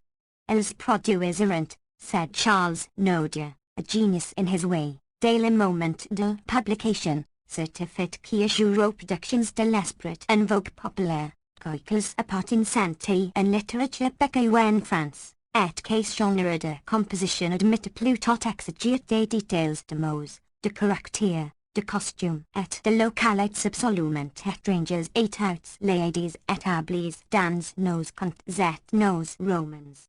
On fait du charme qui résulte de la lecture, que est que la vérité des sentiments, la nouve des tableaux, une imagination féconde en prodiges, un color esplendide, la trait d'une sensibilité sans prétention, et le seul d'un comique sans caricature, que est que l'esprit et la nature l'enfant placent partout, et placent et out le monde.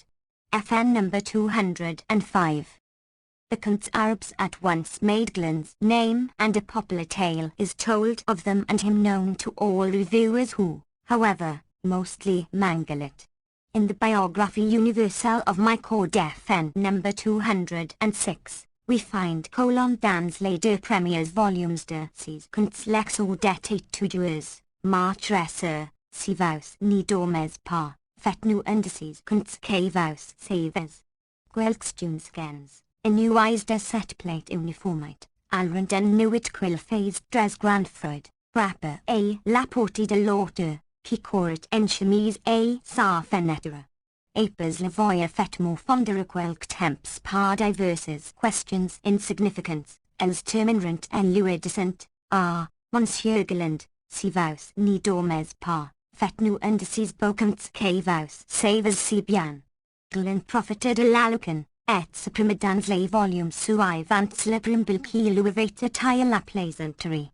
This legend has the merit of explaining why the professor so soon gave up the Arab framework which he had deliberately adopted.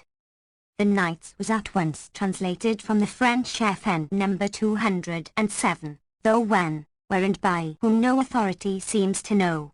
In Lowndes' Bibliographer's Manual the English Editio Princeps is thus noticed. Arabian Nights Entertainments translated from the French, London, 1724, 12 mo, 6 vols. And a footnote states that this translation, very inaccurate and vulgar in its diction, was often reprinted.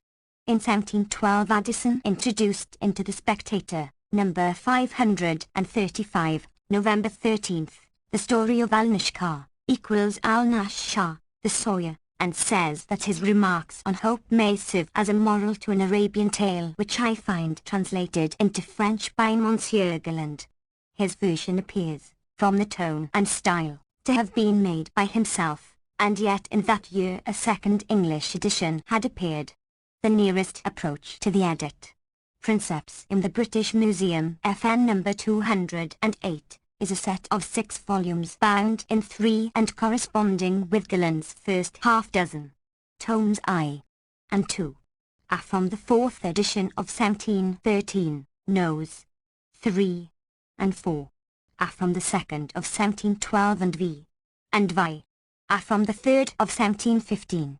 It is conjectured that the two first volumes were reprinted several times apart from their subsequents, as was the fashion of the day, but all is mystery. We, my friends and I, have turned over scores of books in the British Museum, the University Library and the Advocates' Libraries of Edinburgh and Glasgow. I have been permitted to put the question in notes and queries and in the antiquary, but all our searches hitherto have been in vain. The popularity of the Knights in England must have rivaled their vogue in France, judging from the fact that in 1713, or 9 years after Gilland's edit, Prynne appeared, they had already reached a fourth issue. Even the ignoble national jealousy which prompted Sir William Jones grossly to abuse that valiant scholar, Orchard Hill du Perron, could not mar their popularity. But as there are men who cannot read Pickwick, so they were not wanting who spoke of dreams of the distempered fancy of the East. FN number 209, when the work was first published in England, says Henry Webber, FN number 210, it seems to have made a considerable impression upon the public. Pope in 1720 sent 2 volumes, French or English, to Bishop Atterbury, without making any remark on the work, but, from his very silence, it may be presumed that he was not displeased with the perusal. The bishop, who does not appear to have joined a relish for the flights of imagination to his other estimable qualities, expressed his dislike of these tales pretty strongly and stated it to be his opinion, formed on the frequent descriptions of female dress, that they were the work of some Frenchman, Baptiste de Lacroix, a mistake afterwards corrected by Warburton. The Arabian Nights, however, quickly made their way to public favour. We have been informed of a singular instance of the effect they produced soon after their first appearance. Sir James Stewart, Lord's Advocate for Scotland, having one Saturday evening found his daughters employed in reading these volumes, seized them with a rebuke for spending the evening before the saw-bath in such worldly amusement, but the grave advocate himself became a prey to the fascination of the tales, being found on the morning of the Sabbath itself employed in their perusal, from which he had not risen their whole night. As late as 1780 Dr. Beattie professed himself uncertain whether they were translated or fabricated by M. Gilland, and, while Drive Pusey wrote of them nocts millet una dict, que in omnium firm popularum culturam linguas converse, in delicies omnium habentia, manibus omnium tyrantia, FN number 211, the amiable Carlyle, in the Gospel according to St. Froud, characteristically termed and downright lies and forbade the house to such unwholesome literature. What a sketch of character in 2 words. The only fault found in France with the Cunts Arabs was that their style is but correct. In fact, they want classicism.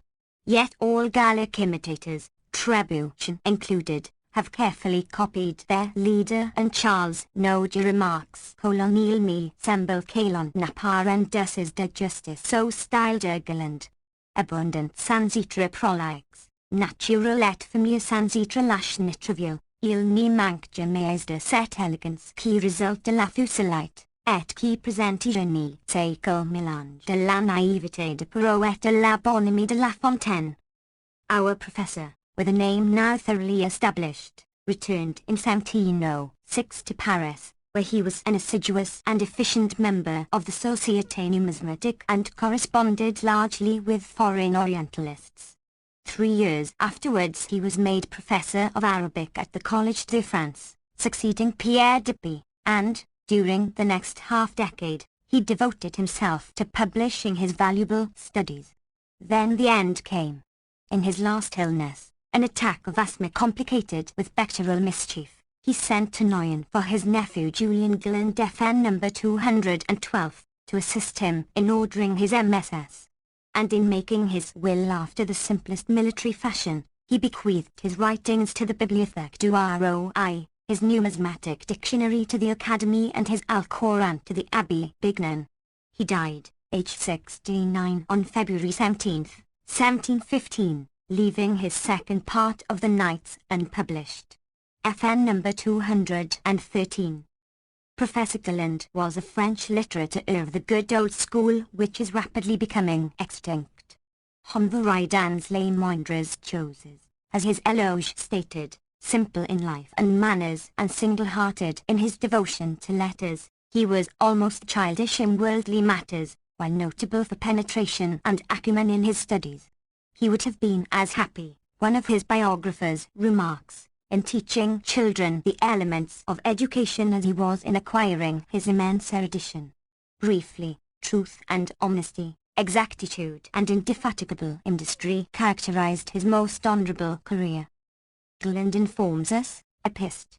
Did, that his miss consisted of 4 volumes, only 3 of which are extant, FN number 214, bringing the work down to night or about the beginning of Cameraltsaman.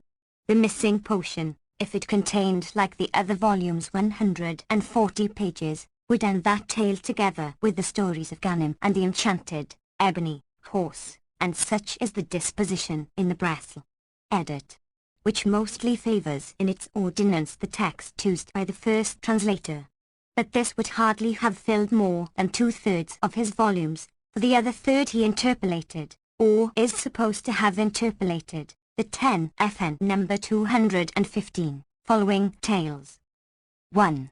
Histoire du Prince Zainal Asnam et du Aro I des Genies. FN number 216, 2. Histoire de Code d'Adet de ses Frères. 3. Histoire de la Lampe Merveilleuse, Aladdin. 4. Histoire de l'Aveugle Barber Abdullah. 5. Histoire de Sidi Nouman. 6. Histoire de Cogia Hassan al-Habel. 7. Histoire d'Ali Baba, et de 40 voleurs extermines par un esclave. 8. Histoire d'Ali Cogia, Marquand de Bagdad. 9. Histoire du Prince Ahmed de la Fille Piriban. 10. Histoire de Dresses Jalouses de Gadet. FN number 217. Concerning these interpolations which contain 2 of the best and most widely known stories in the work, Aladdin and the 40 Thieves, conjectures have been manifold, but they mostly run upon 3 lines. De Sacy held that they were found by Galland in the public libraries of Paris.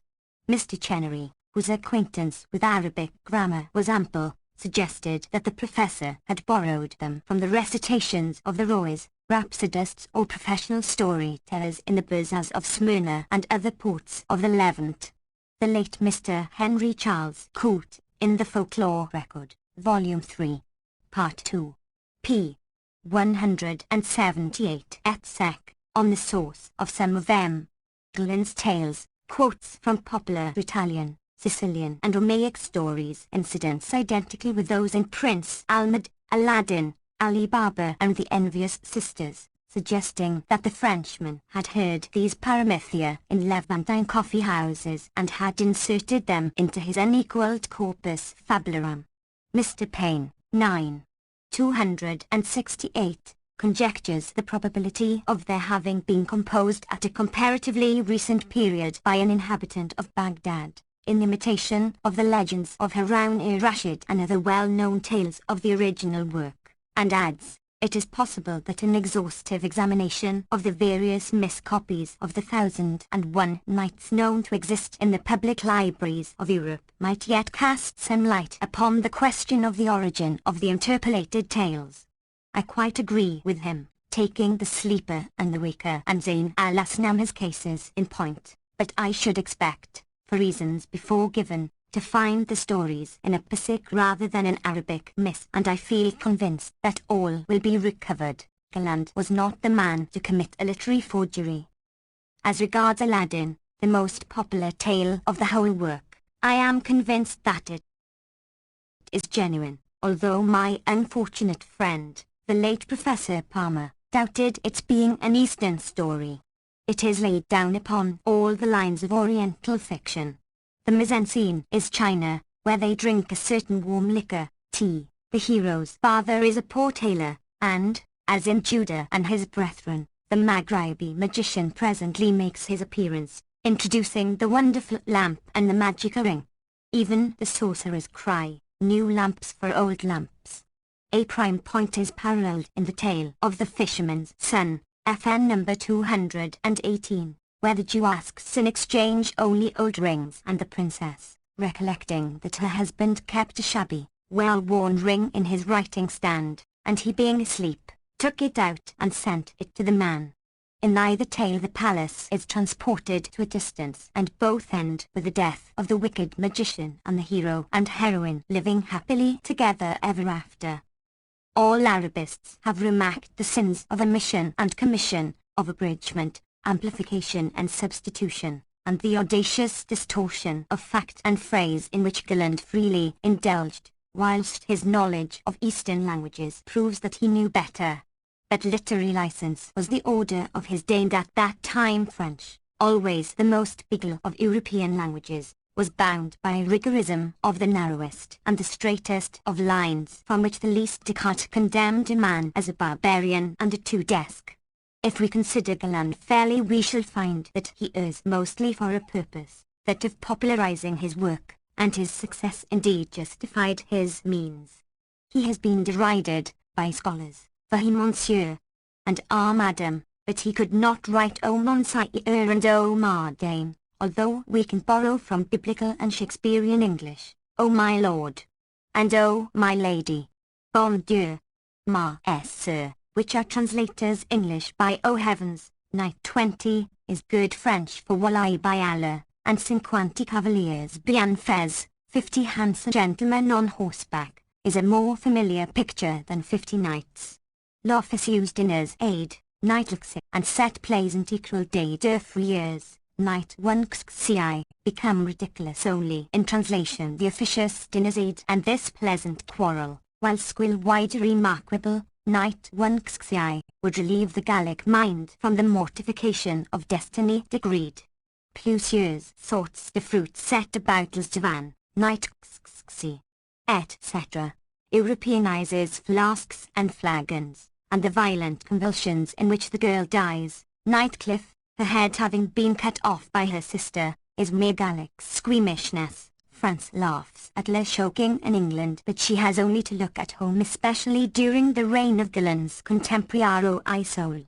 The terrible old man, Sheikh, of the sea, dashboard, is badly described by Lincoln de Violad, the ill-natured old fellow, brave Maimoun and agreeable Maimoun are hardly what a Jinni would say to a Jinnia, but they are good Gallic.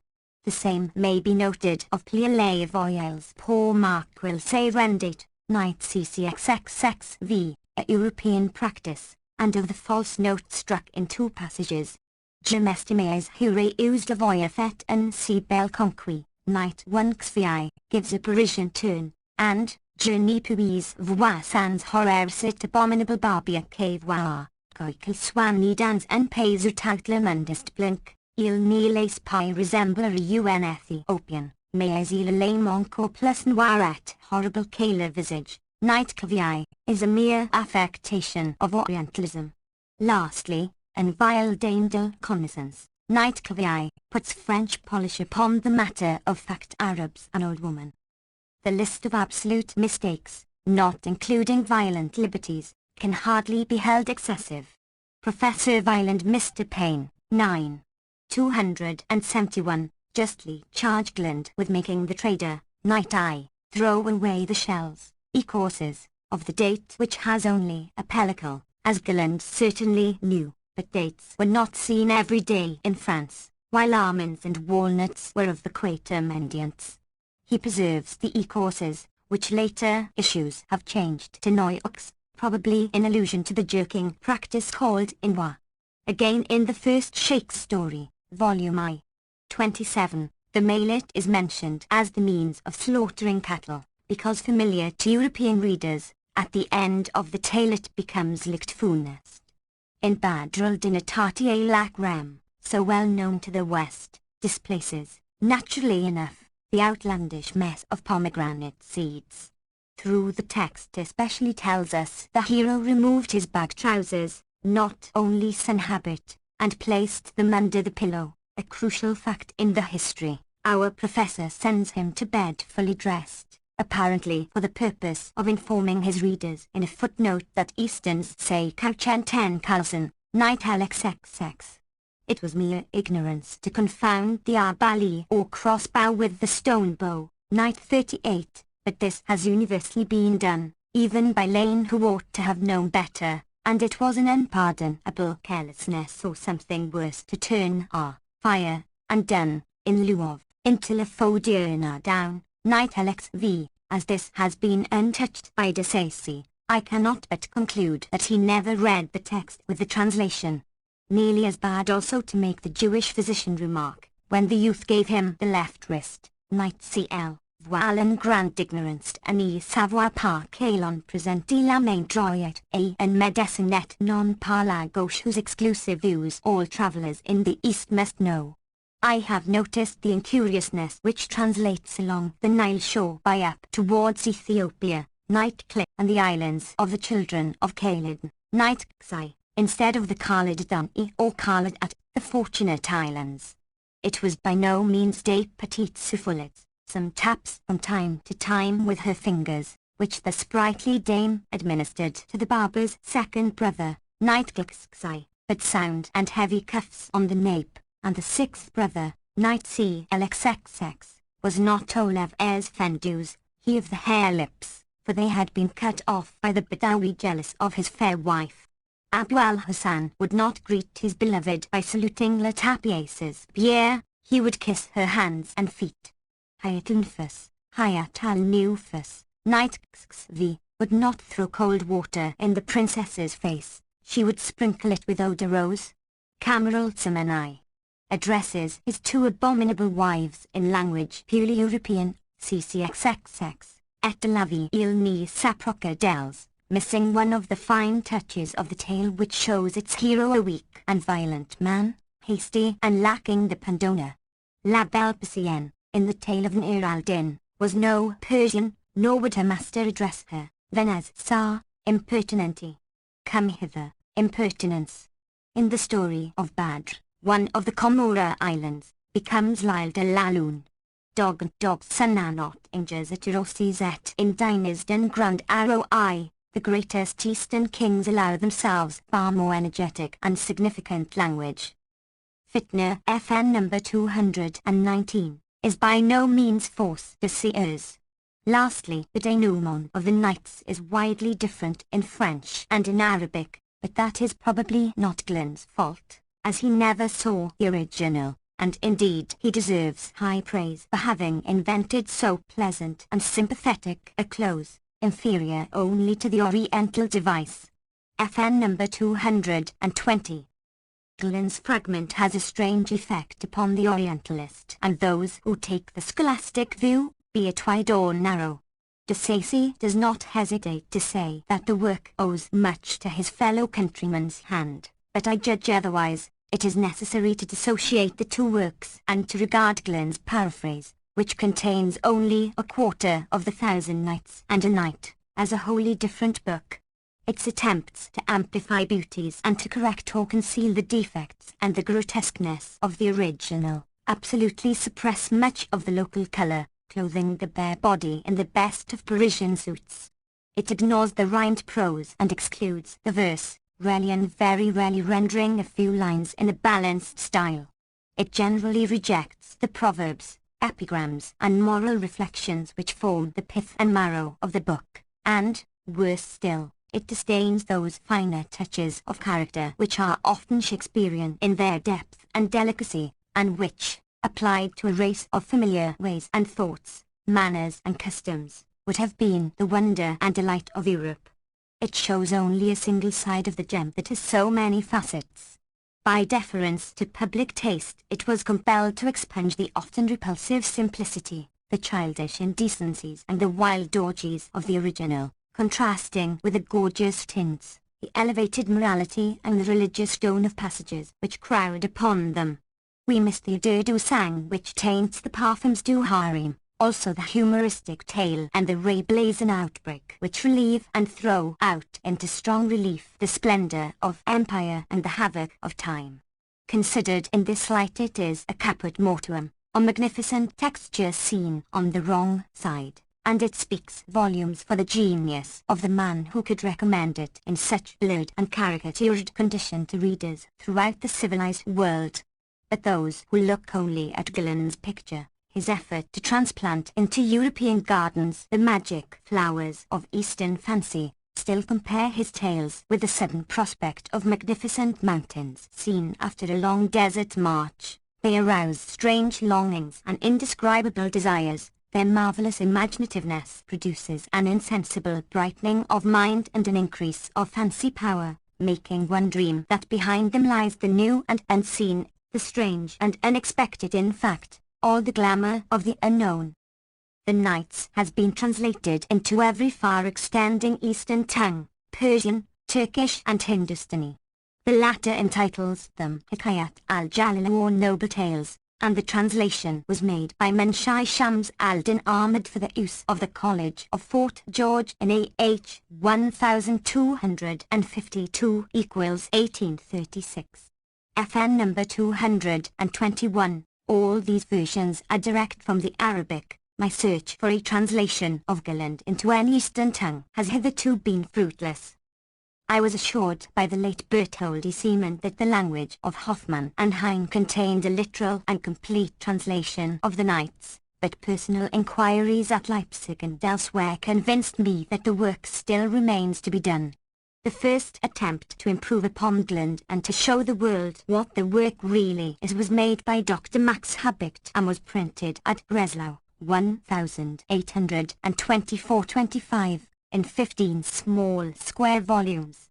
FN number 222, thus it appeared before the Tunis manuscript, FN number 223, of which it purports to be a translation. The German version is, if possible, more condemnable than the Arabic original. It lacks every charm of style, it conscientiously shirks every difficulty, it abounds in the most extraordinary blunders, and it is utterly useless as a picture of manners or a book of reference. We can explain its lackers only by the theory that the eminent professor left the labor to his collaborators and did not take the trouble to revise their careless work.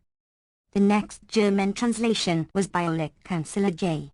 von Hammerberg-Stilt, who, during his short stay at Cairo and Constantinople, turned into French the tales neglected by Gillen.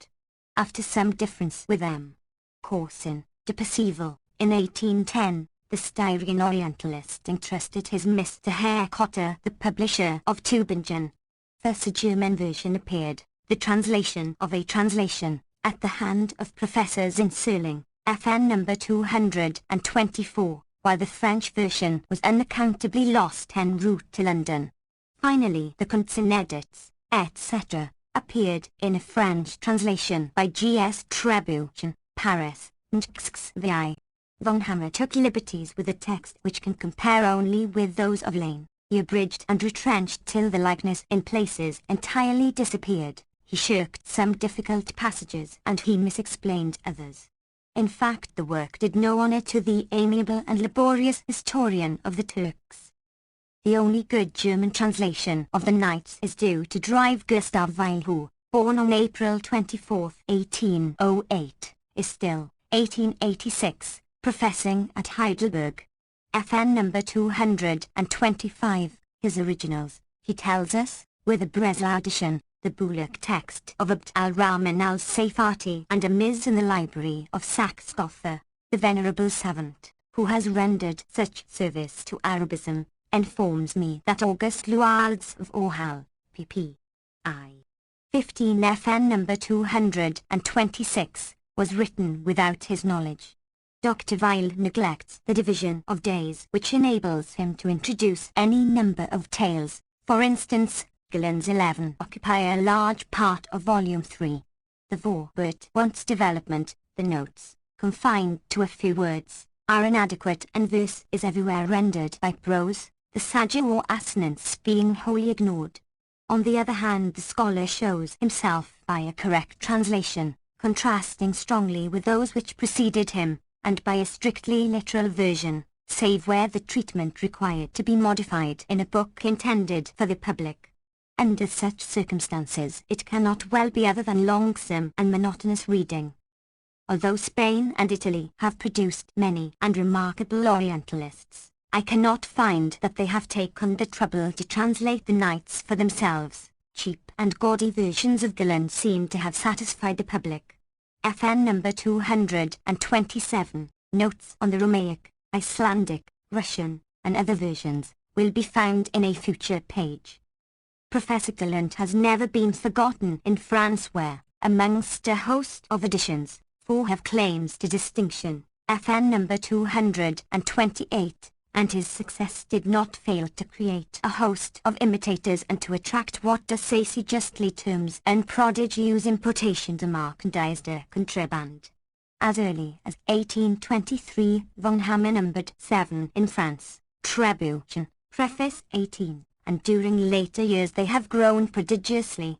Mr. William F. Kirby, who has made a special study of the subject, has favoured me with detailed bibliographical notes on Gillen's imitators which are printed in Appendix No. 2. Section 3. The Matter and the Manner of the Nights. The Matter. Returning to my threefold distribution of this prose poem, Section I, into fable, fairy tale and historical anecdote FN number 229, let me proceed to consider these sections more carefully.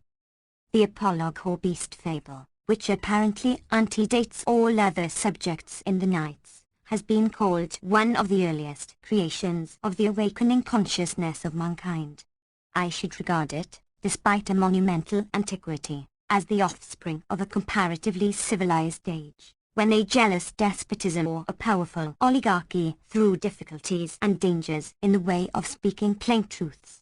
A hint can be given and a friend or foe can be lauded or abused as Balins the sheep or Isengrim the wolf when the author is debarred the higher enjoyment of praising them or dispraising them by name. And, as the purposes of fables are twofold, duplex libelli docist, quadrism movit, et quod prudenti vitam consilio monet. The speaking of brute beasts would give a piquancy and a pleasantry to moral design as well as to social and political satire. The literary origin of the fable is not Buddhistic. We must especially shun that Indo-Germanic school which goes to India for its origins, when Pythagoras, Solon, Herodotus, Plato, Aristotle and possibly Homer sat for instruction at the feet of the Haseshthar, the learned grammarians of the Pharaonic court. Nor was it Aesopic. Evidently Aesop inherited the hoarded wealth of ages.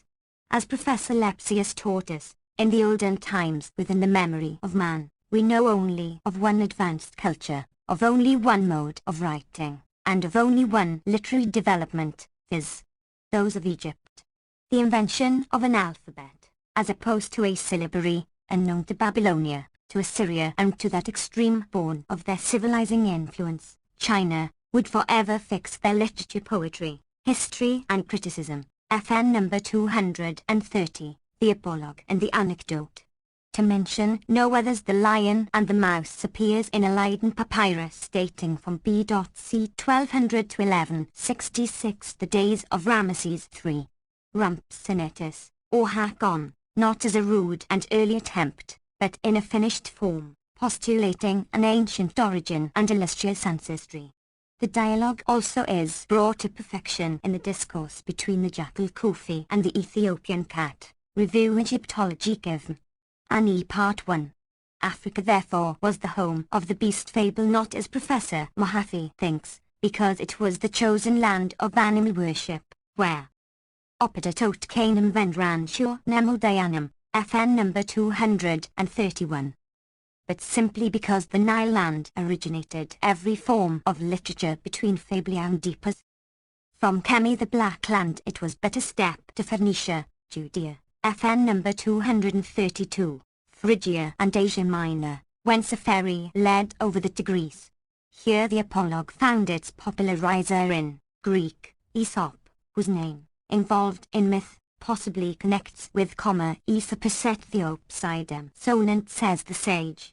This would show that the Huns preserved the legend of the land whence the beast fable arose, and we may accept the fabulist's era as contemporary with Croesus and Solon, BC 570, about a century after Psammeticus, Psamtik I, through Egypt open to the restless Greek. FN number 233. From Africa to the fable would in early ages migrate eastwards and make for itself a new home in the second great focus of civilization formed by the Tigris-Euphrates Valley. The late Mr. George Smith found amongst the cuneiform's fragmentary beast fables, such as dialogues between the ox and the horse, the eagle and the sunjay in after centuries, when the conquests of Macedonian Alexander completed what Sesostris and Semiramis had begun, and mingled the manifold families of mankind by joining the Eastern to the Western world, the Orient became formally Hellenized. Under the Seleucid and during the life of the independent Bactrian kingdom, BC 255-125, Grecian art and science, literature and even language overran the old Iranic reign and extended eastwards throughout northern India. Porus sent two embassies to Augustus in BC 19 and in one of them the herald Zamenhof Shramanacharya of Bargosa, the modern Baroque in Gujarat, bore an epistle upon vellum written in Greek, Strabo 15. I section 78. Videtus gens populus mutas seds, says Seneca, de cons. Ad helv. C. Vi. Quid sibi volunt in medius barbarum regionibus Grisat? Quid interendos persisc Macedonicus sermo? Athenensis in Asia Derba est. Upper India, in the Macedonian days would have been mainly Buddhistic, possessing a rude alphabet borrowed from Egypt through Arabia and Phoenicia, but still in a low and barbarous condition. Her buildings were wooden and she lacked, as far as we know, stone architecture, the main test of social development. But the Bactrian kingdom gave an impulse to her civilization and the result was classical opposed to Vedic Sanskrit. From Persia Greek letters, extending southwards to Arabia, would find indigenous imitators and their Aesop would be represented by the sundry sages who share the name Lockman. FN number 234. One of these was of servile condition, tailor, carpenter or shepherd, and a Habashi, Ethiopian, meaning a Negro slave with blub lips and splay feet, so far showing a superficial likeness to the Aesop of history. The Aesopic fable, carried by the Hellenes to India, might have fallen in with some rude and fantastic barbarian of Buddhistic persuasion and indigenous origin, so Renard the Fox has its analogue amongst the Kafirs and the Vai tribe of Mandankan Negroes in Liberia. FN number 235. Amongst whom one Doalu invented or rather borrowed a syllabarium. The modern gypsies are said also to have beast fables which have never been traced to a foreign source, Leland. But I cannot accept the refinement of difference which Professor Benfey, followed by Mr. Keith Falconer, discovers between the Aesopic and the Hindu apologue. In the former animals are allowed to act as animals, the latter makes them act as men in the form of animals. The essence of the beast fable is a reminiscence of Homo primigenus with erected ears and hairy hide, and its expression is to make the brother brute behave, think and talk like him with the superadded experience of ages. To early man the lower animals, which are born, live and die like himself, showing all the same effects and disaffects, loves and hates, passions, prepossessions and prejudices, must have seemed quite human enough and on an equal level to become his substitutes. The savage, when he began to reflect, would regard the carnivore and the serpent with awe, wonder and dread, and would soon suspect the same mysterious potency in the brute as in himself. So the Malays still look upon the orangutan, or woodman, as the possessor of superhuman wisdom. The hunter and the herdsman, who had few other companions, would presently explain the peculiar relations of animals to themselves by material metamorphosis, the bodily transformation of man to brute giving increased powers of working him weal and woe.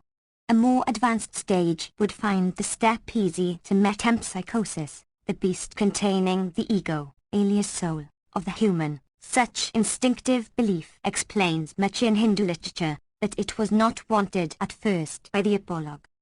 This blending of blood, this racial baptism would produce a fine robust progeny, and, After our 2nd century, Egypto-Greco-Indian stories overran the civilized globe between Rome and China. Tales have wings and fly farther than the jade hatchets of proto-historic days. And the result was a book which has had more readers than any other except the Bible. Its original is unknown. FN number 236, the volume, which in Pelvi became the Javadan Kairad, Wisdom of Ages, or the Testament of Hoshang, that ancient Guru king, and in Sanskrit the Panchatantra, 5 chapters, is a recueil of apologues and anecdotes related by the learned Brahmin, Vishnu Sharma, for the benefit of his pupils, the sons of an Indian Raja. The Hindu original has been adapted and translated into a number of languages: Arabic, Hebrew and Syriac, Greek and Latin, Persian and Turkish, under a host of names.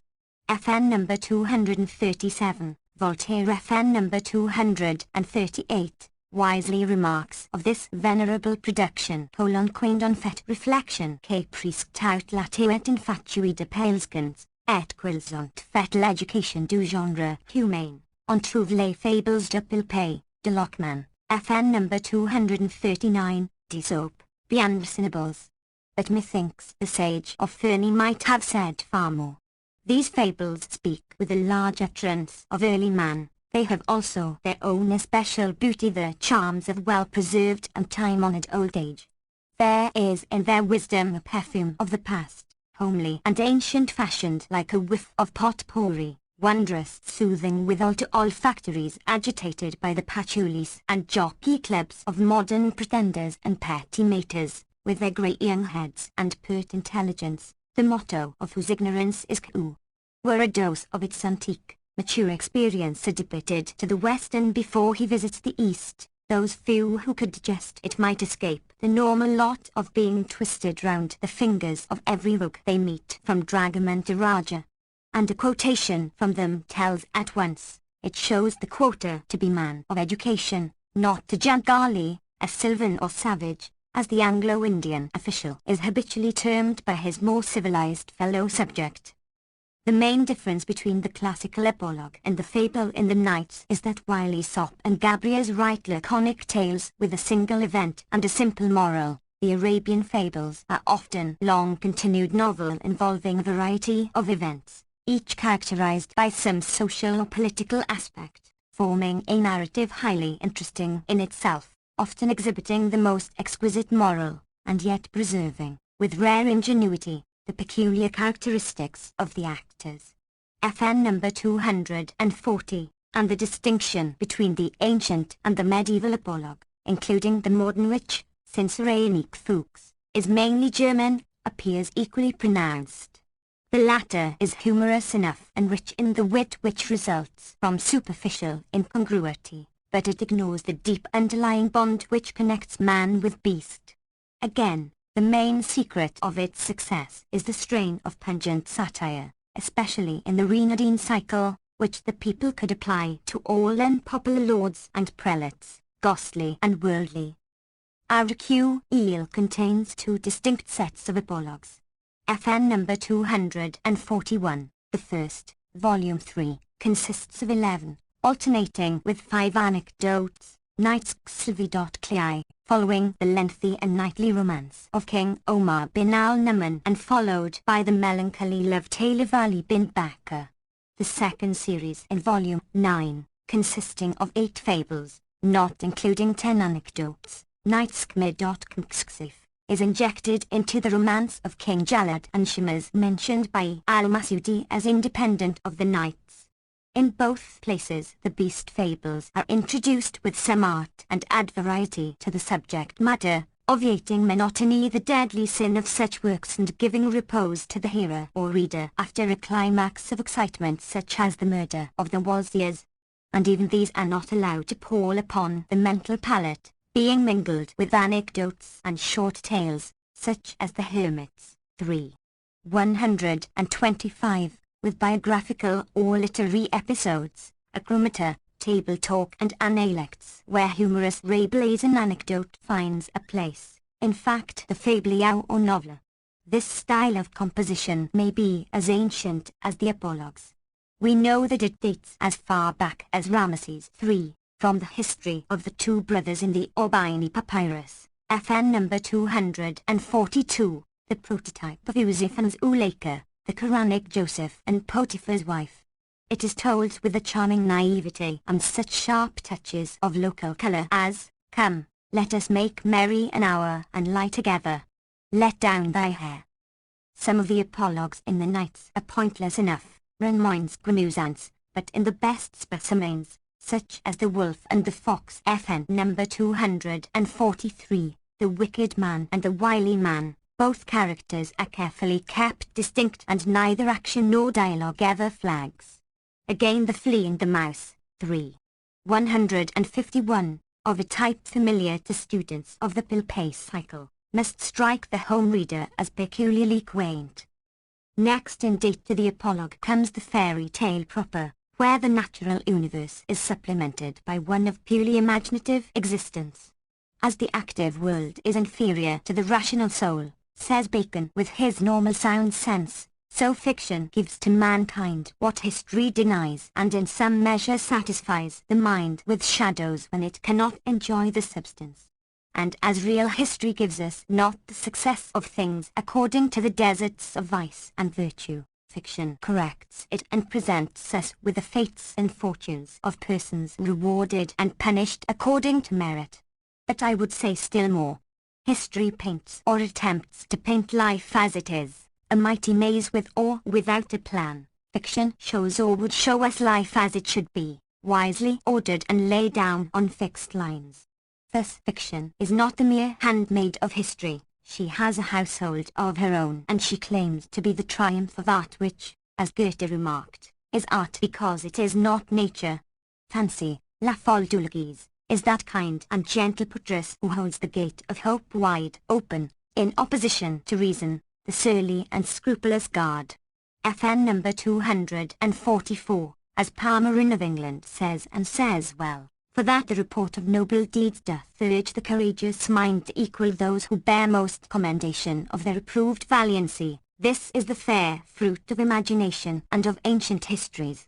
And, last but not least, the faculty of fancy takes count of the cravings of man's nature for the marvellous, the impossible, and of his higher aspirations for the ideal, the perfect. She realizes the wild dreams and visions of his generous youth and portrays for him a portion of that other and better world, with whose expectation he would console his age.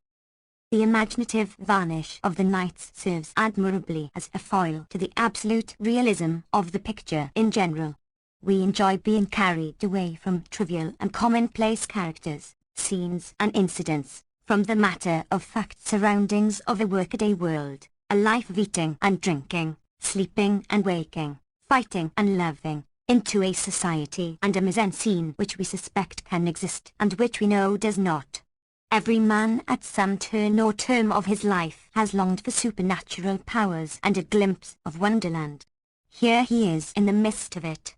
Here he sees mighty spirits summoned to work the human might's will, however whimsical, who can transport him in a night twinkling whithersoever he wishes, who can ruin cities and build palaces of gold and silver, gems and jacinths, who can serve up delicate viands and delicious drinks in priceless chargers and impossible cups and bring the choicest fruits from farthest Orient. Here he finds maggers and magicians who can make kings of his friends, slay armies of his foes and bring any number of beloveds to his arms. And from this outraging probability and outstripping possibility arises not a little of that strange fascination exercised for nearly 2 centuries upon the life and literature of Europe by the Nights, even in their mutilated and garbled form.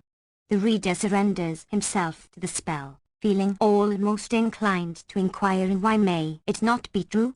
FN number 245. His brain is dazed and dazzled by the splendors which flash before it, by the sudden procession of jinns and jinnias, demons and fairies, some hideous, others Breton,